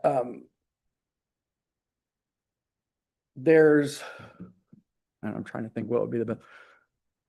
I think it's too long of a conversation for me to have at the budget committee to Well, talk I just about. want to say that I but really appreciate what you do. I absolutely hate the transportation system because I think it's a massive waste of money. Personally, Mhm. I think there's a better way of doing it, but I don't have that answer. Well, you could as to what calculate it this. is. Let's say the bus system went away. Yes, Okay, I don't completely do this. Okay, I just looked at the dial ride records for 3 months. There were 300 rides, different people, 300 people yes. that we gave rides to. Do that times 15 and then do that times a year. Do What if that we did times it- $15. Yes. I don't think you could actually serve even the demand response and the portion of the people on the fixed route with Uber or Lyft or anything at that rate. I think it would cost you just as much. I What think if you calculated it, because your rides would Yeah. tend to be, $10 to $15. Other spread. than what you couldn't incorporate into that is the people that could actually afford that Uber ride Yeah. Yes, versus the ones that can't. And then you would just have to capture the crowd that can't afford it. And then that's when the $15 per person would come into. there So is, the a- 300 there is isn't a true challenge 300. with federal money, and I don't know if maybe they'll resolve this, but we couldn't purchase vouchers, for example, for those types of services with federal money. Yeah. So That's that's the a problem. So there's a lot of, I will say this, I like to, look, it isn't just about the rides. You know, Commissioner Johnson's always asking me this, well, how many people? I don't care what number I give you. If I give you, there's 10,000 people and you calculate it by our budget, you're still not going to like the number. No, You're no, not- I know, but So for the- me, just so. You're not that- going to like the number. No, no, I understand that. But for me to make a decision on yes or no, if I don't have that number and show the public Right. that I asked you for that number, Right. then I am in hot water. So that's why I always ask for that number. And I'm not because trying to it- evade no, no, the harder number. But to just come so up you with know, that I makes use it sense. as a gauge or a starting line. When I don't have it, I have really nothing to start with, other than how many times somebody got on a bus versus how many people are we servicing. So Right. to me, it's just a very, very important number for us to gauge I on hear how we you. move forward. I don't think it's a bad thing to ask. One thing what I meant to say was, you also have to look at the economic benefit of having a transit system. You have 50 living wage jobs, and all of the money that we spend in this community, all the money we spend with vendors, we have numerous vendors that we spend a lot of money with. Right now, we're doing leasehold improvements in our facility. That goes to an architect, it goes to a small business person who gets construction. So $5 million, let's just say in operating dollars that goes into this community. So I know that many commissioners and city councils, many counties and city councils will want to go and offset costs for a business to come in and provide 50 living wage jobs. So there's a lot of other benefits in addition to the actual riders riding the bus. I just came from my aunt's 90th birthday. And I had a whole bunch of family I saw, and it was interesting because my one aunt, who is younger, she's 84, but she's pretty sick. And now, guess what her number one issue is? She can't hardly walk. She can't transfer into her car and out of her car. I have a wheelchair van because my husband was in a wheelchair. It's a commodity. I mean, you get to this point and it's like, there's a whole social service element to it. And really, a community just has to decide what is important, because it's very expensive to go and we are all there. I'm probably 5 years away. Jason, You never know. I would It happens. say that you and I have had this conversation, and the other two commissioners would attest that Cynthia is maybe top in her field. We're lucky to have her. If you Oh, I agree. plan an afternoon, but you should go visit her, and she could download you, because I know that you and I have had this conversation of how much of a sticking point this is, that it doesn't pencil. But I think that she has a lot of institutional knowledge, and you should pick her brain, because I know this is a point for you. I don't take it personal at all. And in fact, I question it after 30 You years. should take advantage I of do. I question sometimes, like, what should you do as a community?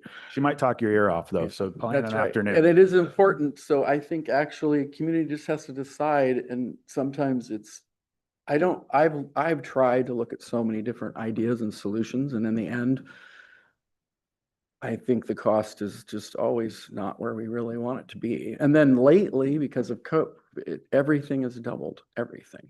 Labor has doubled, buses have doubled. So we are at that kind of critical juncture right now. In fact, I've been saying this for a while. I think this fiscal year, I made it so that it'll work money-wise with the state money and the federal money, and the state money offering match for the federal money.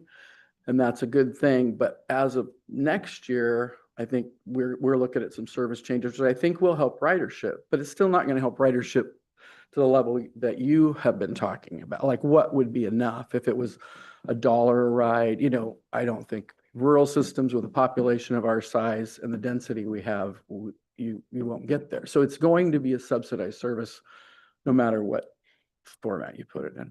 So the county is putting in $552,000 of discretionary. Yeah. And we're anticipating or hoping to recoup 195,000. So that is not going to take away from the 552.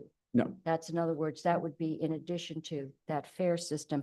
Meanwhile, we have cities, and everybody's strained. You just heard what the sheriff outlined, and it is pretty dire.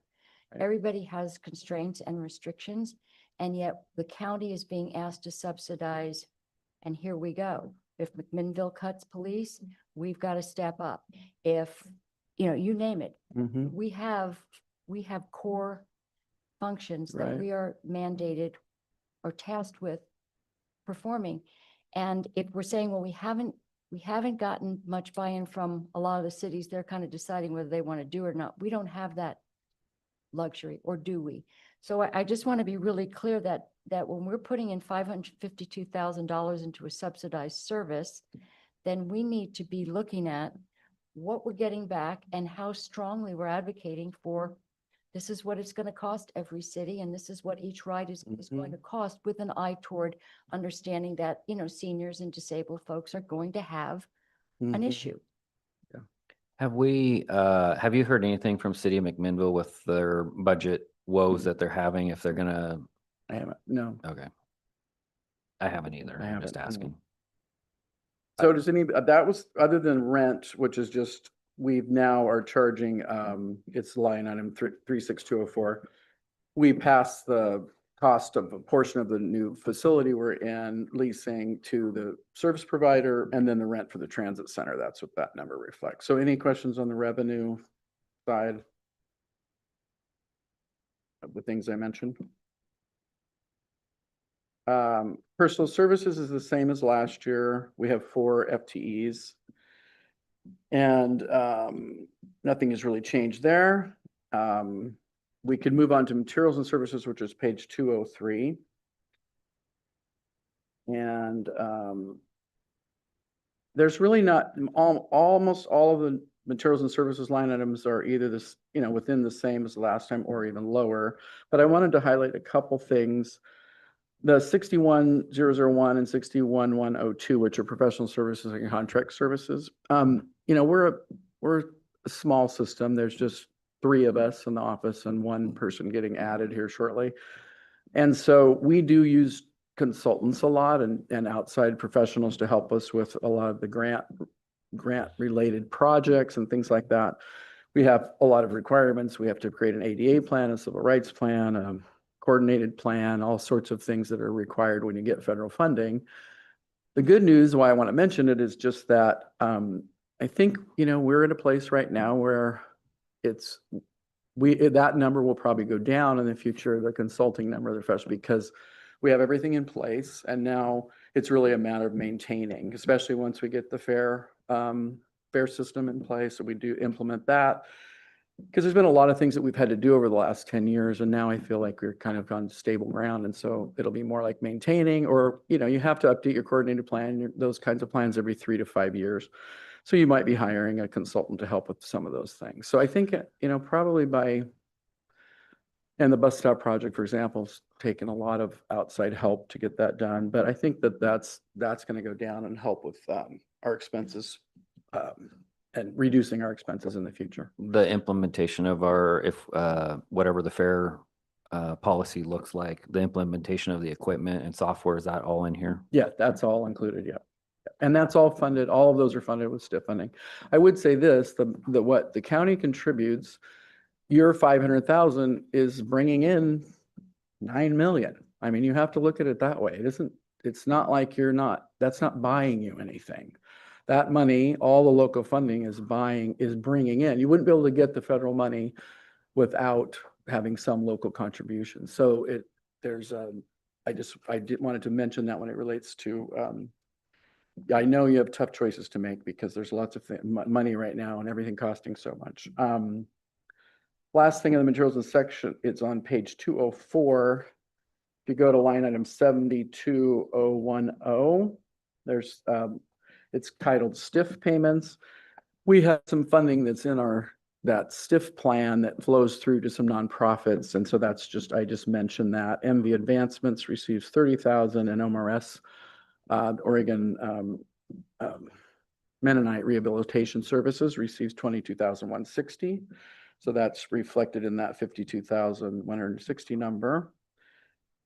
And then the largest and obviously the most significant line item in our budget is line item 72107, which is the service provider. So we were First Transit, and now they got purchased by Transdev.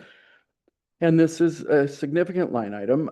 I am actually waiting right now for a new cost proposal from them, because when we were negotiating the proposal for the the agreement we're in right now, the amendment that we're in now, there was a lot of unknowns. Our vendor was going through union negotiations. We had just moved. We didn't have all, so there were a lot of things that they were estimating. And now everything we know, the shop is set up. They have their union contract. There's all these things are in place. And so I said, we need to save money and I need you to give me the best possible price you can possibly give us. Because maybe if they could give us a price, we could keep this contract in place for a while. If they can't, or the number comes in too high, then we have no option but to do a request for proposal for a vendor. And so our current amendment that we're under in our contract ends December of 2025. And so I was supposed to have their proposal last week, but I think I'll probably get it any day now. And then you'll be hearing from me and we'll either talk about that or we will talk about doing the RFP process for a vendor. I don't really anticipate that even if we do the RFP process, it's going to reduce the price very much, but I think we just have to do. How many other vendors are there out there right now? There's only like 2 that I anticipate others that we would probably get bids from there. Because Transdev purchased First Transit, they were the 2 largest competitors. So Transdev purchased its biggest competitor. And so there's only MV and there may be one other that I'm not that aware of. MTM, I think there's 3 major ones. And as I said, costs are increasing. So it is what it is. I don't like it. I think it's too much, but I don't know exactly. We've been trying a lot of things to figure out how to save as much money as we can, but it is what it is. Can I ask a question about fuel? Yes, go ahead. Yeah, fuel is a pretty significant portion of your Yes, budget it is. also. I know that the sheriff department also pays a lot for fuel. Yes. And they have a special agreement when they buy in bulk. Do you have something similar or how do you buy your fuel? We buy it through, we buy it through Pride. I'm pretty sure that we use the county's system to get ours as well. Hello, I Probably. used to work at Public Works. So Thank you you. guys go to Pack Pride. So they do, it's kind of like if you're like a CD, like the commercial, they have an account with Pack Pride versus the county orders fuel because they have fuel islands. Transit that's does not have their own fuel islands. Okay, so they are also using fuel Yes. islands. Yeah. Okay, so similar system as the sheriff department. No, the transit does not have a fuel island. So We they don't have a cannot fuel order island, big no. bulk fuel. They are going to Pacific Pride stations. So they have like a commercial account with Pacific Pride, which is now a different company that Yes, got they bought just got out purchased, yes. by Okay. Jubilee or something like that. We did look into that at one point because we were thinking it would be nice to be part of that and to go in actually, but there wasn't really the facilities to fuel up 30 buses was challenging. And we used to be kind of closer location too. So that is something that's actually on our list to look at, like if we had our own fueling station, would we say, how much would we save? But currently, it seems like our best option is to just have an agreement with them. It is. It probably is. Insurance, yeah. Yeah. And so I think did that answer your question? And then of course, but as a separate point, do you still pay taxes on fuel? No, we don't. We have to fill out we're tax exempt form that we fill out every year and we don't. Okay. Which is nice. That helps a little bit. And then I think page 204, still the capital section. So you'll notice 80203, all the things I talked about in the revenue section, here's where they all are in the expense, which is for the buses. And I think 3,868,20, that's for the 5 Gilligs that are on order. We expect to get those in spring of 2026. And then there's 3 more vehicles. And I think there's some funding in there if we were to move forward on the that green electric bus that we have been talking about. Any 4-wheel drives? We don't have any 4-wheel drives. Jeez. Alaska does. I know that. Alaska Transit has a lot of. They Yeah, could have to be fair, snowmobiles. there are people who need 4-wheel drives to distribute medicine and medication. Oh, yeah. So I assume you may somewhere have to pick up somebody. Yeah, would be fun. I always thought Alaska would be fun to work for. They have 4-wheel drives, they have snowmobiles, they have all kinds of interesting vehicles. And one of the bus think it systems gets in the language. country has the one where it drives, like, and then goes in the water. New Orleans or somewhere, what do you call it? Amphibious. Duck. I'm gonna Duck boat. interrupt boat. and keep us going on. the Okay, agenda. last item. No, we're talking about duck boats. 82001 and 82101. Those are, I just wanted to mention that we were remodeling and the facility that we're in. I didn't think it was going to be that big of a project, but we learned that there was like literally no architectural drawings anywhere. We had to get that done. Then we started the procurement process. We knew it was going to go over 50,000. And so then that became a low bid situation and then prevailing wage. And anyway, big, long story I won't go into, but we're moving along. We've got all this thing, but that's what those two line items are about, 82001 and 82101. And those are both funded we have them in this current year's STIF, and then that will carry over into the 25-27 STIF to finish that project. And that's it. So I forgot to ask if you had questions after materials and services. Sorry about that. I Any do other have one questions? question before you go. In the beginning, you said there's a lot of carryover to get you up to your 9.7. Roughly, what is that carryover? No, I don't think I said there's a lot Like of carryover. I full- said there. Or it was mostly for buses purchases, like Yeah, the carrying bus- the over bus, multiple years. How much was that? 4 million, it's almost 4 million, 3 million. I can give you the exact 3.8 number? Second. I wrote it down just a second.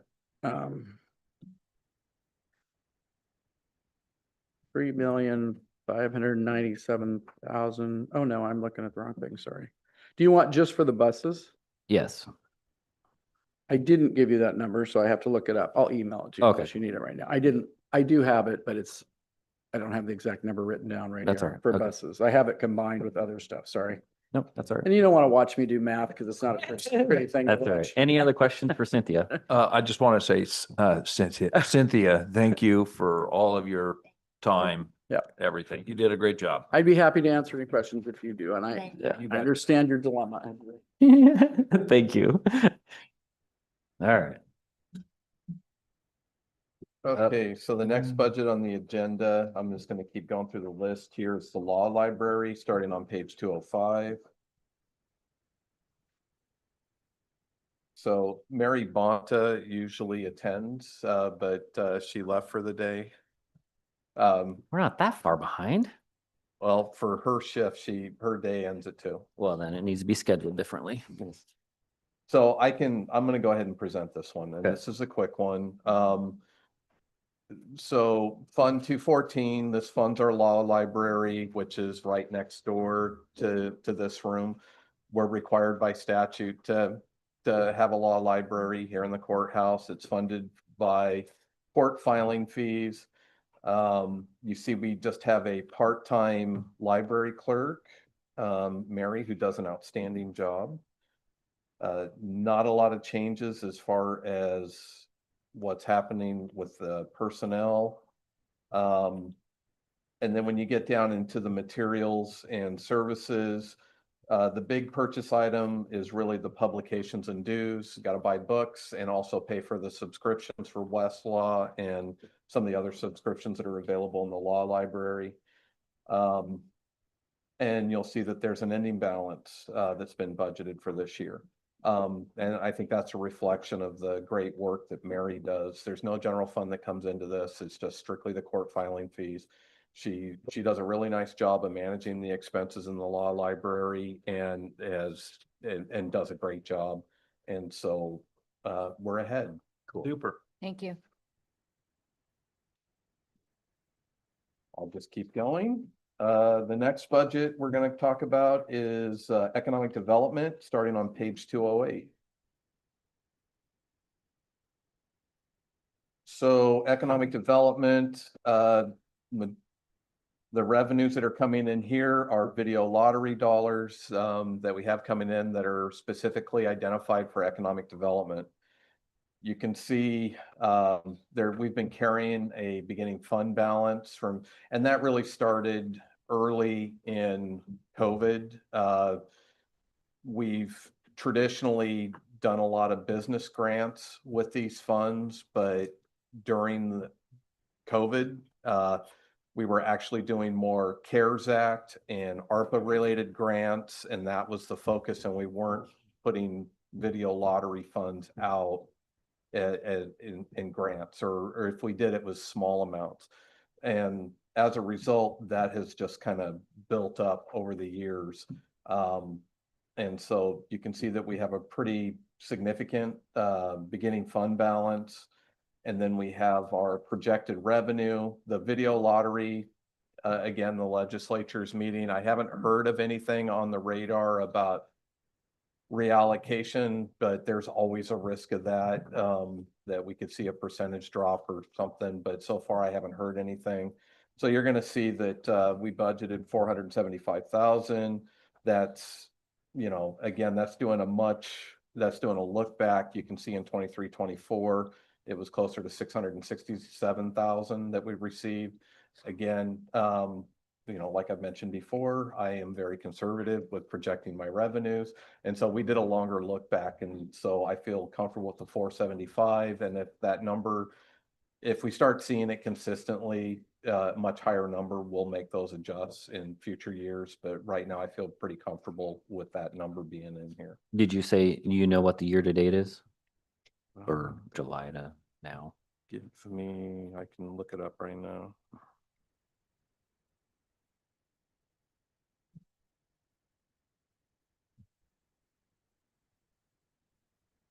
So these are basically microloans to the community, 50,000, 100,000. Yeah, I'll talk about it when I get down into that section. Let me answer this question really quick.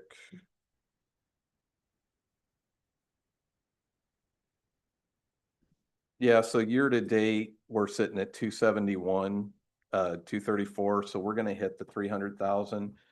You know, I'd have to go into look at the distribution if they do it quarterly, monthly, or what those returns are gonna look like to see where we're gonna land, but we're obviously gonna hit the budgeted mark, and so that would be included in the beginning balance. Okay, and so then you had a question, that's down to materials and services, and why don't I cover personnel first, and then I can jump into, if there's no further questions on the revenue.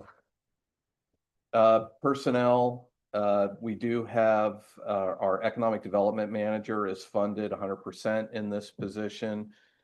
Years ago, we had that contracted out. We brought that in-house. We have an economic development manager who's funded in this position. The one new change that you're gonna see, that's in here is a portion of the, and I mentioned this yesterday, I was going through admin, a deputy county administrator is being partially funded in this budget at this point, because that person is also going to oversee the economic development manager as part of the reorganization of admin. But it's just a point one. Any questions on personnel? Oh, Yes. no, I'm down here. I'll wait till you get there.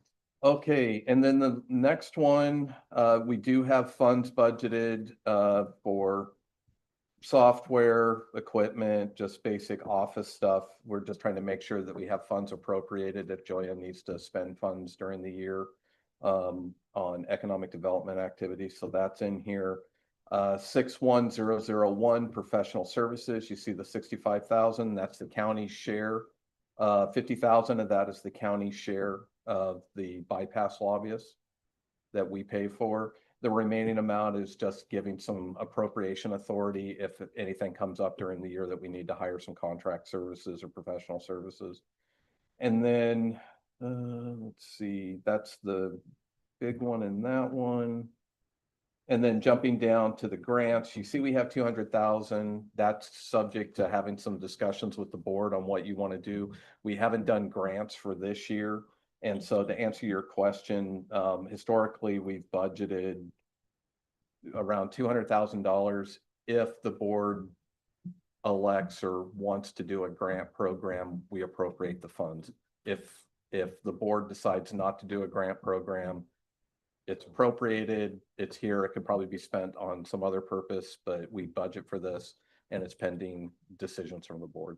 Association memberships, 9,500. That is, we have a couple dues, AOC and COG. There's an economic development portion of that.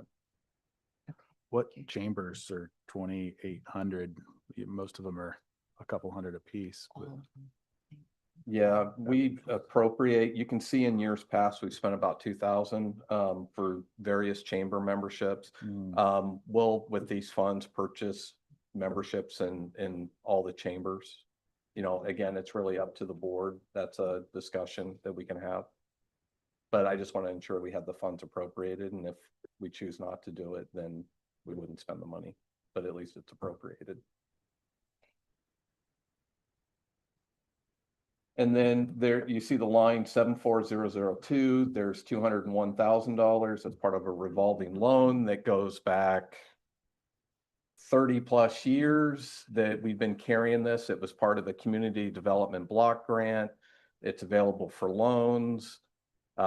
We work with Mid-Willamette Valley Council of Governments, and they usually administer the loans. If there's a business that's interested in it, we've really seen little to no interest in using that. And in the past, we've heard it's because of the interest rates associated with it. But again, it's a grant that the county received 30 plus years ago. We can only use it for this purpose, and we carry it on the books every year. And we don't know to this day the origin of this, do we? It was a community development block grant and for economic development for businesses and for loans. And it was for that specific purpose.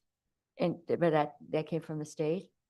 Federal. That was a federal? I believe it was. Okay. If it was community development block grants, those are usually federal. Okay. But this predates me. I mean, Yeah. the county got this fund. I think I was still in high school.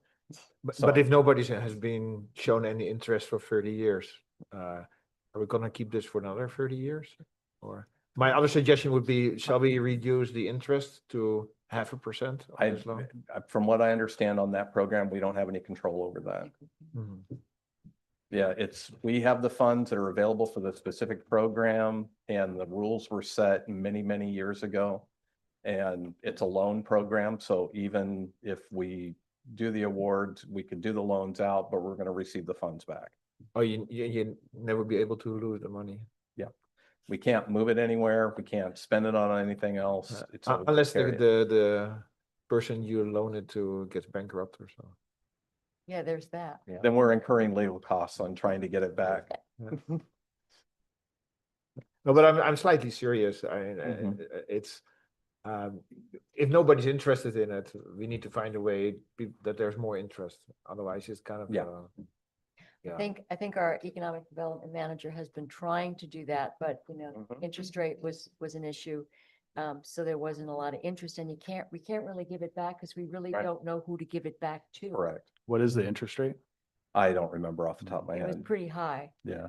And also, I think over the last If it predates you, then that would be. 4 or 5 years, there were so many grants going out. Why apply for a loan when you can get a grant? Right. Sure. You don't have to pay back a grant. So might sound outrageous, but is there really a need for the department? Could the money be spent elsewhere? Could we reduce overall government exposure by not having this department? We have to do something with the video lottery dollars, so we, somebody to manage those. We can only use. They it for can't go into anything else. No, economic development. So then we have to figure out what to do with them and. Are you talking in specific to economic development funds, the video lottery funds, or just the 200,000? No, I'm talking about the entire department. And you got a couple $100,000 in exposure to labor and running the department every year, and the objective is to utilize the video lottery money for development. Do you need a $2 million department to give out 150,000, 200,000? I don't know. To me, it seems like an oxymoron, but Well, these are funds that are specifically from the video lottery, how they carve up the video lottery dollars that are specifically required to be spent on economic development activities. And so it's essentially like restricted funds. And that's why we have these budgeted in a special revenue fund where we track all that coming in. I understand that, but Right. it's almost like creating an administration bubble for that money. Yeah. Could this board handle that and be able to give that out every year? Probably not. I know the interaction that Joya has with the community and then the things that I know I go to Joya with to handle for me as far as grants that are in the community and then the interaction she has with the COG, SEDCOR, all the other Business or. yeah, business or all those different entities to know what's coming on. It's a full-time job for sure. Do we have a Just historical record of where we put the money and what's happened with it? it, yeah. That'd be very interesting to see if the department's there, if it's performing well, we should be able to review that and see what's going on. If it's not, that should be part of the decision-making process also. I would welcome a conversation with Joya. I would imagine that she could show you historically what's been done and what the county's done, let's just say in the last couple of years with some of these grants and the companies that they went to. We're in the process of going and visiting some of these businesses that received a grant to see what they did with it in terms of, okay, we said we're going to hire 5 more people. Did you do it? We're going to buy a piece of equipment. Did you do it? So that there's some accountability to that. Right. Yeah. There's a But- long history. What you're missing in here, it's because, like I was saying before, the reason that this budget has gotten so, it hasn't historically had such a large beginning balance in it. It was during when we had a lot of CARES Act and ARPA funds that were coming in. The priority was really trying to get those funds out to the door to the business community, because there was all kinds of business element and economic development connections related to a lot of those funds that came through the county. And so we weren't spending on those grant programs. So if you went prior to, I think the last time we did the full large allotment of grants may have been 2019, where we were funding, the same categories that you see here, from small grants and strategic investment grants, the larger ones, and then also starters, for business startup grants. So there's a whole history of these funds. In fact, it used to be part of this budget process before we went and started staffing it this way, that turned our Monday evening hearing into a 5-hour marathon of hearing presentations, because this board and the budget committee used to go through the grant review for every request that came in for these economic development funds. So we actually found that the way that this is currently set up and the way we have it staffed, whether it was before when we had a contractor doing it, or now with an on-staff economic development manager, it's proven to be a lot more efficient,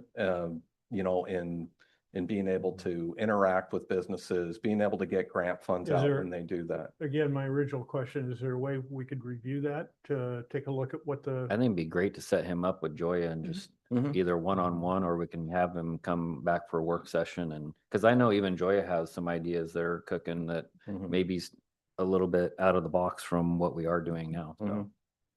I think it'd be great. I'm in? And then the other part that I would just call attention to when you get down into the last section, into the 780 numbers, we also have transfers that goes to the fairgrounds, goes to parks, and also goes to the Marine Patrol. And you saw those in some of the other budgets.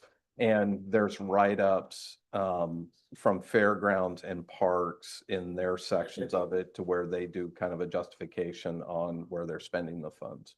Could we give more to the Marine Board, to the Marine Patrol? Yeah, that's completely up to how the board wants to proceed. Yeah, I would recommend that only because we have it. It's basically state money, video lottery dollars. It's not coming out of our general fund. We know we have a need. And I would think we should consider that. I can put it on the deliberation list for tomorrow. Thank you.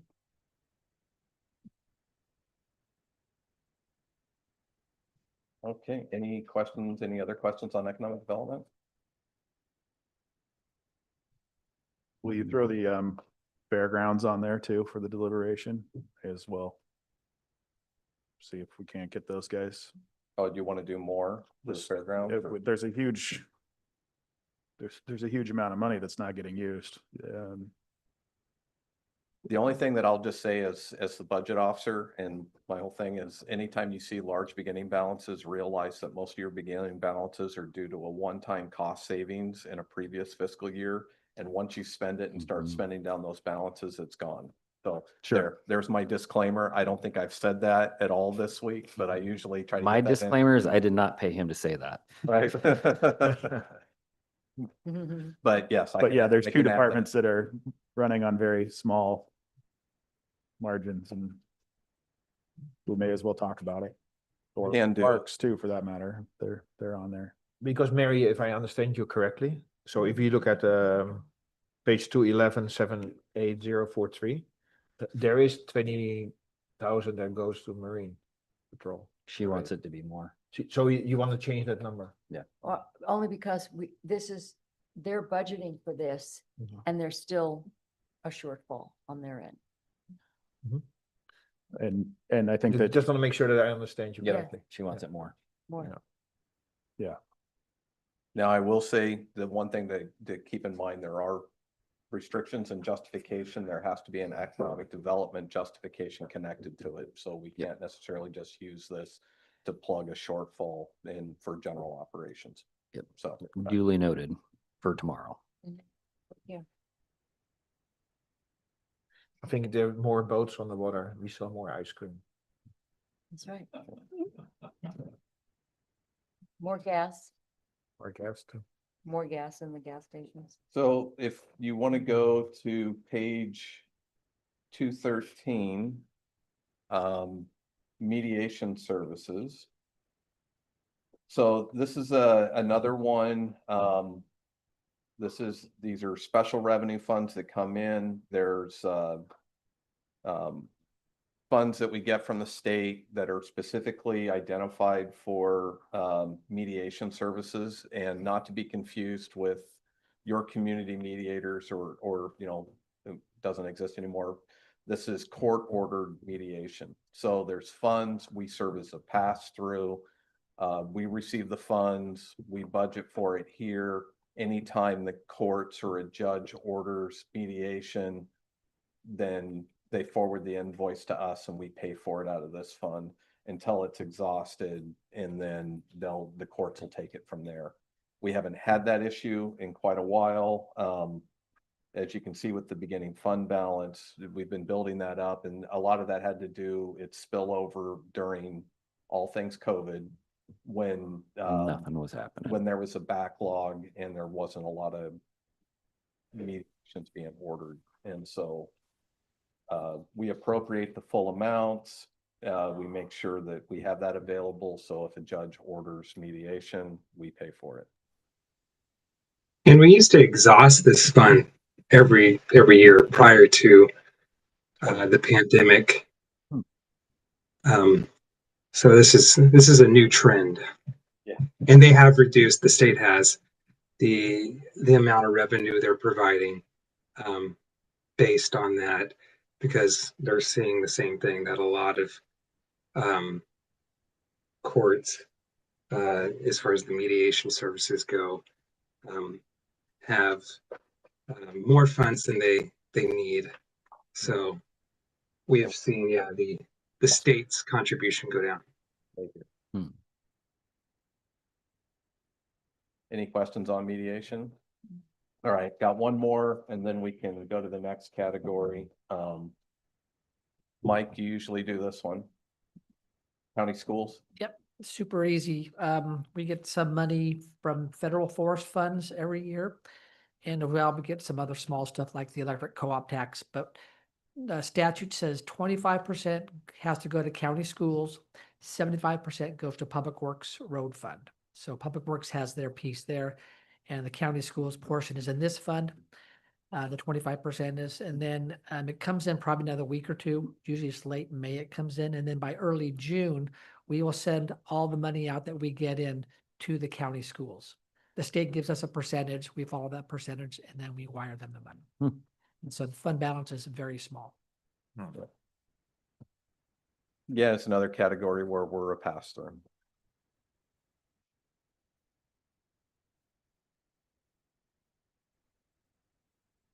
Okay, that concludes Community Services Team, did you want to take a short break before we go into? general Anybody need a government? break? 5 minutes? I mean, 5 minutes. Okay. Take advantage. he drives such a hard bargain.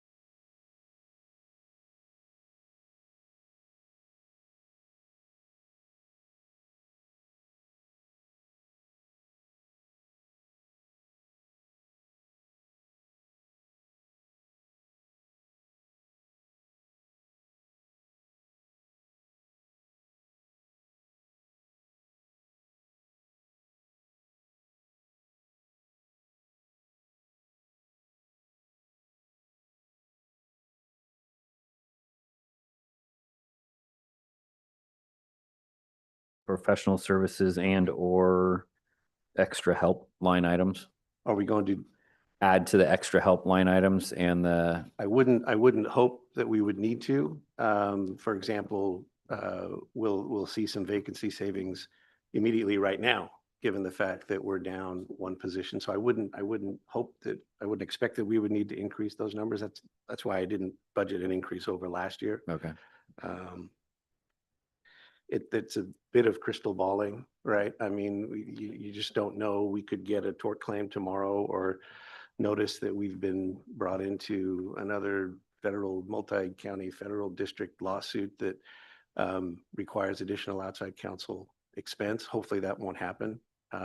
These numbers have historically been enough. And then last year intentionally, we left that other position open to try to give us that cushion to cover the. That's what the assumption, backlog of within a month labor. or two, we get Jody's position filled. If we don't, then we're going to be talking before June, the end of June, to make sure that line item has enough to cover outside counsel though, correct?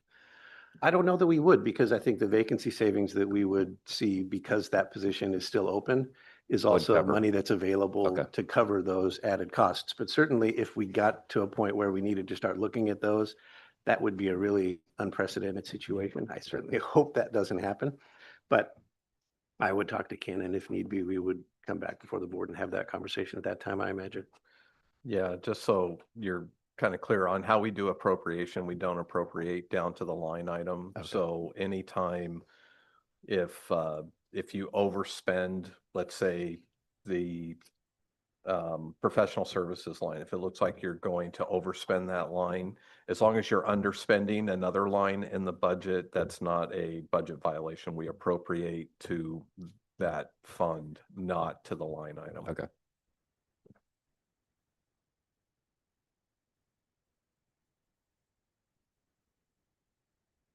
Okay, any questions? Okay, Cool, thanks all for right. coming. Thank you very much. Good luck with your hire. All right. Yes, thank you. Fingers crossed. Up next is Paulette.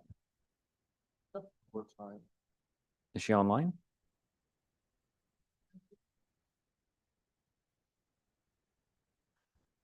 Okay, moving on. Unless she's gonna be here later.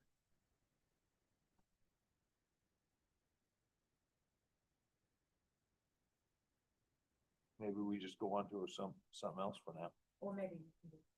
Whichever. Because I built the budget. Go ahead then. And consulted Go with ahead. Paulette. I shared with her what the budget's gonna look like, so I did have input. Turn on my microphone. So again, like I was saying, usually in years, we'll assist the treasurer with building the budgets. And then I shared this with Paulette, and so she reviewed it, so. It's pretty straightforward. There's a small beginning balance. This is all general fund. You're gonna see in personnel, you have the What page elected. are you on? 261. Oh, I'm sorry, 261. 261. Whoa, 269. I'm moving ahead. Yeah, you are. 261, we gotta back up a little bit. All right.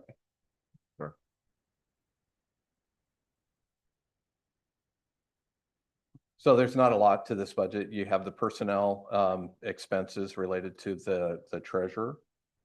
And then there's some small amounts down below in materials and services. So it's a small budget. Okay. Any questions? All right, moving on. We've made it to clerk today. Good afternoon, welcome. Page 253. 253. Good afternoon, Budget Committee and Commissioners. Just a moment, Carrie. Okay. Everybody's turning to your. I'm there.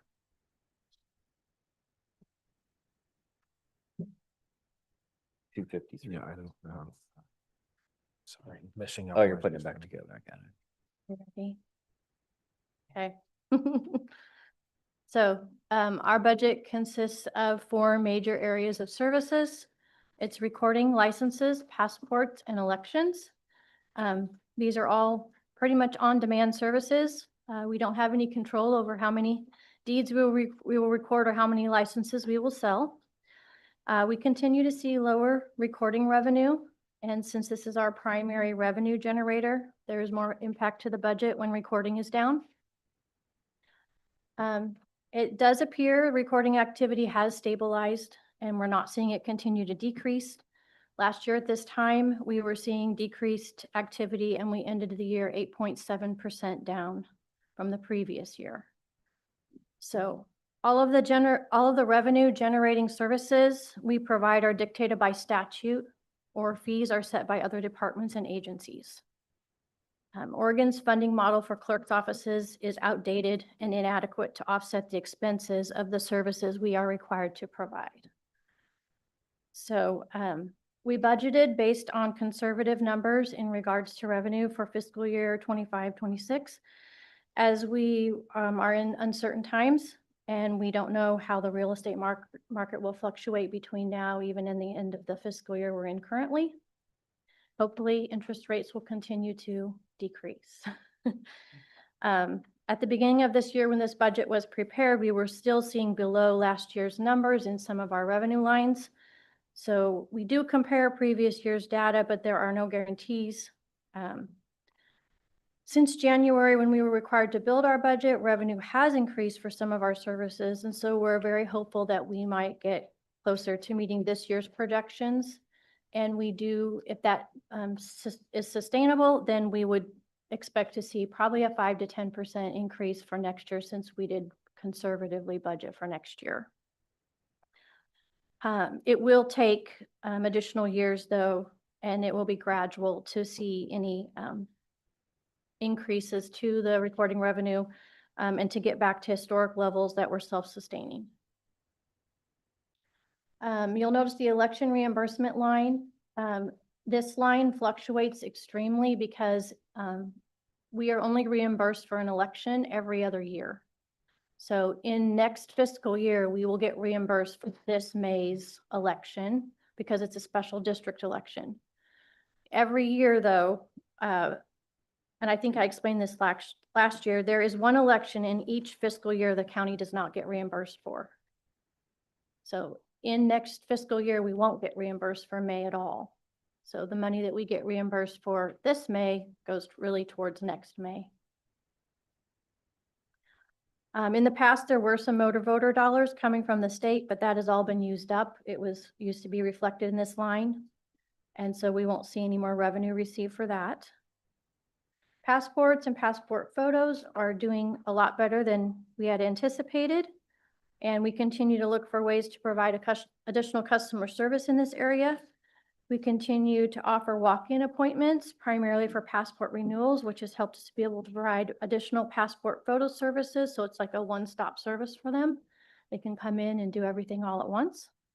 Marriage licenses as well. They were down and now all of a sudden they've come back up again a little bit. So it looks like we're on track to meet those projected revenues. But those can fluctuate from year to year as well. Just depends on if people want to get married. So that kind of sums up most of our highlights of our revenue section. Harry, do you know where you're at currently with this year's recording fees as of the We beginning did of the numbers yesterday, and we were at 338,000, I believe.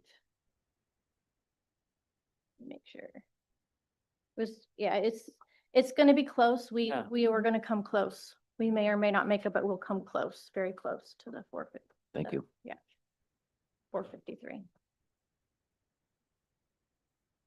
Okay, personnel. So nothing really has changed much in the personnel. You'll notice again that we have a very small staff. We have 5 FTEs in addition to myself.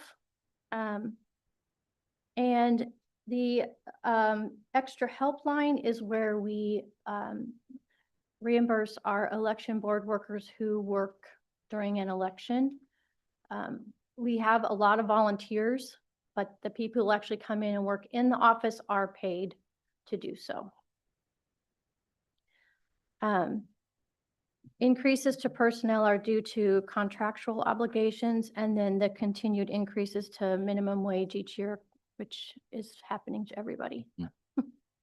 So. Across the nation, retention of both staff and election workers in clerk offices continues to be a struggle, as we're expected to take on more and more responsibilities, even amid staff shortages and tight budgets. So this is being experienced across the many different areas of service we provide, and it's not just affecting elections. Any questions on personnel? Perry, can you tell us, I know that there's been in the past lots of extra hours. You've been there for sometimes 12, 14 hours. You've got people who are working, you've got volunteers who are working, but they're not getting paid really for the most part. Staffing wise, how are you doing on a day-to-day basis? We still have a very large shortfall to that. Meaning you work a lot of hours and you don't have enough bodies? Yes, it's the point of the thing is that we don't have enough humans when you need them, when we need them, because it's on demand. So, yeah. And the other question is regarding elections, we know that there were going to be some significant changes to your budgets statewide should certain pieces of legislation pass. Can you Yeah, address so that? the ranked choice voting, obviously that went out before the voters in November, and that did not pass in that form it was presented in then, but we are expecting that to come back. So that is still an unknown. There is legislative changes happening right now that won't shake out until the end of June. So in other words, if there's a legislative response to ranked choice voting not making it, and this was where the legislature steps in and says, we'll go ahead and we'll pass a bill that's similar to what didn't pass, what are you anticipating those costs would be based on how you were looking at ranked choice voting costs? It really depends on how they bring it back. The way they were bringing it back in November was going to cause us to have to replace our entire tally system, because our tally system does not support the number of choices that they were proposing. It would have taken too long for our vendor to bring it up to Oregon standards, because it takes a couple years just to get certified again with any kind of change to a software. And what in the would that voting cost? world. It would be close to probably around $300,000 to $500,000. Thank you.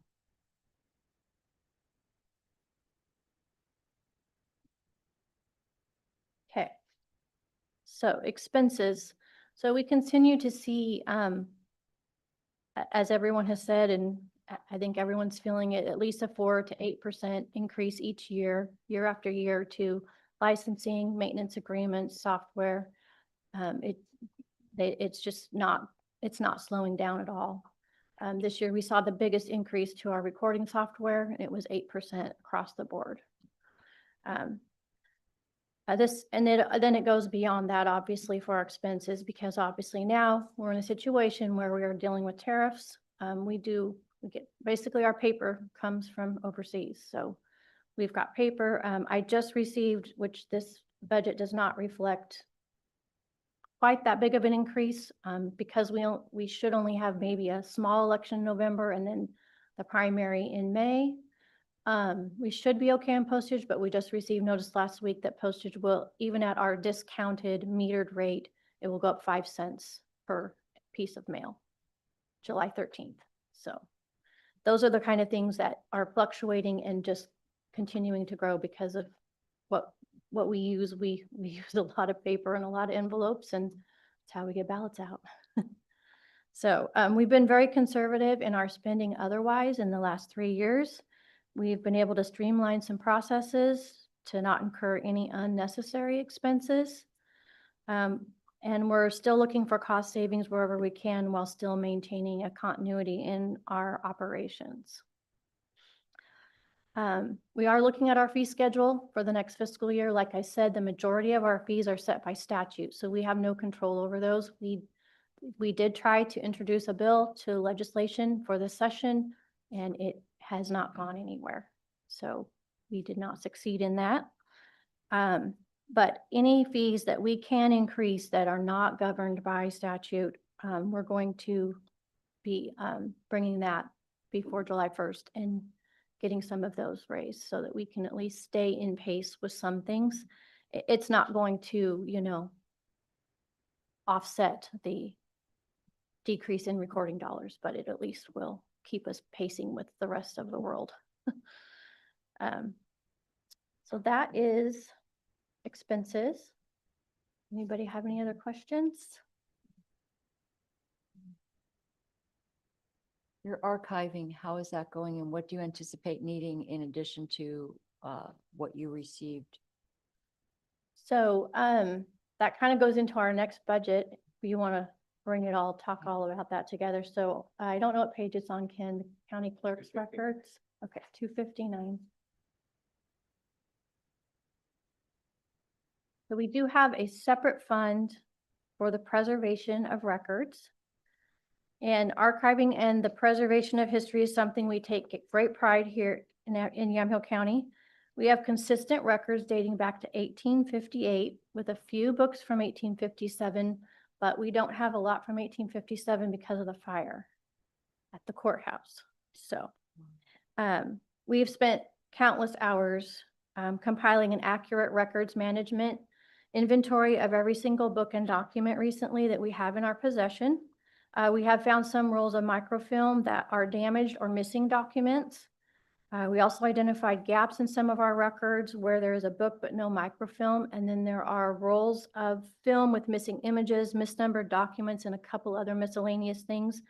So we are working with our vendors to get cost estimates on some of those things so that we can make sure we at least at the bare minimum have microfilm available for an older book. So we have two. Just keeping the book by itself with nothing else is asking for a disaster because you don't want anything to happen to that book that would negatively affect it. And our books are very, very old. And just even handling the pages, we will sometimes put on gloves because it's just a tiny bit of anything on your hand is then marring that page. We only get $1 from each document recorded into this fund for preservation. And I just got the quote 2 weeks ago to have the documents from 2024 put on microfilm, and it was over $3,000. And last year we only ended up recording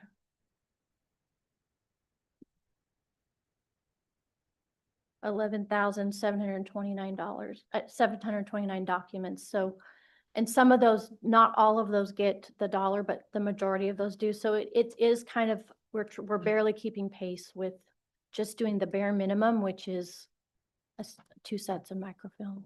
So we're hoping to use the money that we were given to restore and make sure the things that are old are preserved adequately. And then also making sure that they're stored in a room that has better conditions. We did find when we were doing our inventory that there were some things on a bottom shelf that kind of gotten buried and they look pretty rough.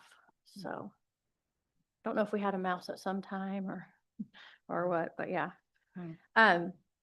And we're also working with our vendor to get we do have some digitized records that are not considered a permanent record, because right now you would have to go through the state to get certified and get all of those certifications.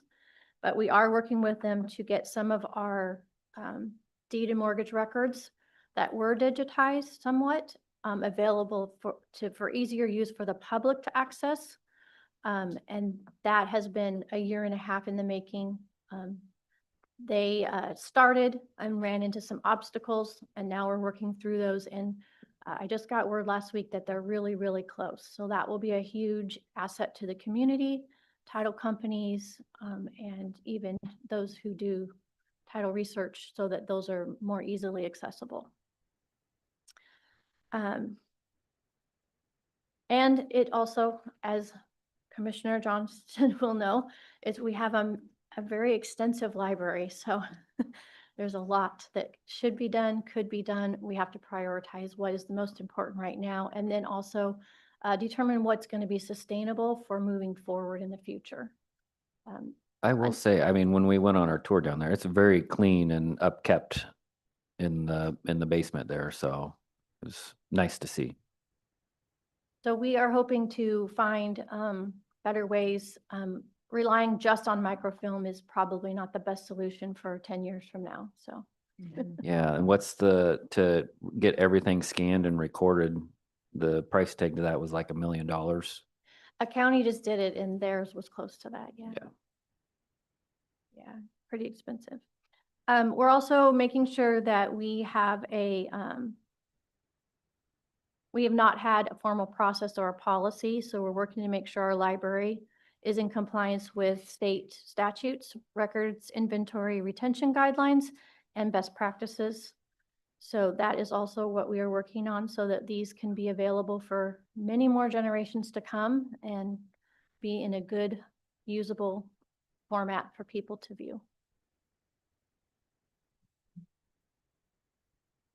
So you'll notice there wasn't a lot expended out of here this last year, partially due to the fact that we've been in a presidential election. But like I said, we just got our bill for the archiving for 2024. And then you will see additional expenses coming out of here as we move forward with the progress we've made in the last few months here. And we do hope to get an intern this summer who can be dedicated to this project part-time and help us really move some of this along a little quicker. So we have some help coming for that, probably. Any questions? Nope. Okay. Thank you. Thank you. Thank you. We know you work very hard. Yeah, you're very thrifty. It's obvious in this budget here. So thank you for all you do, Carrie. Thank you.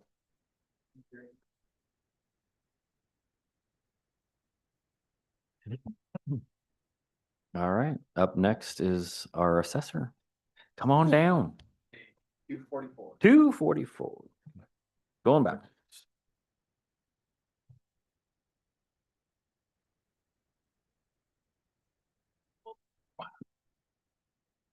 For the Afternoon, non- Budget Committee, Commissioners, Good afternoon. Finance Support. Thanks for the opportunity to present today. Yeah, did you get a chance to give a page number out? Yes. Okay, Do you need it? I don't. Mine doesn't have a number on it, but I'll just trust that we're all looking at the same thing. My glasses though. So I had submitted a committee memo to sort of lay down some of the key metrics for the department and then some key bullet points. Recognizing the time, I will spend just some highlights on those rather than sort of walking all the way through it. At any point, if you have questions, I'm more than happy to answer any of those. I do want to thank Jessica Bailey and Carolina for their assistance in making sure all my paperwork was in order and turned in correctly so that it made it to your budgets. Hopefully it's all there. And Tara and the finance team for helping us with the Oracle platform, which is now, I think it's the second or third year, but we're still sort of all learning how to do these inputs. But it came together pretty quick, and pretty easy. So at a very high level, our department has 3 divisions, and that is we are an appraisal team, a tax team, and then cartography and GIS. On the appraisal side, it is what it sounds like. We appraise 50,000 accounts in Yamhill County, and the current real market value of that is approaching 30 billion. That's not to say that's what they're taxed on, that's the real market value. And then after the appraisal team is done with their daily activities and then annual activities, it gets transferred to the tax department where we levy the tax, print the statements, mail the statements out. Then we collect the funds and then distribute to 53, I believe, with a new urban renewal. I think we have 53 taxing districts at this point. We levy almost $182 million. And like I said, we distribute that to 53 districts. The county as an organization is 1. The county general fund gets about 32 million from that. 32. It'll be in that range. The last leg of the stool, if you will, is cartography and GIS, and that's land records management. So we have a cartographer / GIS analyst who keeps digital records of who owns every tax lot. And every time there's a revision partition or whatever, we have to adjust all those maps to make sure they're current. That's the primary function there. And then the next piece is GIS, Geographical Information Services, and that is something we will talk about just a little bit more here as we go through. Okay, so I'll start with revenue. I'll start off by saying that the Assessment and Tax Department is not a revenue generating department. We are 97% dependent on other sources of revenue to balance the budget. The one piece that is probably notable there is what's called the CAFA grant and County Assessment Financial Fund Assistance. Just some quick history on that. In the early 2000s, that grant made up about 35% of our budget. It was never indexed and has held flat since. So we are now less than 10. It's probably, well, it could be as high as 10, but it'll be 10 or less percent this year. And that gap, fortunately for the support of this committee and the Board of Commissioners, has been filled by additional general fund dollars and or cost savings in different places. So looking at the revenue line for that CAFA grant, it's actually 33,429, and it's at 300,000. That's what we adopted last year. We did come in a little bit higher than we expected last year, and the year prior we were 25% lower than we expected. And really that CAFA grant's driven by delinquent interest and recordings. Recordings, as you've heard from Carrie, and probably even a little bit in terms of planning and new permits. That real estate activity is just sort of plateaued for a while. So we will need that to rebound a little bit. Or we do have current legislation that is being considered in this session that would return the CAFA contribution to the assessment and tax budget back to, we're hoping for 30%. I think there's a puncher's chance that we get 26. So that's not to say that it's going to take 26, or I should say 16 or 17% away from the general fund contribution as it is today. What it means is going forward, we'll be less dependent on additional general fund dollars as we continue to incur additional expenses. We've had some positive work group sessions and public hearings in both House Revenue and Senate Finance. I testified through both of those and it seemed well received. There is going to be some headwinds, as you would expect, with districts, because a portion of what we're asking for is a holdback of the distribution. So K-12, small districts, LOC, they really want to understand what it means if they're going to forego that piece of their distribution to allow funding. What do they get in return? So there's some complicated discussions happening around return on investment, stabilized program, that what does it mean if we can't go out and do new permits and if we can't turn a tax roll? But like I said, I think it's got more energy this year than the last 4 full sessions I've been a part of, and it's come up every time. So fingers are crossed. What is the percentage rate that you guys are wanting to withhold from the taxing districts? The proposal we have right now is drafted as 0.3%. Emphasis on 0.3. The last long session, there was a proposal for a 3% holdback. At that point, we wouldn't be on the general fund at all. And then what would Yamhill County's cut of that be? Well, it's not a direct, so I wouldn't get 0.3% of what Yamhill County levies, although we are not a contributor county. We're more in the middle, so it'll be pretty close to the 0.3, but not exact. So out of 180 some million, what's our cut? Our cut would be or however it's calculated. What do you expect? So the way this works, if it passes, is everybody in the entire state takes 0.3 of what they levied, sends it to the state. The state puts it in a pool, figures out how much we need through our CAFA grant, and then sends it back to us. So I think the real number for us would be, we get 350,000 now. I think that would go up by 125 to 200. Okay.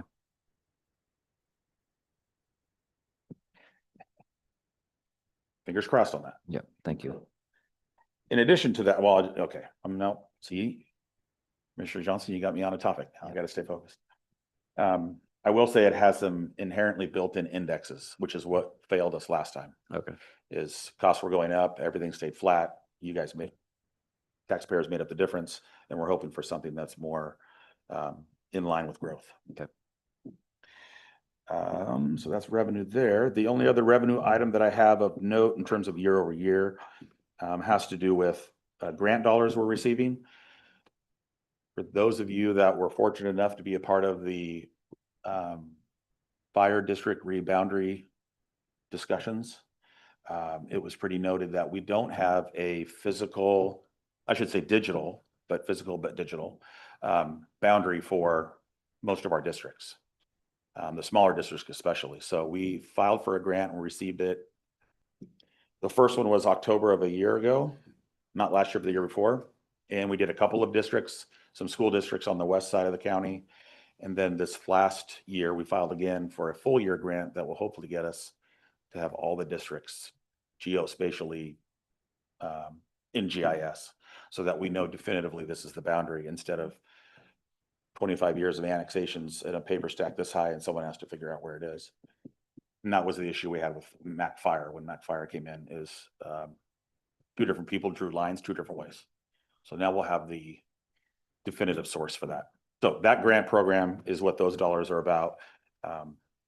It will most likely wrap up at the end of this year. It may go into next year for one more grant cycle, but the whole idea is to get district boundaries put to GIS. Okay. Any questions on revenue?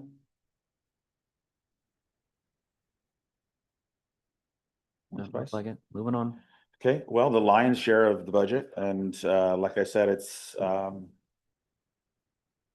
personnel is, what is it, 85% of all expenditures, I think, something like that. So as the employees go, we go. We have the same FTE count. I do have one employee. For those that are new to the committee, turnover is few and very, very, very far in between. In our office, we've got mostly tenured staff, topped out at the top of scales. They've been with us. I think the newest employee might be at 5 or getting close to 5, but most are 10 years and over. So the FTE count's the same. We did have somebody retire in February and come back part-time to help train the person who got promoted to his position, which then somebody else got promoted to their position. And as it trickles down, we now have a vacancy that we're actively recruiting for right now. So we're getting a little bit of salary expense savings this year, but I anticipate being back to staff before first part of June. So staffing numbers are the same. And we've, all thanks to the new Oracle platform, we don't have to do much with this. The Oracle platform knows who has a step coming and they know the contract, they know who's going to get a raise and what the medical benefits are going to be and everything else. So we really don't have to do much in the personnel section other than find where we're going to find the money. So any questions about personnel? No, I want to add one more thing, just to say thanks to my staff for all the work they do. Not only is it evidenced by what we put out on a work product, but the state of Oregon, the Department of Revenue puts out a staffing model every year that says your county, your size, this many accounts, this is what your staffing should be. And as of 2014 forward, we've been running at 25% below their model. And this year, we are actually going to hit 28% below their model. They believe we need another 7.35 people in my office. And we've done beyond the minimum, beyond the middle. We're a top performing office in the state, and we do it with a lot less people. So kudos to them. And the idea that we're doing it without those additional bodies is great. Yeah. And just so everybody knows, I got a text from somebody in just the public, unprompted, that gave a shout out to the assessors department for how professional they are and how well they took care of this guy's situation. So, and a special shout out to Megan because it was directed at her. So good job, guys. Thank you. Yeah, we celebrated that today with her. Good. So she was thankful to hear that. Central supply, I'm sorry, are there any questions about personnel? Okay. Materials and services, all this is also running year over year. I will talk a little bit about professional, let's see, it's, where's the one line item here? It is it's professional services, line item 61001. And I believe that looks like it went from, you go back to 2022-3, it's 30,000, then it jumps to 60, 72, and then back down to 20. We had a project over those 2 years that we held off filling a appraiser 3 position, took those dollars and moved them down to this line item so that we could have a vendor do a mass sketch conversion project.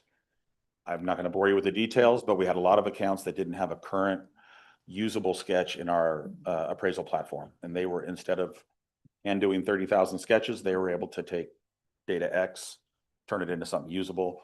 We're still working with them to finish that. We've got some final steps here along the way to see if that was, it's going to work or if we're going to have more challenges. But that's how we got back down to 20, which is our regular sort of ballpark. Derek, can I back you up 1 second? Sure. Your overtime line is more than doubled from its actual last year. Is there anything that you can say to that? So the grant program we talked about in revenue, about Okay. drawing the district boundaries, That would- Brian Hansberry does that in his, as overtime.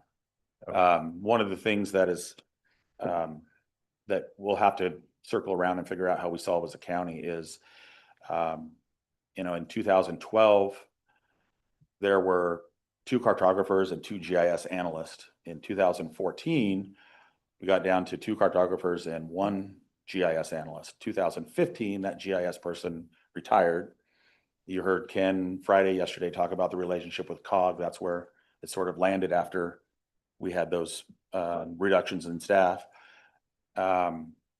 What's happened since then is we have used internally on our staff, with our tenured staff that have been there long enough, we've trained them up to help support other legs of the stool. So we have people that are currently in the tax umbrella, but they're doing some cartography work, and that leaves Brian eligible to do this work. And then from that, we get a little piece here. But at some point, we're going to have to talk about staffing around cartography, what it looks like now that we've consolidated GIS, and what do we do with that as a program for the county. Brian can do so much and we can backfill so much, but there comes a point where you've got to have somebody that's their focus, their career, if you will, their training is a cadastral mapper, cartographer, or a GIS professional analyst. You sound very efficient. Yeah, we're trying to use the resources we have. It helps when you have people stay as long as they do, because once they get their regular job down, you can add a little bit here. And Roxanne Henderson in our office, who does our exemptions program, veterans, nonprofit exemptions, she also spends a lot of time doing this cartography work, which is sort of, it's a side job. It's within the scope of her current job description, but there's not a lot of offices that are doing that. And I think if you look back historically how it was built with 2 cartographers, 2 GIS analysts in 2010 through 12, that's probably more the model that would be in place if we didn't have the resources to assist. Derek, what's the schedule on aerial imaging? So we paid our last installment for the previous flight that we had. The next scheduled flight, October, November of this year. And then we would pay for that in two payments. One out of this budget at 75 or 75,000. And then we have 75 in reserve for next budget to pay that final payment. But I'll leave it there. Because there's, we also have some software concerns that are coming up.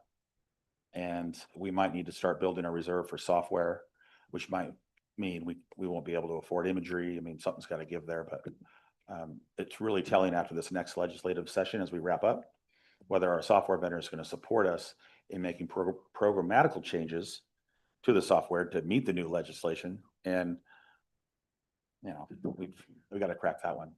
The software we're on, although we converted in 2016 to this new software, it's because we had an ingrown program in-house with Jane Beal. Do you remember that name? No. Jane Beal. JBLs, yeah, anyways, so we got off of an in-house program, we got onto something temporarily in 2016. We're still on that temporary solution. The vendor that we're with did not provide a new platform yet. They're gonna have to meet some new requirements. So software is gonna be an issue, and I'm not sure where those dollars are gonna come from. That's a huge expenditure. It would happen over 5 years, but when I look at spending that next flight dollars, maybe that's our jump start to our software fund. Thank you. But we'll see how that goes. It's a great tool to have. It actually creates a lot of efficiency.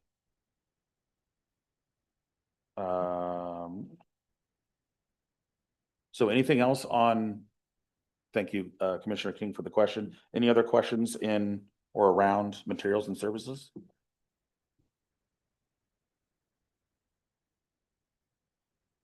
Let's see if didn't have anything noted as a significant shift. There is an uptick in fees. Well, software and maintenance fees. This has to do with ARC, Esri, and the GIS consolidation. At this point, what I've budgeted is dollars that will serve my department. What we are deploying, what we've done to consolidate and then redeploy the GIS platform, we are hoping will be encompassing of all stakeholders in the county and outside the county. We do have collaborations with the city of Newburgh and McMinnville to help data exchange with them on a seamless basis, which is replacing a very archaic build a data set, put it in an FTP site, send it to somebody downloads it. Now they're just piped into what we're doing live data. That's a very simplified way of saying what we're doing. But with that comes some additional licensing and software maintenance that I've got a meeting scheduled with Commissioner Johnson and Ken in a couple of weeks to discuss anyway. Yeah, definitely want to get in depth on that because when we pulled it from COG, I know, and then consolidated into assessor, we left a lot of GIS knowledge in other departments. So I want to see how that looks, that it can still be utilizing, instead of hiring somebody, utilizing those people for that program. But we'll have that conversation. Yeah, we will. I've got some great news in that front. So, Okay, cool. yeah, a better program all around, citizens and stakeholders internally. Yeah. Okay. Any other questions? Last chance? No? Okay. Thank you. Cool. Thank you. Thank you. Yep. All right. Sneaks right in there, What's that? Joe, Oh. the next victim. Mhm. Come on down, Joe. What's that? 260. 267. 260. And Justin, you're also there?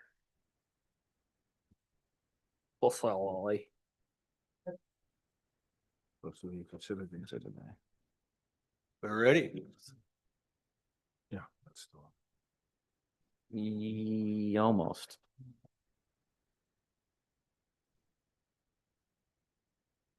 So the one part that I would highlight is you're going to the page, because we're going to start with facilities, but we're really going to be going through all of Fund 440, which is the Capital Reserve Fund. And so the first one that's up is going to be on page 269, is where the actual facilities budget begins. And so we've got a bunch of these to go through. So we're going to do a little bit of jumping around. It'll be Joe presenting, and then Justin, and then I'll probably weigh in on a couple of those. So Okay. just know that we have quite a few here, and sorry, Shane. But I also figure we could just get through Fund 440 in one shot. And in fact, there's some elements in 440 that's also Shane's budget. So Shane, if you want to come up, you're more than welcome. You get to that. He wanted to pace in the back of the room. I know he did. Okay. Yeah. Go ahead, Joe. All right, as you can see, there's not much of a carryover this year. In fact, there wasn't any. Cost of doing business has gone up as I'm sure you all are aware. How come? I don't think you want me answering that. Don't answer that, Joe. No, I had to, Ken helped out a lot on this budget this year. We had to kind of sharpen the pencils up to make it balanced. There's not a lot of changes to it. We moved a little bit of the personnel around by percentage, points of percentages from what it was last year. In the personnel lines, probably the only thing that really reflects that would be in the retirement and medical insurance. You can see a little jump in both those lines from last year, but that's going to be from moving the FETs around. That's about it. And doesn't change a lot year to year. For M&S on this one, again, we compared to last year, our big one here is we kind of doubled our number for our contract services line. That we've been doing a lot of using contractors this last year with shuffling properties around and whatnot. So we kind of bolstered that line up a bit. And then on our janitorial contract, again, cost of doing business has gone up, so we had to add some money to that. Other than that, there's not really any surprises on this budget. Y'all got any questions? I like your style. Short and sweet to the point. Yes, sir. If there's no questions, we can move over to 4016. So jail facilities maintenance is on page 272.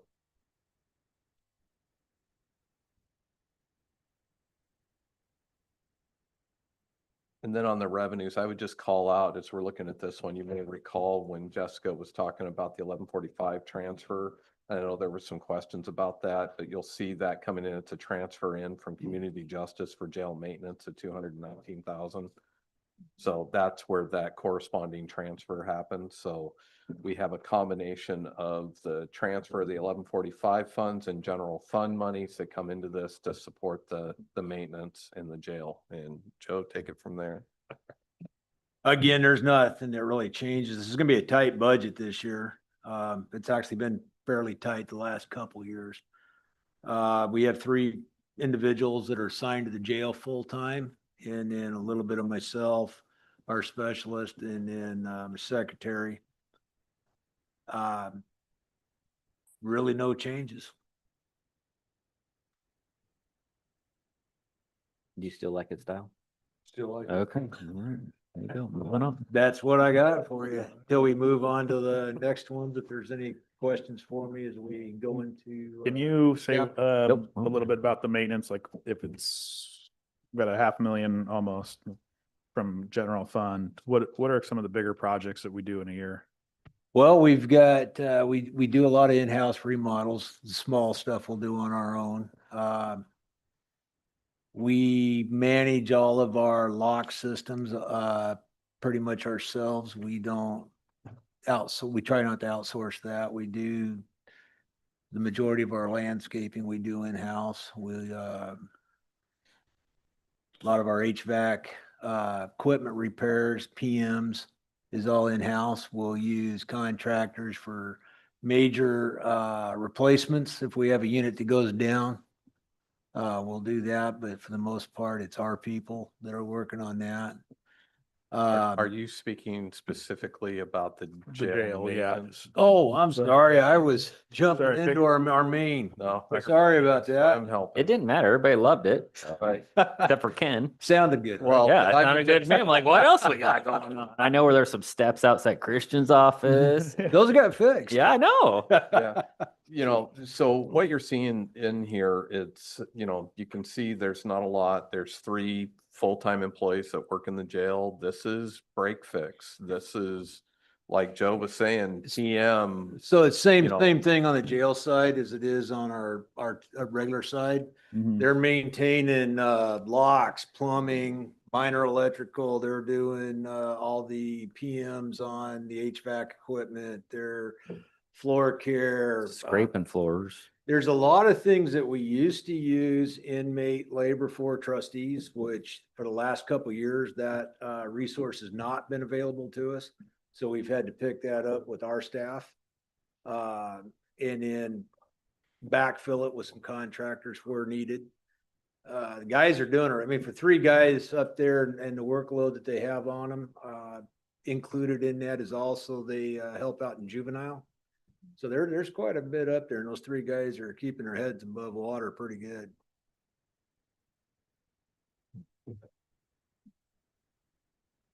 All right, moving on.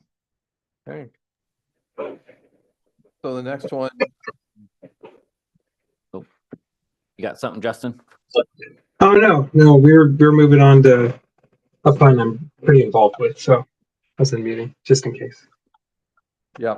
So on page 274 is the next one. This is the general capital improvement. This is the fund that we've been trying to build up reserves in. This is where you're going to see the most activity, where we have major renovation projects, built property acquisitions, things like this. You know, so a lot of the stuff that we have that we've been working on, both plans for the move and any renovations to the new building.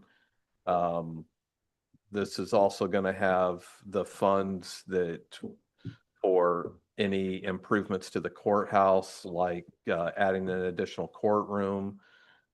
It's also going to be one that that we're also going to use for, you know, hopefully we're going to be making payments out of this fund going forward. So when we get down, you're going to see that the revenues that are coming in here, we've been trying to maintain balances as much as we can, you know, because especially we're not looking, especially a good example is adding a courtroom to the courthouse. We're going to be very active in working with the courts. Hopefully the state will provide some matching funds towards that. And, you know, otherwise it's the county's responsibility to provide a courthouse and we maintain it, and we don't get, you know, the courts aren't paying us rent. The courts aren't paying into this, you know, that's the county's doing this.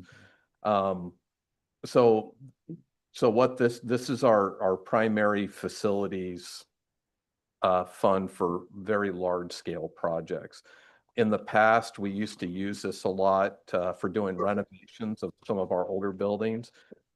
Based on direction that I provided to the staff, we were limiting the number of projects that we were doing, especially on buildings that we don't have long-term plans for.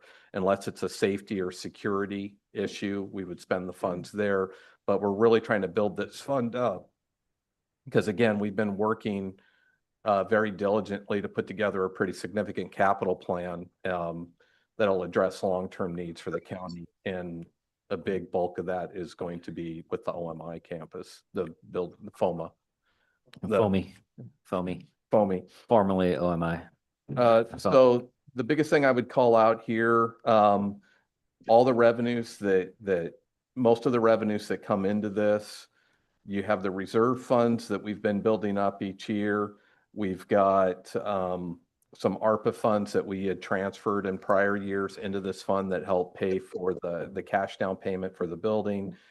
You also have where you've seen the building reserve or rental lines in other non-general fund departments. This is where we charge fees out, and a portion of it goes into here. Another portion goes into covering Joe's operations, is maintenance fees. And then the biggest change is you're going to see a transfer of $800,000 from the general fund, and that is to ensure we have sufficient funds to start making payments on the new campus. I think we're going to be able to modify that number in future years because, again, part of our whole plan is disposition of older properties that as we start to sell those properties, I'm hoping the proceeds are going to get deposited straight back into this fund to help offset those costs, if not get applied directly to the principal for the new building acquisition. So this is pretty straightforward to a certain degree. a lot of moving pieces as far as revenues that come in. Personnel, it's really limited. The one thing I will call out is we have a portion of Justin's position. We do have a new position that is in here. You'll see the program manager 40128.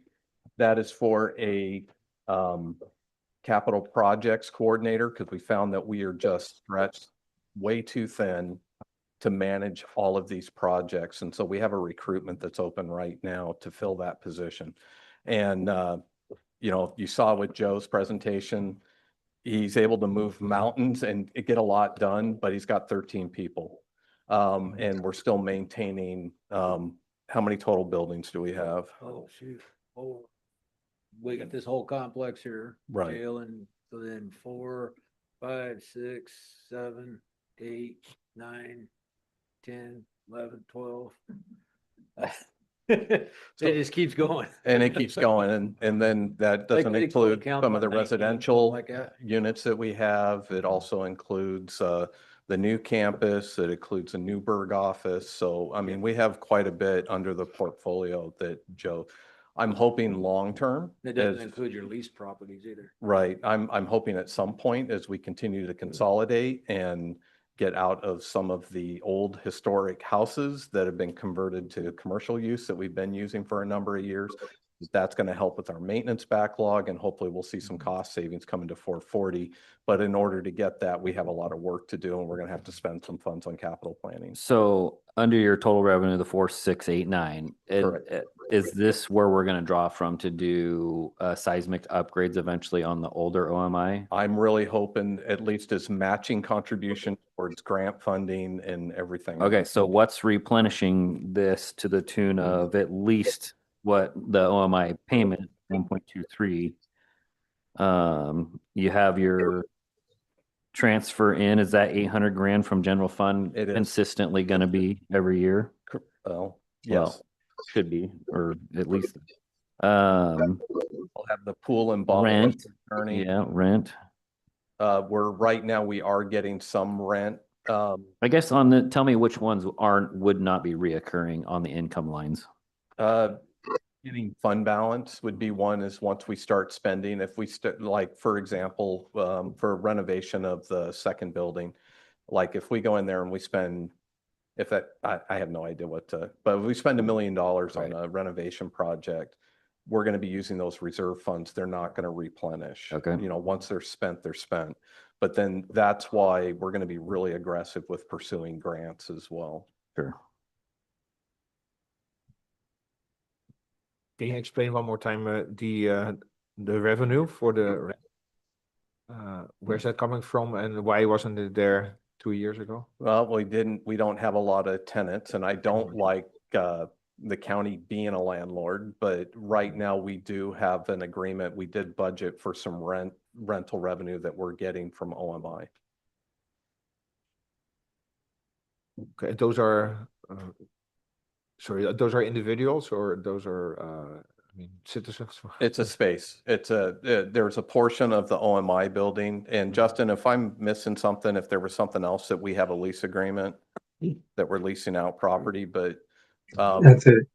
we're collecting right now, and it's subject to change because, you know, but we're getting 11,000 a month from OMI for a portion of the building that they're leasing back from us right now. There's two different parts, there's two different elements that we have with the acquisition of that building.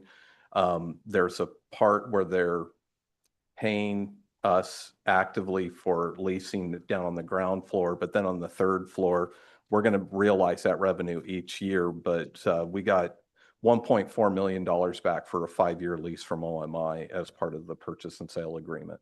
So a portion of the third floor OMI is going to continue to be a tenant there for the next 5 years. Okay, so rent would be a reoccurring. I hope so. For 5 years. No. Well, they're locked in for 5 at least on That's- the upper floor anyway. Yeah. The transfer in for building reserve, that's who we charge each department. Correct. So that's the one that eventually we need to have a bigger conversation about what that's going to look like. Mhm. Because it needs to be a little bit more than that, I think, to build that reserve up. Yeah, that's going to be another discussion that when we, because we haven't updated the rental tables for this year, because when we were building these tables and preparing budget instructions, I was also in the process of closing on the new building. And so it was too early in the process to go through and recalculate all of the department's square footage and what they're going to be occupying. So I anticipate that by the time we get into October, November, we're going to look at everyone who's moved and revisit the total square footage and then look at the rates that we're charging and it's When gonna was the look last at- time we did that? We do it every year. Oh, we do? Okay. Yeah, it's part of the process that we start every October. Okay. We go and we look at all the square footage that's being occupied and we do an annual increase related to that. And so we look at that every year. Okay. And some of those rates and those buildings, if you, like I've shared earlier yesterday, there's budget instructions in the very back of your binder, and you'll actually see building reserve table there. Oh. And it actually shows what all departments occupy the square footage and what they're paying.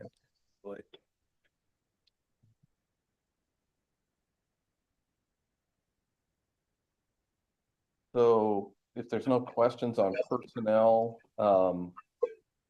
we do have funds budgeted for professional services. You'll see 61001.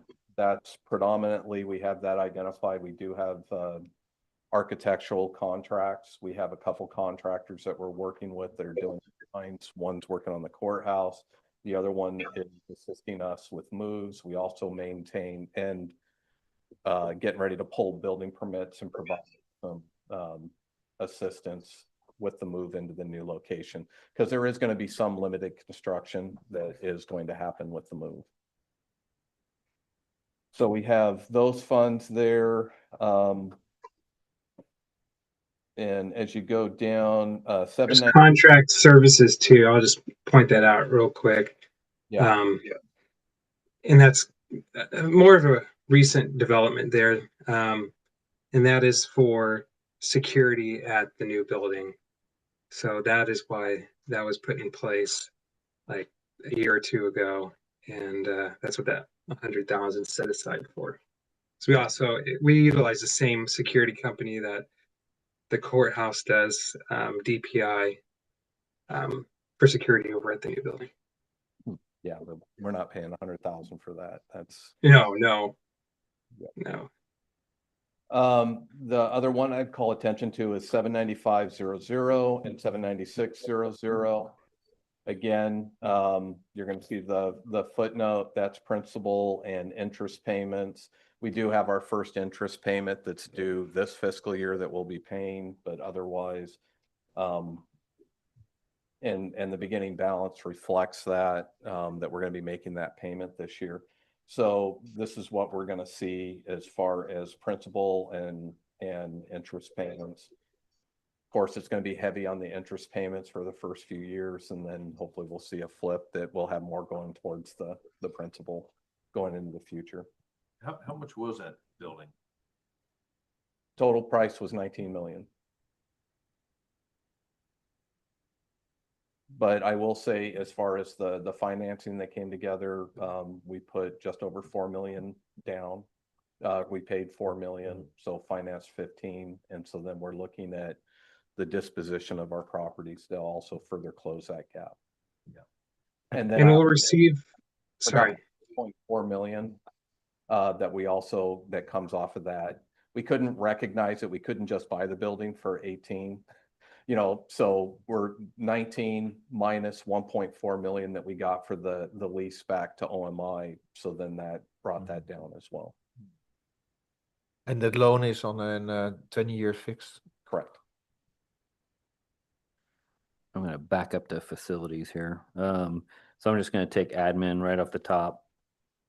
3,500 square feet at a rate of 9.42. Is that per square foot per year? Is that what you're?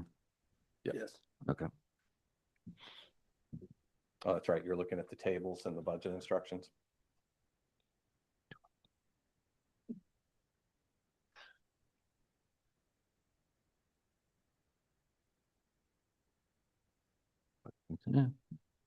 Still quite a ways off, but Yeah.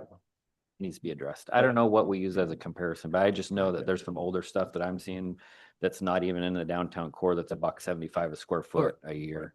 Part of that was. And we're at $1.25. Part of that too is we were being careful as we brought that up because we didn't want to blow everybody's budgets up in one year. So we've been incrementing that. No, up I over know, the last couple I years. understand, but I think we need to, we're gonna keep getting farther behind. And when replacement costs are so expensive, if we don't be in check 40 years from now, the next board's gonna be like, whoa, what did they do to us? Yeah. So I just wanna make sure we Yeah. are cognizant of And it. I'm mindful because the amount that you're seeing in that table, that amount that is charged to admin, as an example that you were looking at, Yeah. is then further split between facilities maintenance and the capital fund. Okay, And so, so we'll split Yep. that. okay.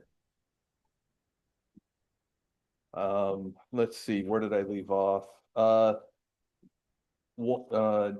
79700 interfund loan, principal payments. We do have some interfund loans that we're in the process. One will be retired next fiscal year. The next one, we still have one more year. Right now, I'm gonna be working with Mike on doing the math to see, if we just retire both of them early. I'd kind of like to get the interfund loans off the books. We've already added the big loan that's to this, so. Where's your second one at? I see the one, 9 out of 10. And then Oh, 16 of 16 of 16. 16, got it, Yeah. okay. So that's the total of 125 grand? Correct.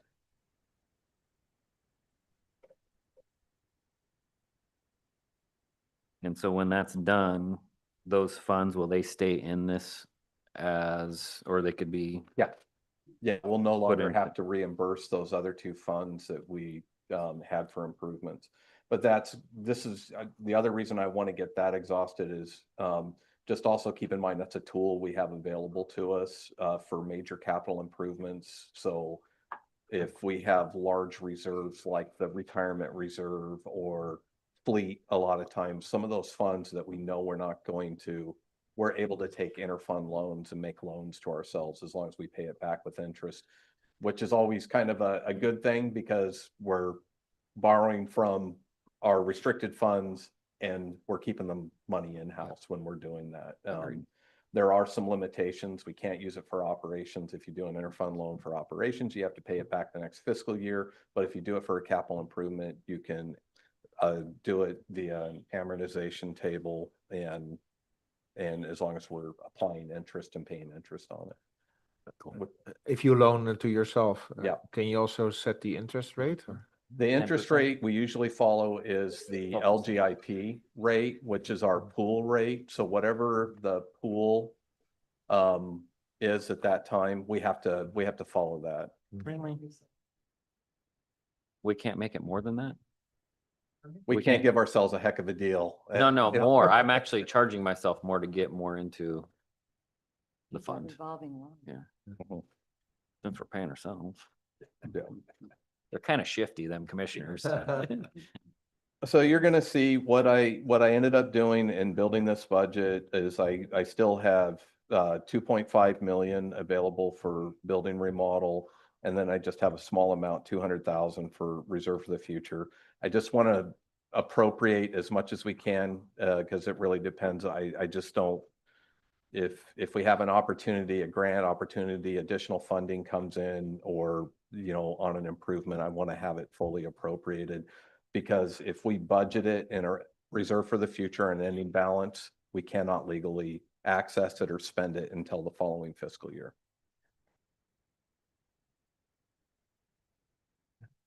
Any other questions?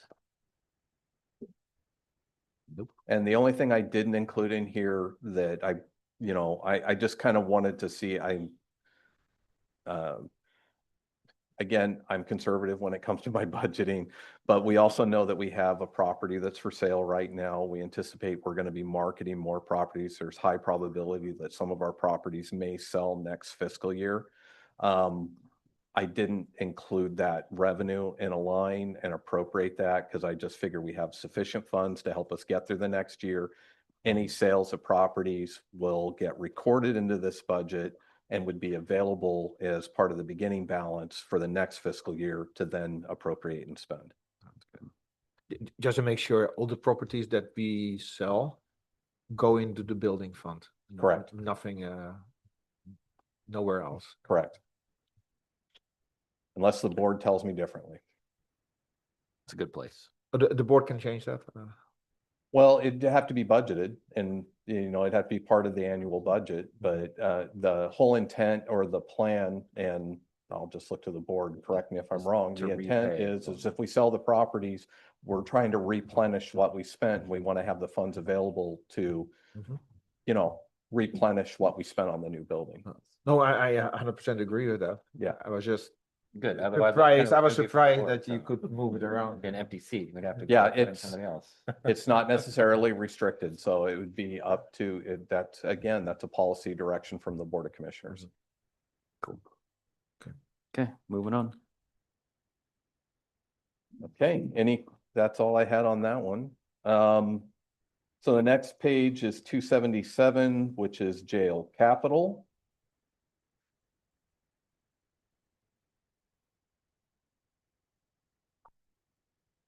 And so this is a fund I would definitely like to see more funds coming into at some point. Historically, way back when there used to be a lot more bed rentals in the jail, this fund was originally set up that all the bed rental monies would get booked into here for future capital expenditures, but then all the funds got spent down. And yeah, I want to say it was maybe 21, 22 where we started doing some transfer from 1145 funds, and now what's coming in here is general fund monies. That was something that we worked out with the previous sheriff. You might remember that from a couple years ago, that we do have some funds coming in. The whole intent of this is to hopefully build this up because, to address big capital needs in the jail. Obviously there's not enough funds in here, and we've appropriated the full amount we have 290,000 that's budgeted in here. And the only recurring expenses that we have is repayment of an interfund loan. This is a good example. This was one very large security camera project. What was it? 1.4 or $1.5 million. So we borrowed from retirement reserve and fleet, and so we're in the process of paying that back.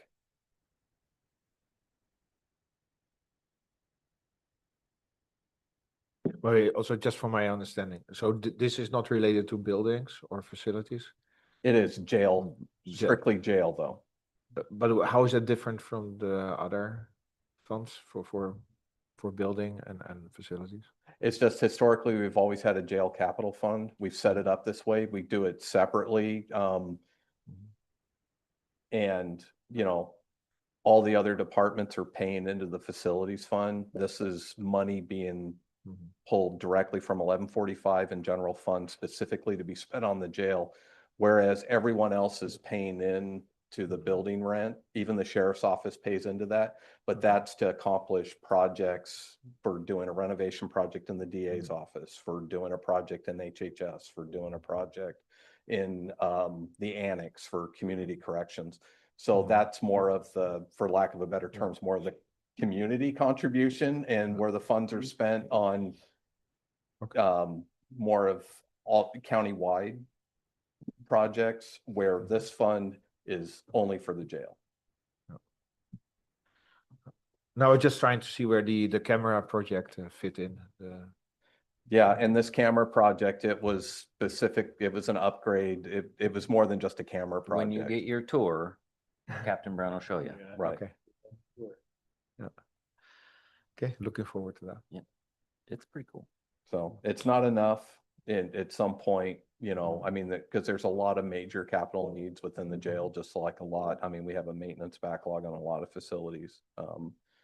And so this might be one to have future conversations of looking for possible revenue sources to make some No, investment. I was just maybe confused by okay, there's a few things that have nothing to do with a building and you want to have a special fund for that, like the cameras, Oh, but that's not the case. no, not in this case. You'll see some of those as we're going through this. That's why I had Shane come up. Shane will have some good examples of those that are more specific. But the jail capital fund is intended for for any capital projects for the jail. And it's for the jail. Okay.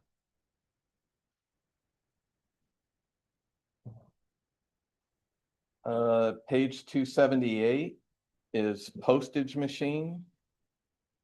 And we run a mail room. We always carry a reserve here in case we ever have to replace the mail machine, and that's, go ahead, Mike. Yeah, the federal people in charge of the mail, post office. They changed their requirement. Are we gonna need to appropriate this? Probably depends on, we're having discussions, Carolina's well aware, when we have to replace it. They're saying we have to replace it like in what?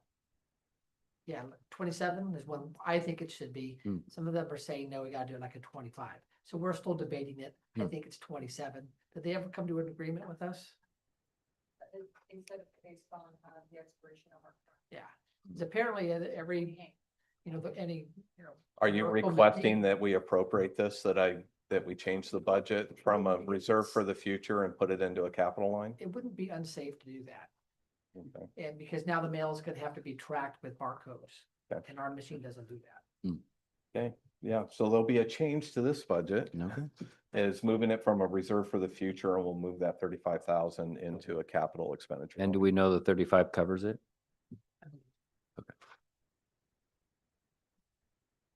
And if it doesn't, Our last machine cost us like maybe $20,000, so this 35, I think is pretty good. I haven't looked at the prices. Have you? What did they quote us? Okay. Okay, I'm making a change. This will be appropriated. But we've been saving up for this. We'll pull funds from our postal fees that we charge, and so we'll replenish this because we know that we get hit with this and we have to replace it. And this postage machine, and the reason it's in here is it serves all departments. Yes. All right, any questions on that? Yeah, so is it 5-year or 10-year lifetime on the postage machine? Is it a 5-year? How long? When was the last time? It's probably, we've had this one for 6-7 years. Yeah, I was the one who did that last one, and I've been here 7, so. Yeah. I would say it's been 6. Yeah. It should have had a lot more life in here. Wow. Yeah. We're stop line. Yeah. That's right. Mike's pissed. All right. Yeah, no kidding. Yeah, I'll get fired up with you. Okay. Okay. Because another way of looking at this, that's like 5,000 a year. Send a lot of mail. Yeah. I still don't like it. I'm with Mike. Okay, can we move on? Yes. Okay. Page 279, IT capital. Shane. Can you hear me? Sorry All for right. the wait. No worries. All right, yeah, computer replacement fund. So departments pay into the computer replacement fund each year for their PCs and laptops. So at the end of their life cycle, they've paid for a device and we replace it. We have a 4-year life cycle for laptops and 5-year cycle for desktops. And then the sheriff also puts some money in here for their MDTs, which are in the patrol cars, and that's just a yearly lease. So they put money aside, then they take it out to pay for that lease. So the main source of revenue for this one is the monies that departments pay for the replacement devices. So if we jump into the actual fund, looking at account 30101, the beginning balance, a little higher than last year. The 3821 account, that's table 11 in the budget instructions, and that is the money that departments will pay towards their computer replacement costs. Any questions on revenue? All right, moving on to materials and services. Account 54301, That's the money we expect to spend for fiscal year 25, 26 to replace devices that are at the end of their life cycle. And 54302 MDT equipment, that is the money that the sheriff puts in and will take back out to pay for their MDT lease. Any questions on materials and services? All right, moving on to account 7815. That's a transfer to the, yeah. Oh, sorry. It's my comfort. No. And anyway, okay. Yeah, so 7815, that's the money that we're going to transfer to the Information Technology Fund. And what that's for is it's going to replace some common equipment that everybody uses, in this case, some firewalls, some switches, and the remainder of the money is going to be used to pay for some licensing renewals, again, for all equipment that the county uses. Account 810, finance software purchase. I think that's going to be used to pay Graviton, I believe, is it? Our maintenance agreement, okay.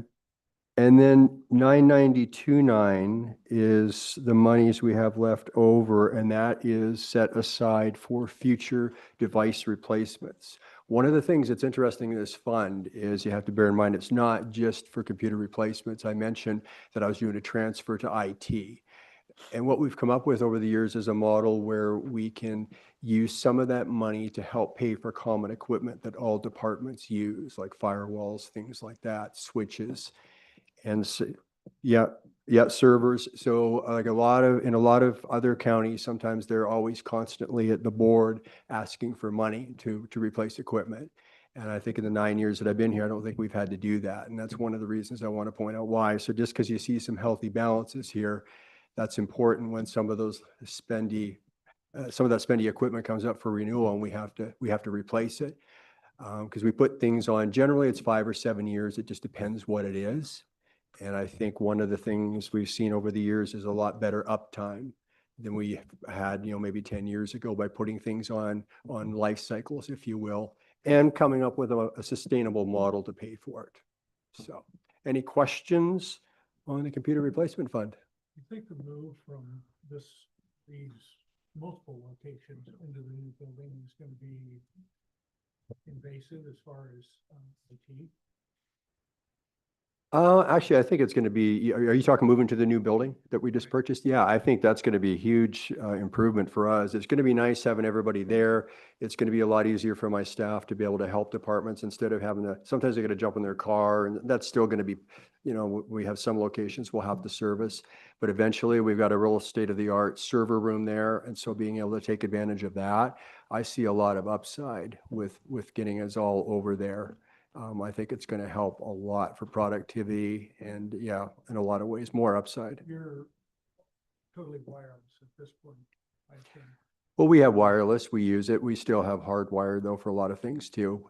We definitely have the wireless in situations, and it's always a backup, and we use it in, certain situations, but we definitely have everything's hardwired generally, like our desktops, things like that. Thank you. Yeah, you're welcome. Any other questions? Yeah, just some general questions. Yeah. Just a little bit my subject. So you're using Windows computers only? Yes. Or are you using Apple and Linux too, or? No, we have some people that will use some iPads. A lot of that stuff's not even on our network, and we generally don't do a lot of support for that. We're a Windows environment, and so we generally, that's what we support. That's what all the devices that people pay into the replacement fund, that's what they get, Windows. Do you keep all the computers updated on the Windows, or you just choose one operating system and stick to it? Well, no, right now, of course, it's Windows 10, and where there's a big push to get to 11. So we have one person that's really dedicated to that, to make sure we can get all the devices updated. And then there's always constant updates and pushes where you have to get on the next release and things like that. So it's a full-time job. It's a never-ending battle trying to keep up with it. Okay. And then last one, I'll not tire all the other people here. Do you work on a local database, or everybody has his own hard drive kind of thing where they keep information on? Oh, generally, like everybody has a hard drive on their device. They're cautioned not to store things there. I mean, we put everything, on file servers, things like that. And in terms of databases, it just depends. It's a hybrid, right? Like most places, we have some stuff that's going to be on premise, stored on our servers and backed up. And then some things are cloud-based now. So it's really a mix. No, that would be my last question. It's like, are you moving to cloud-based and then more like a Google Chrome type of laptops, or you just do? No, we're not moving that route right now. Like we've looked at some things like virtual desktops. We've done some comparisons over the years, and so far it seems advantageous just to keep doing what we're doing. Every once in a while we kick tires just to kind of see, but so far the numbers just don't work out. It seems like doing what we're doing is working, and so we'll probably stay status quo, but open-minded, because technology moves so fast, as you know, and you definitely want to keep up with it and always be looking at it to see if we're using, what we're using makes sense, for our customers as well, being fiscally responsible and things like that. So, yeah. Okay. Thank you. Good questions. Anything else? Don't go too far. 'Cause the budget's still going to be presented. All right. So the next one is page 280. This is software reserve. A lot of times, like when we did the finance system update, which I hope we never have to go through ever again. This is where we'll target funds and start saving funds for major software projects. As you can see, there's only 17,000 that's left in here, because we just don't have anything identified. And I don't really, after the last 5 years of going through a software conversion for our finance system, that can happen after I retire. You won't be around for the next one. Got it. Okay. Yeah, we're keeping that until I retire. So there's not a lot going on in here, but again, this is one that if in the future, or if we need to start putting funds away for the next update for central finance system or some other major centralized software, this is where we would start. How much was reserving the funds. Oracle? Total, I figured you were gonna ask. I can get back to you on that. Okay. I just need to know what we're shooting for in the future. Yeah. Be different. We'll be paying for it with Bitcoin or something. I don't know. Yeah. It'll be after I retire. So. Maybe with AI, I won't know such thing as Right. software anymore. It's gonna retire in 10 years. So the next one is page 281. This is a special capital projects. We usually, if we know we have a grant, or if we were to receive funds, like we received funds from the state a few years ago for a rural broadband project. That's where you see that we had 2.3 million in it this current fiscal year. That we'll put that here. This is for just if we have a large amount for a major capital project or a major capital grant, we have this fund set up that we can receive the revenue and spend it. The 150,000 that you see that's in here as a revenue and as an expenditure, it's just a placeholder in case we get a small grant during the year and it doesn't belong to one department. But otherwise, there's really no funds in this account. That's just to make sure we have expenditure authority. And that is the end of the capital reserve. And I'm sorry, Shane, but IT goes last. No problem. And so. Nope, you're good. Thanks, Joe. Thanks, Joe. Joe. So IT begins on page 228. And this is actually our last budget for today. 228. Oh. Yeah, there's a tab 228? that says IT. Right. Ready? Here, Page 228. 237. it's a green one. Ah, It's all. Gotcha. always on the top. We didn't include your memos in the page count because you submitted them late. it was actually early. Thank you. Yeah. But the actual budget report starts on 237. Oh, you brought handouts too? You couldn't email them? No. Is it real or? Let's see how many IT punchlines we can get. I can help with that.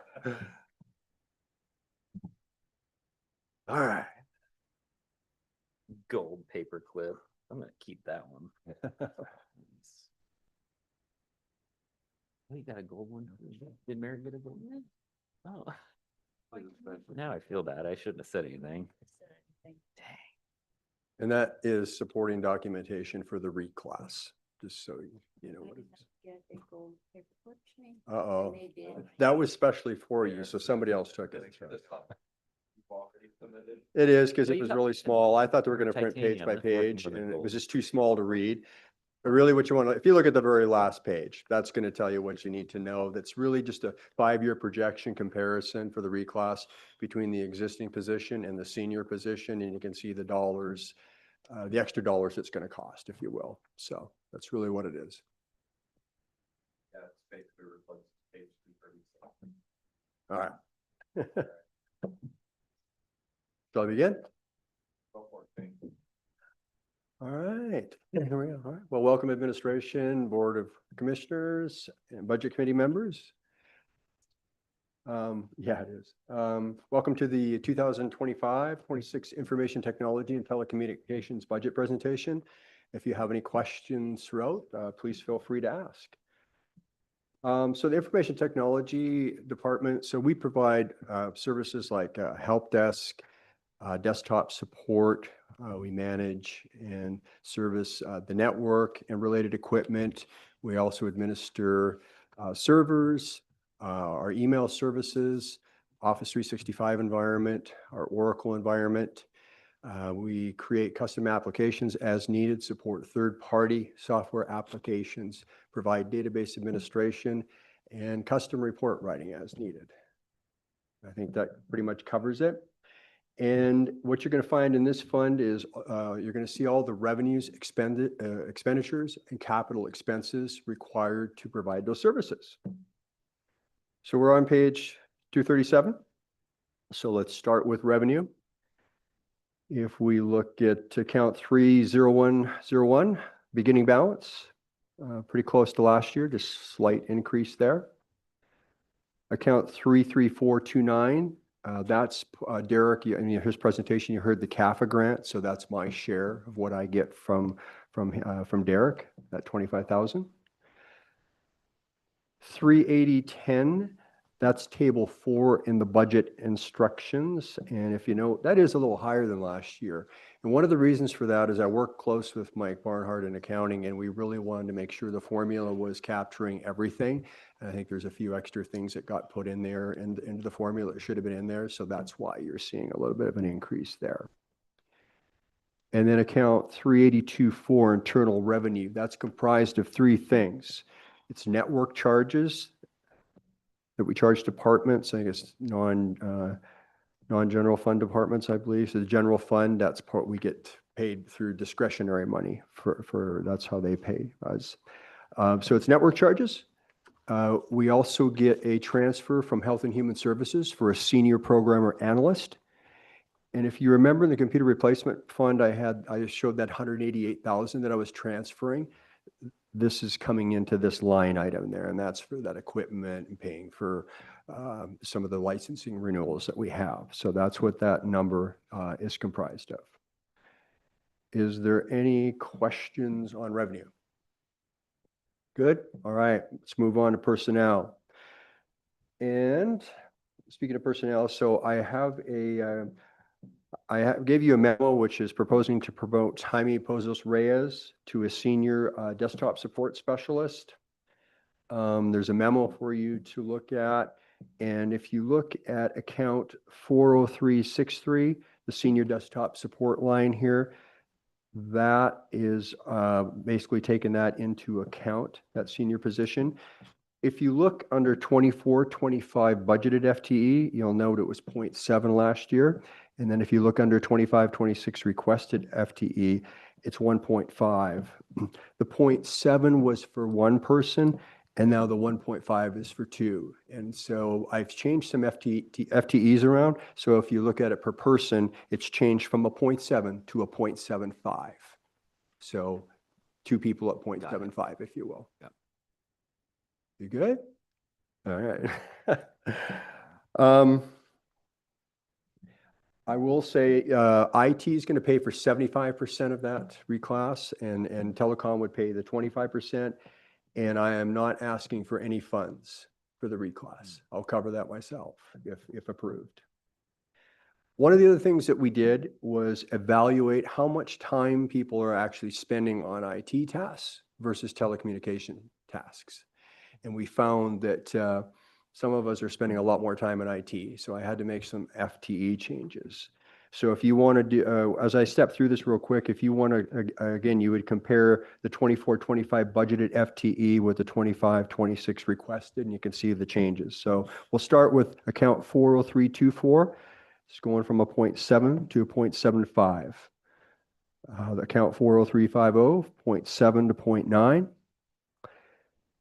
And the IT manager, 0.7 to 0.9. Senior desktop support specialist, we talked about that already. 40364 went from a 1.6 to a 1.8. And account 40375, that was a 1.4 and it's going to a 0.9, but the 1.4, we had 2 people in that position. So it was actually 0.7 per person. So the change would be 0.7 to a 0.9 per person for that specific position. Other than that, there's really no other major changes to. So personnel. overall, you are gaining FTE though? More sense when we go into, because IT is split, a lot of the operations is split between this budget and what's called the telecom budget. Okay. And so what you're seeing So you're here gonna is the lose on telecom? reallocation Okay. Yeah. of Got it. FTEs, but really no changes in the No total problem. FTEs if you put the two Yeah. together. Makes sense. Like, to give you an example, what I'm going to change or proposing we change the FTE to in this fund, it'll end up at a 10.75 for FTE. Yep. Last year it was 9.8. So it's almost good. Including myself, 12. Well, actually, no, not 12 entirely, because the programmers are all IT. It's only, so that would be eight of us. But 12 total. Yep, that's all I need. Yep, Okay. I get it. So this one's up 16%. So you're saying the other one is going to be down? Right. It's Correct. between the two, it's even still. That is correct.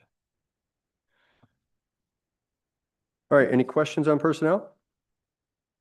None. All right, let's move on to materials and services. Let's see, the first one maybe I'll point out is account 62005 data circuit, bit of a jump there, 2 things.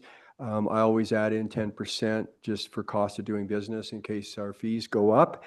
And I also added some monies in to account for the new connections at our newly acquired building, because I think that may fall on IT to have to pay for that. So I've put, thank you. So I put money aside to be able to pay for that. Help me out. Just what would be an example of a data circuit? That's basically our internet connection. Okay. Over the new building. Okay. And software licensing and maintenance fees. If you look at last year compared to this year, that went down. And Commissioner Sterrick, you asked a great question last Thursday. In my department update, we talked about some cost savings, and you said, would it be? You asked me if it would be reflected in my budget, and I said yes. And you would see it in the software maintenance line. So I just want to point out that that is lower. It is actually low, much lower than the 88,000. There's some other savings there too, but that's where you're seeing that. So that was a good question. So let's see. Any questions on materials and services? If not, we can look at account 880, which is capital equipment. And I have 281,000 set aside there. I don't really have anything that I'm thinking about doing with that at the moment. It's just kind of a placeholder to set it aside. So yeah, nothing targeted for it right now. If I did, it'd be something I'd probably have to, I'd probably have to come to the board for, to get approval, but yeah, nothing at the moment. So Are there any questions on the information technology That fund? 281, is that mostly the software savings? Is that mostly what? Was that mostly the software savings? Is that where that 281? Yeah, probably a good portion of that. Yeah. Any other questions? I have another question. What's the average price of a computer? For a desktop and a laptop? It's a good question. Probably it varies, but for a desktop, I think we can get them around $1,000 probably. And I think a laptop's probably around 12. It just depends if it's 4G or not. Around 1,200, probably 12, 13.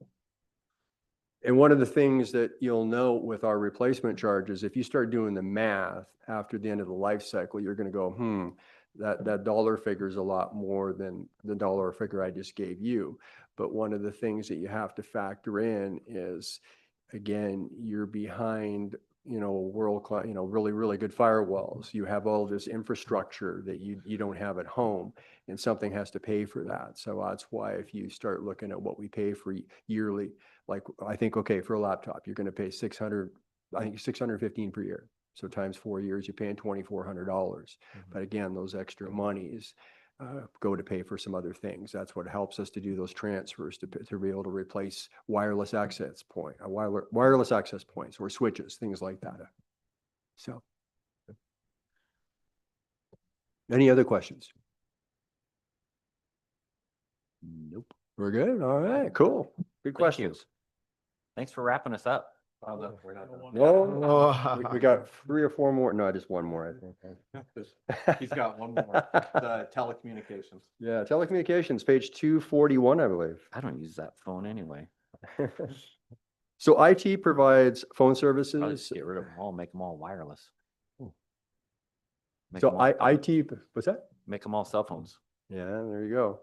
IT provides phone services for the county, for the city of McMinnville, and for Wycom, our 911 provider, for their business lines. And that revenue comes in the form of extension costs and call costs, if you will.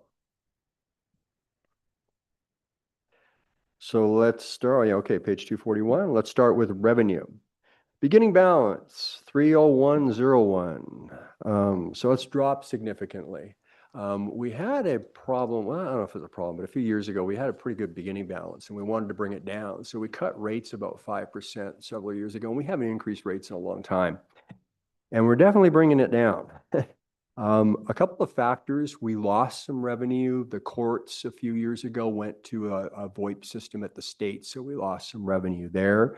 One of the other things that's been interesting is, our employee costs have gone up.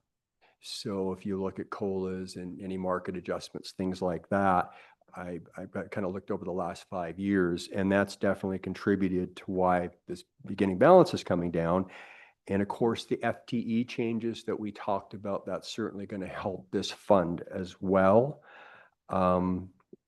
When you look at the health of it as we get into and look at it, there are some issues here. Right now, expenses exceed revenues. And what my plan is, I took everything out of reserve, and we'll see that, and I put it just in a capital line, because I thought I was going to maybe just, go to RFP and see if we could find, do a market assessment and see if there's a cheaper cost of ownership for other systems, which I believe there is. And with everything going on at the new building, with all, we're heavily involved with that, with getting people moved, it's just a lot on our plate. And I didn't really want to put another ball in the air with changing the phone system. So I think what we're going to have to do is take a long, hard look at what's out there, cost of ownership, and make some decisions. I think the beginning balance is going to come down a bit more for the next budget cycle. But we'll be okay. But I think we need to decide, and look at this. And again, I think there's cheaper systems. And then with the intent of, hopefully, if we had approval, we would, come to the board and look to maybe do something in July of 26 is what my hope would be. So this summer, I'm going to start looking to see, is it RFP? Is it, or is there some state contract we could look at? And, and then start looking at some vendors and just seeing what's out there. But I do know there's some other counties, if you will, that have been on the same system we are on. And there's several of them have moved to other systems. So to me, the numbers must look promising. So that's my hope, because I'm probably going to have to increase rates as well. But, come next budget cycle. But I definitely. We've been on our current system, which is a VoIP system. 2015, I believe, So- and they're 14 or 15, somewhere Yeah, before my time. So it's time to look at it. We're trying not to replace too much equipment if we don't have to. Every once in a while, we have something that's problematic, outages and things, so we'll have to replace it. But I'm just trying to kind of hobble it along, if you will, for another year, so we can kind of see where we're at. So I just wanted to point that out, just as you see the overall health here. So anyway. And so- how serious was Kit's remark about just completely getting rid of the phone system? I know quite a few companies who have no phones anymore. Is that completely out of the question, or? No landline. No, sorry, everybody's using their cell phone. So basically, when you hire somebody, you say you are only hired if you have a cell phone. I mean, so my laptop, it docks into my screens. You set it up. Why couldn't the same thing be for a cell phone? Because most employees are having a county issued cell phone, correct? Not most. No. No. Never mind. No. How many are we talking? I mean, with 700 employees and not every employee's issued. a How phone. many have a cell phone now? And how many more cell phones? Would we it be need? half, maybe? I don't- Maybe. So that's not too bad. Right. Back to my argument of maybe there's a docking station that, no, you have a cell phone and then it docks, like my laptop docks with my screens or something. I don't know. Well, because. You know way more about it than. Because we've talked about it before, because I know you've mentioned about soft phones and some of the things that comes through our teams and, we're also trying to look at what's the latest technology. And I know it's as well. different for like a personal use. I don't have I haven't had a landline for Yeah. 10, 12 years. In fact, I Yeah. just convinced my father-in-law, I'm like, what are you doing? Well, the doctor calls. He's got your cell phone number. So I know that's different for like government entity where people have the desk phone there and. Now, I don't know. actually, I was more wondering if you were considering going that direction. Well, it is a pain point that I've recognized too. I go like, why are we paying $40 for a data plan for a cell phone and paying $40 for your My Telephone? It's ridiculous. So we're going to be open-minded, absolutely. I think some of the issues we're going to run into is it's 4-digit dialing is such a big thing here. Like Wycom needs to be able to get a hold of the jail and the sheriff's office. And apparently, 9 or 10 digits is a big deal. They want that 4-digit dialing. I know with HHS. Now, it doesn't mean, I'm going to certainly ask those questions. Like when we go back to the table and start really seriously looking at a phone system, I'm going to have HHS there, the sheriff's office, like representatives, so we can make sure we got to understand our needs, right? And have a clear picture of And what are we we need. rolling out the latest version of iPhone or Android or, what that replacement value is going to look like too, versus the desk phone that has been sitting on my desk, for 10 years. Yeah.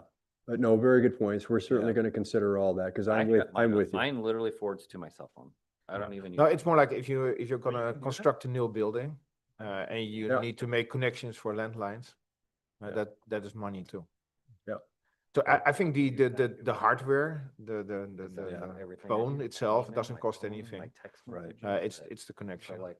Yep. But we're also working on, because I think we've seen a trend. I don't know what the number is, but I mean, I've been with the county long enough, and I'm still one that, for some reason, I'm still waiting for this to get replaced. But I have a laptop and a desktop, and we've been steadily going away from that and going more docking stations to, where we have people that aren't carrying 2 devices with them all the time. So I know that's something his shop's been rolling out, and I think I'm one of the last holdouts.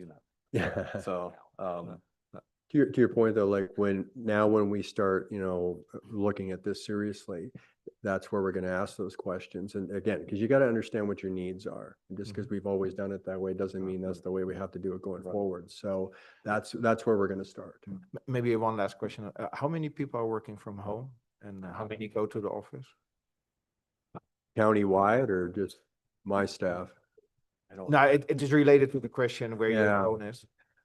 Yeah, I don't, I don't, No, I don't, no, I it was don't an actual know. cough. No, it wasn't. It was an actual, so I didn't mean to cough into my. Now, it's also, there's a trend, I think at the moment, there's a trend to go back to the office.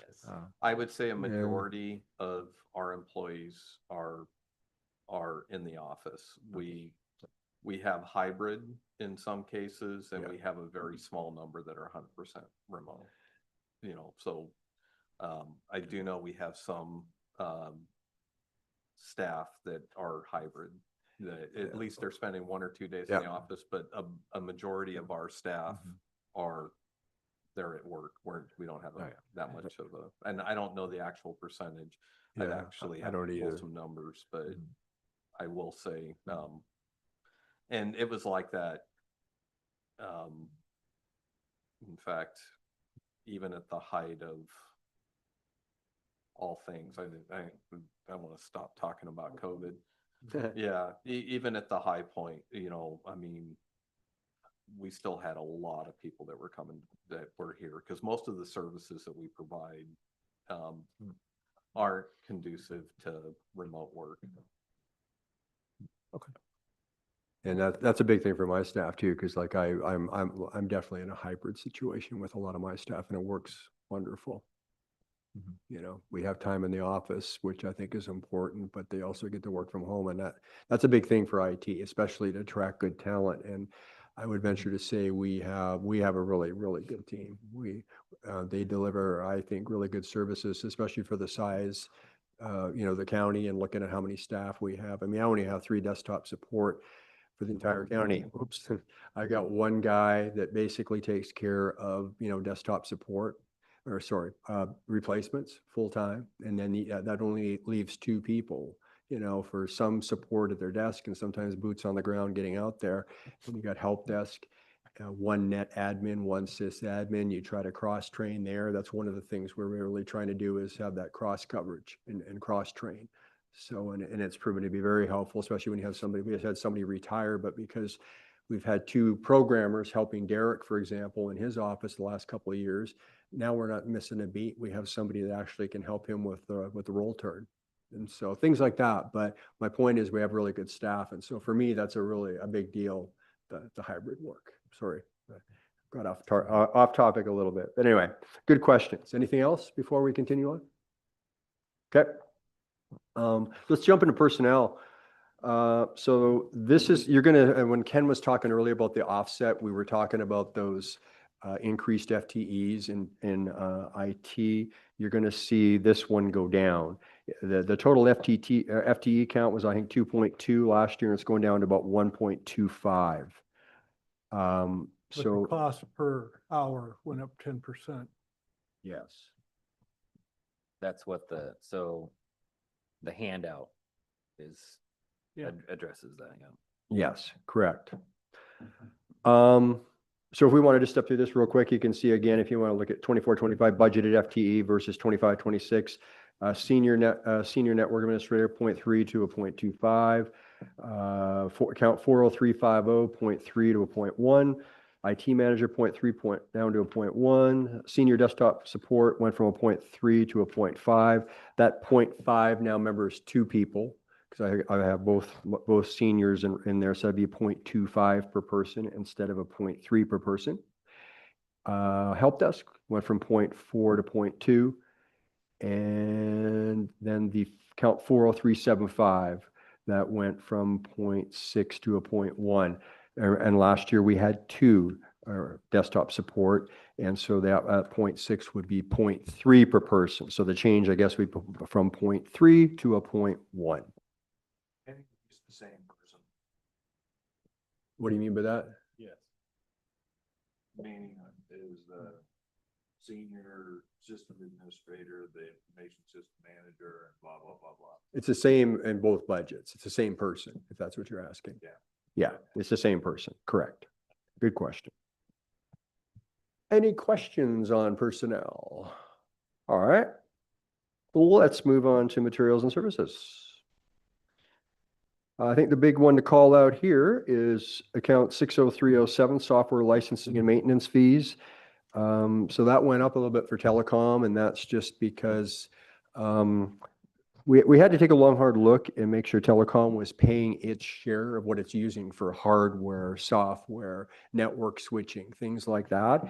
And that's that's where the number came out, and that's one of the issues, or one of the numbers I'm hoping we can reduce drastically depending on what we find in a new system. So, but anyways, that's definitely gone up. And let's see, account 78006, you'll notice that's gone down quite a bit. And the only reason for that is I didn't do a transfer. Actually, I did a transfer, but I did it direct.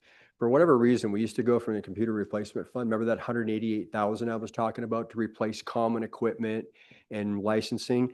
We went right from computer replacement to the information technology fund. And I'm not going through this fund. So that's why you're seeing it's only 1264 versus 80,000 last year. And that 1264 is just telecom's share of paying for some of my computers in my department for the replacement towards a new device at the end of the life cycle. That's all that is. Let's see. Yeah, any questions on materials and services? Moving on to capital. And I think I talked about this at the start. I mentioned in account 80123, we have $157,000. And I put everything in there, and you'll note 99003 future for the reserve has nothing, because I just pulled everything out and put it in there.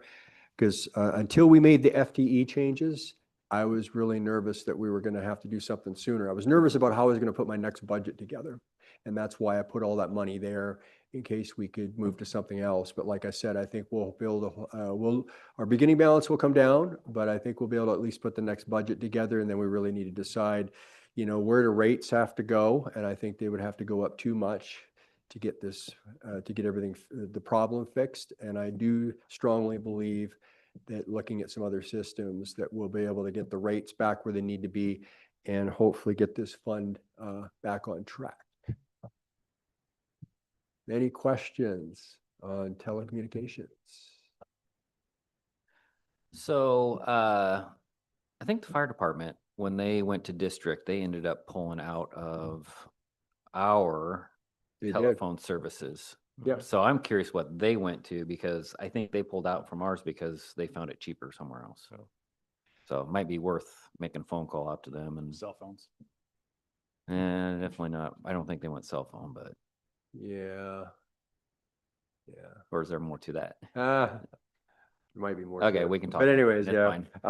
But yeah. And I think I noted that, or I think I did in, my account were 362.30. You notice that reduction in revenue because of that. But yeah, it is worth asking, right?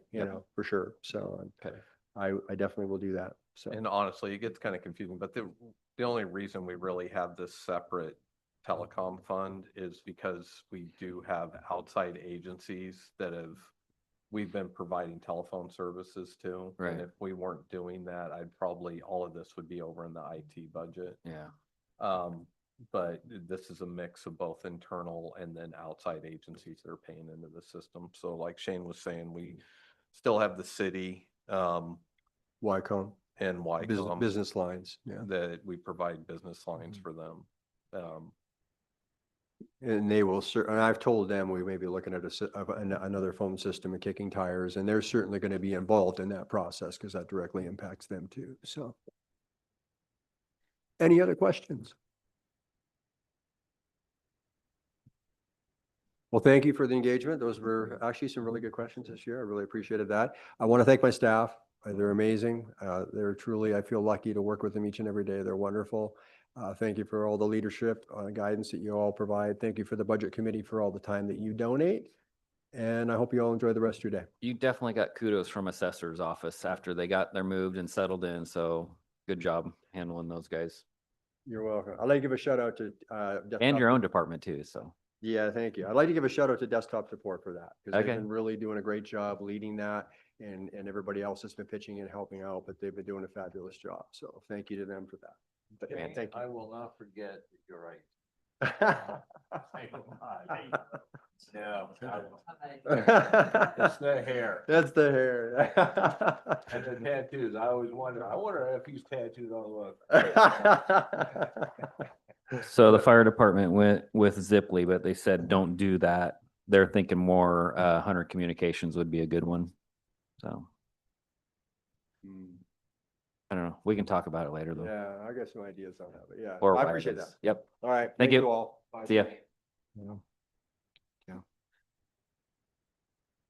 And congratulations. We have 2 minutes left that I'm going to burn up. So last year we went long and we ended up having to have departments come Wednesday morning. So good job. We made it through it. And I'll job, click Chair. close this out. Thank you. Appreciate that. So Reminder on. Gonna put you over. that's fine. Just a reminder that tomorrow morning at 9 a.m. We'll be back in here, but it's gonna be a little bit different. It'll just be the 3 committee members. We'll be up here convening the compensation committee at 9 o'clock. And then after you go through that portion of it, then the budget committee will reconvene up here at the time. We'll kick off deliberations. And I've been, just so you know, I've been tracking all the various changes and add back requests, and I promise it's gonna be bigger. I'll do it all in by 7. But I'll have a handout that will help with all the action items that have come forward.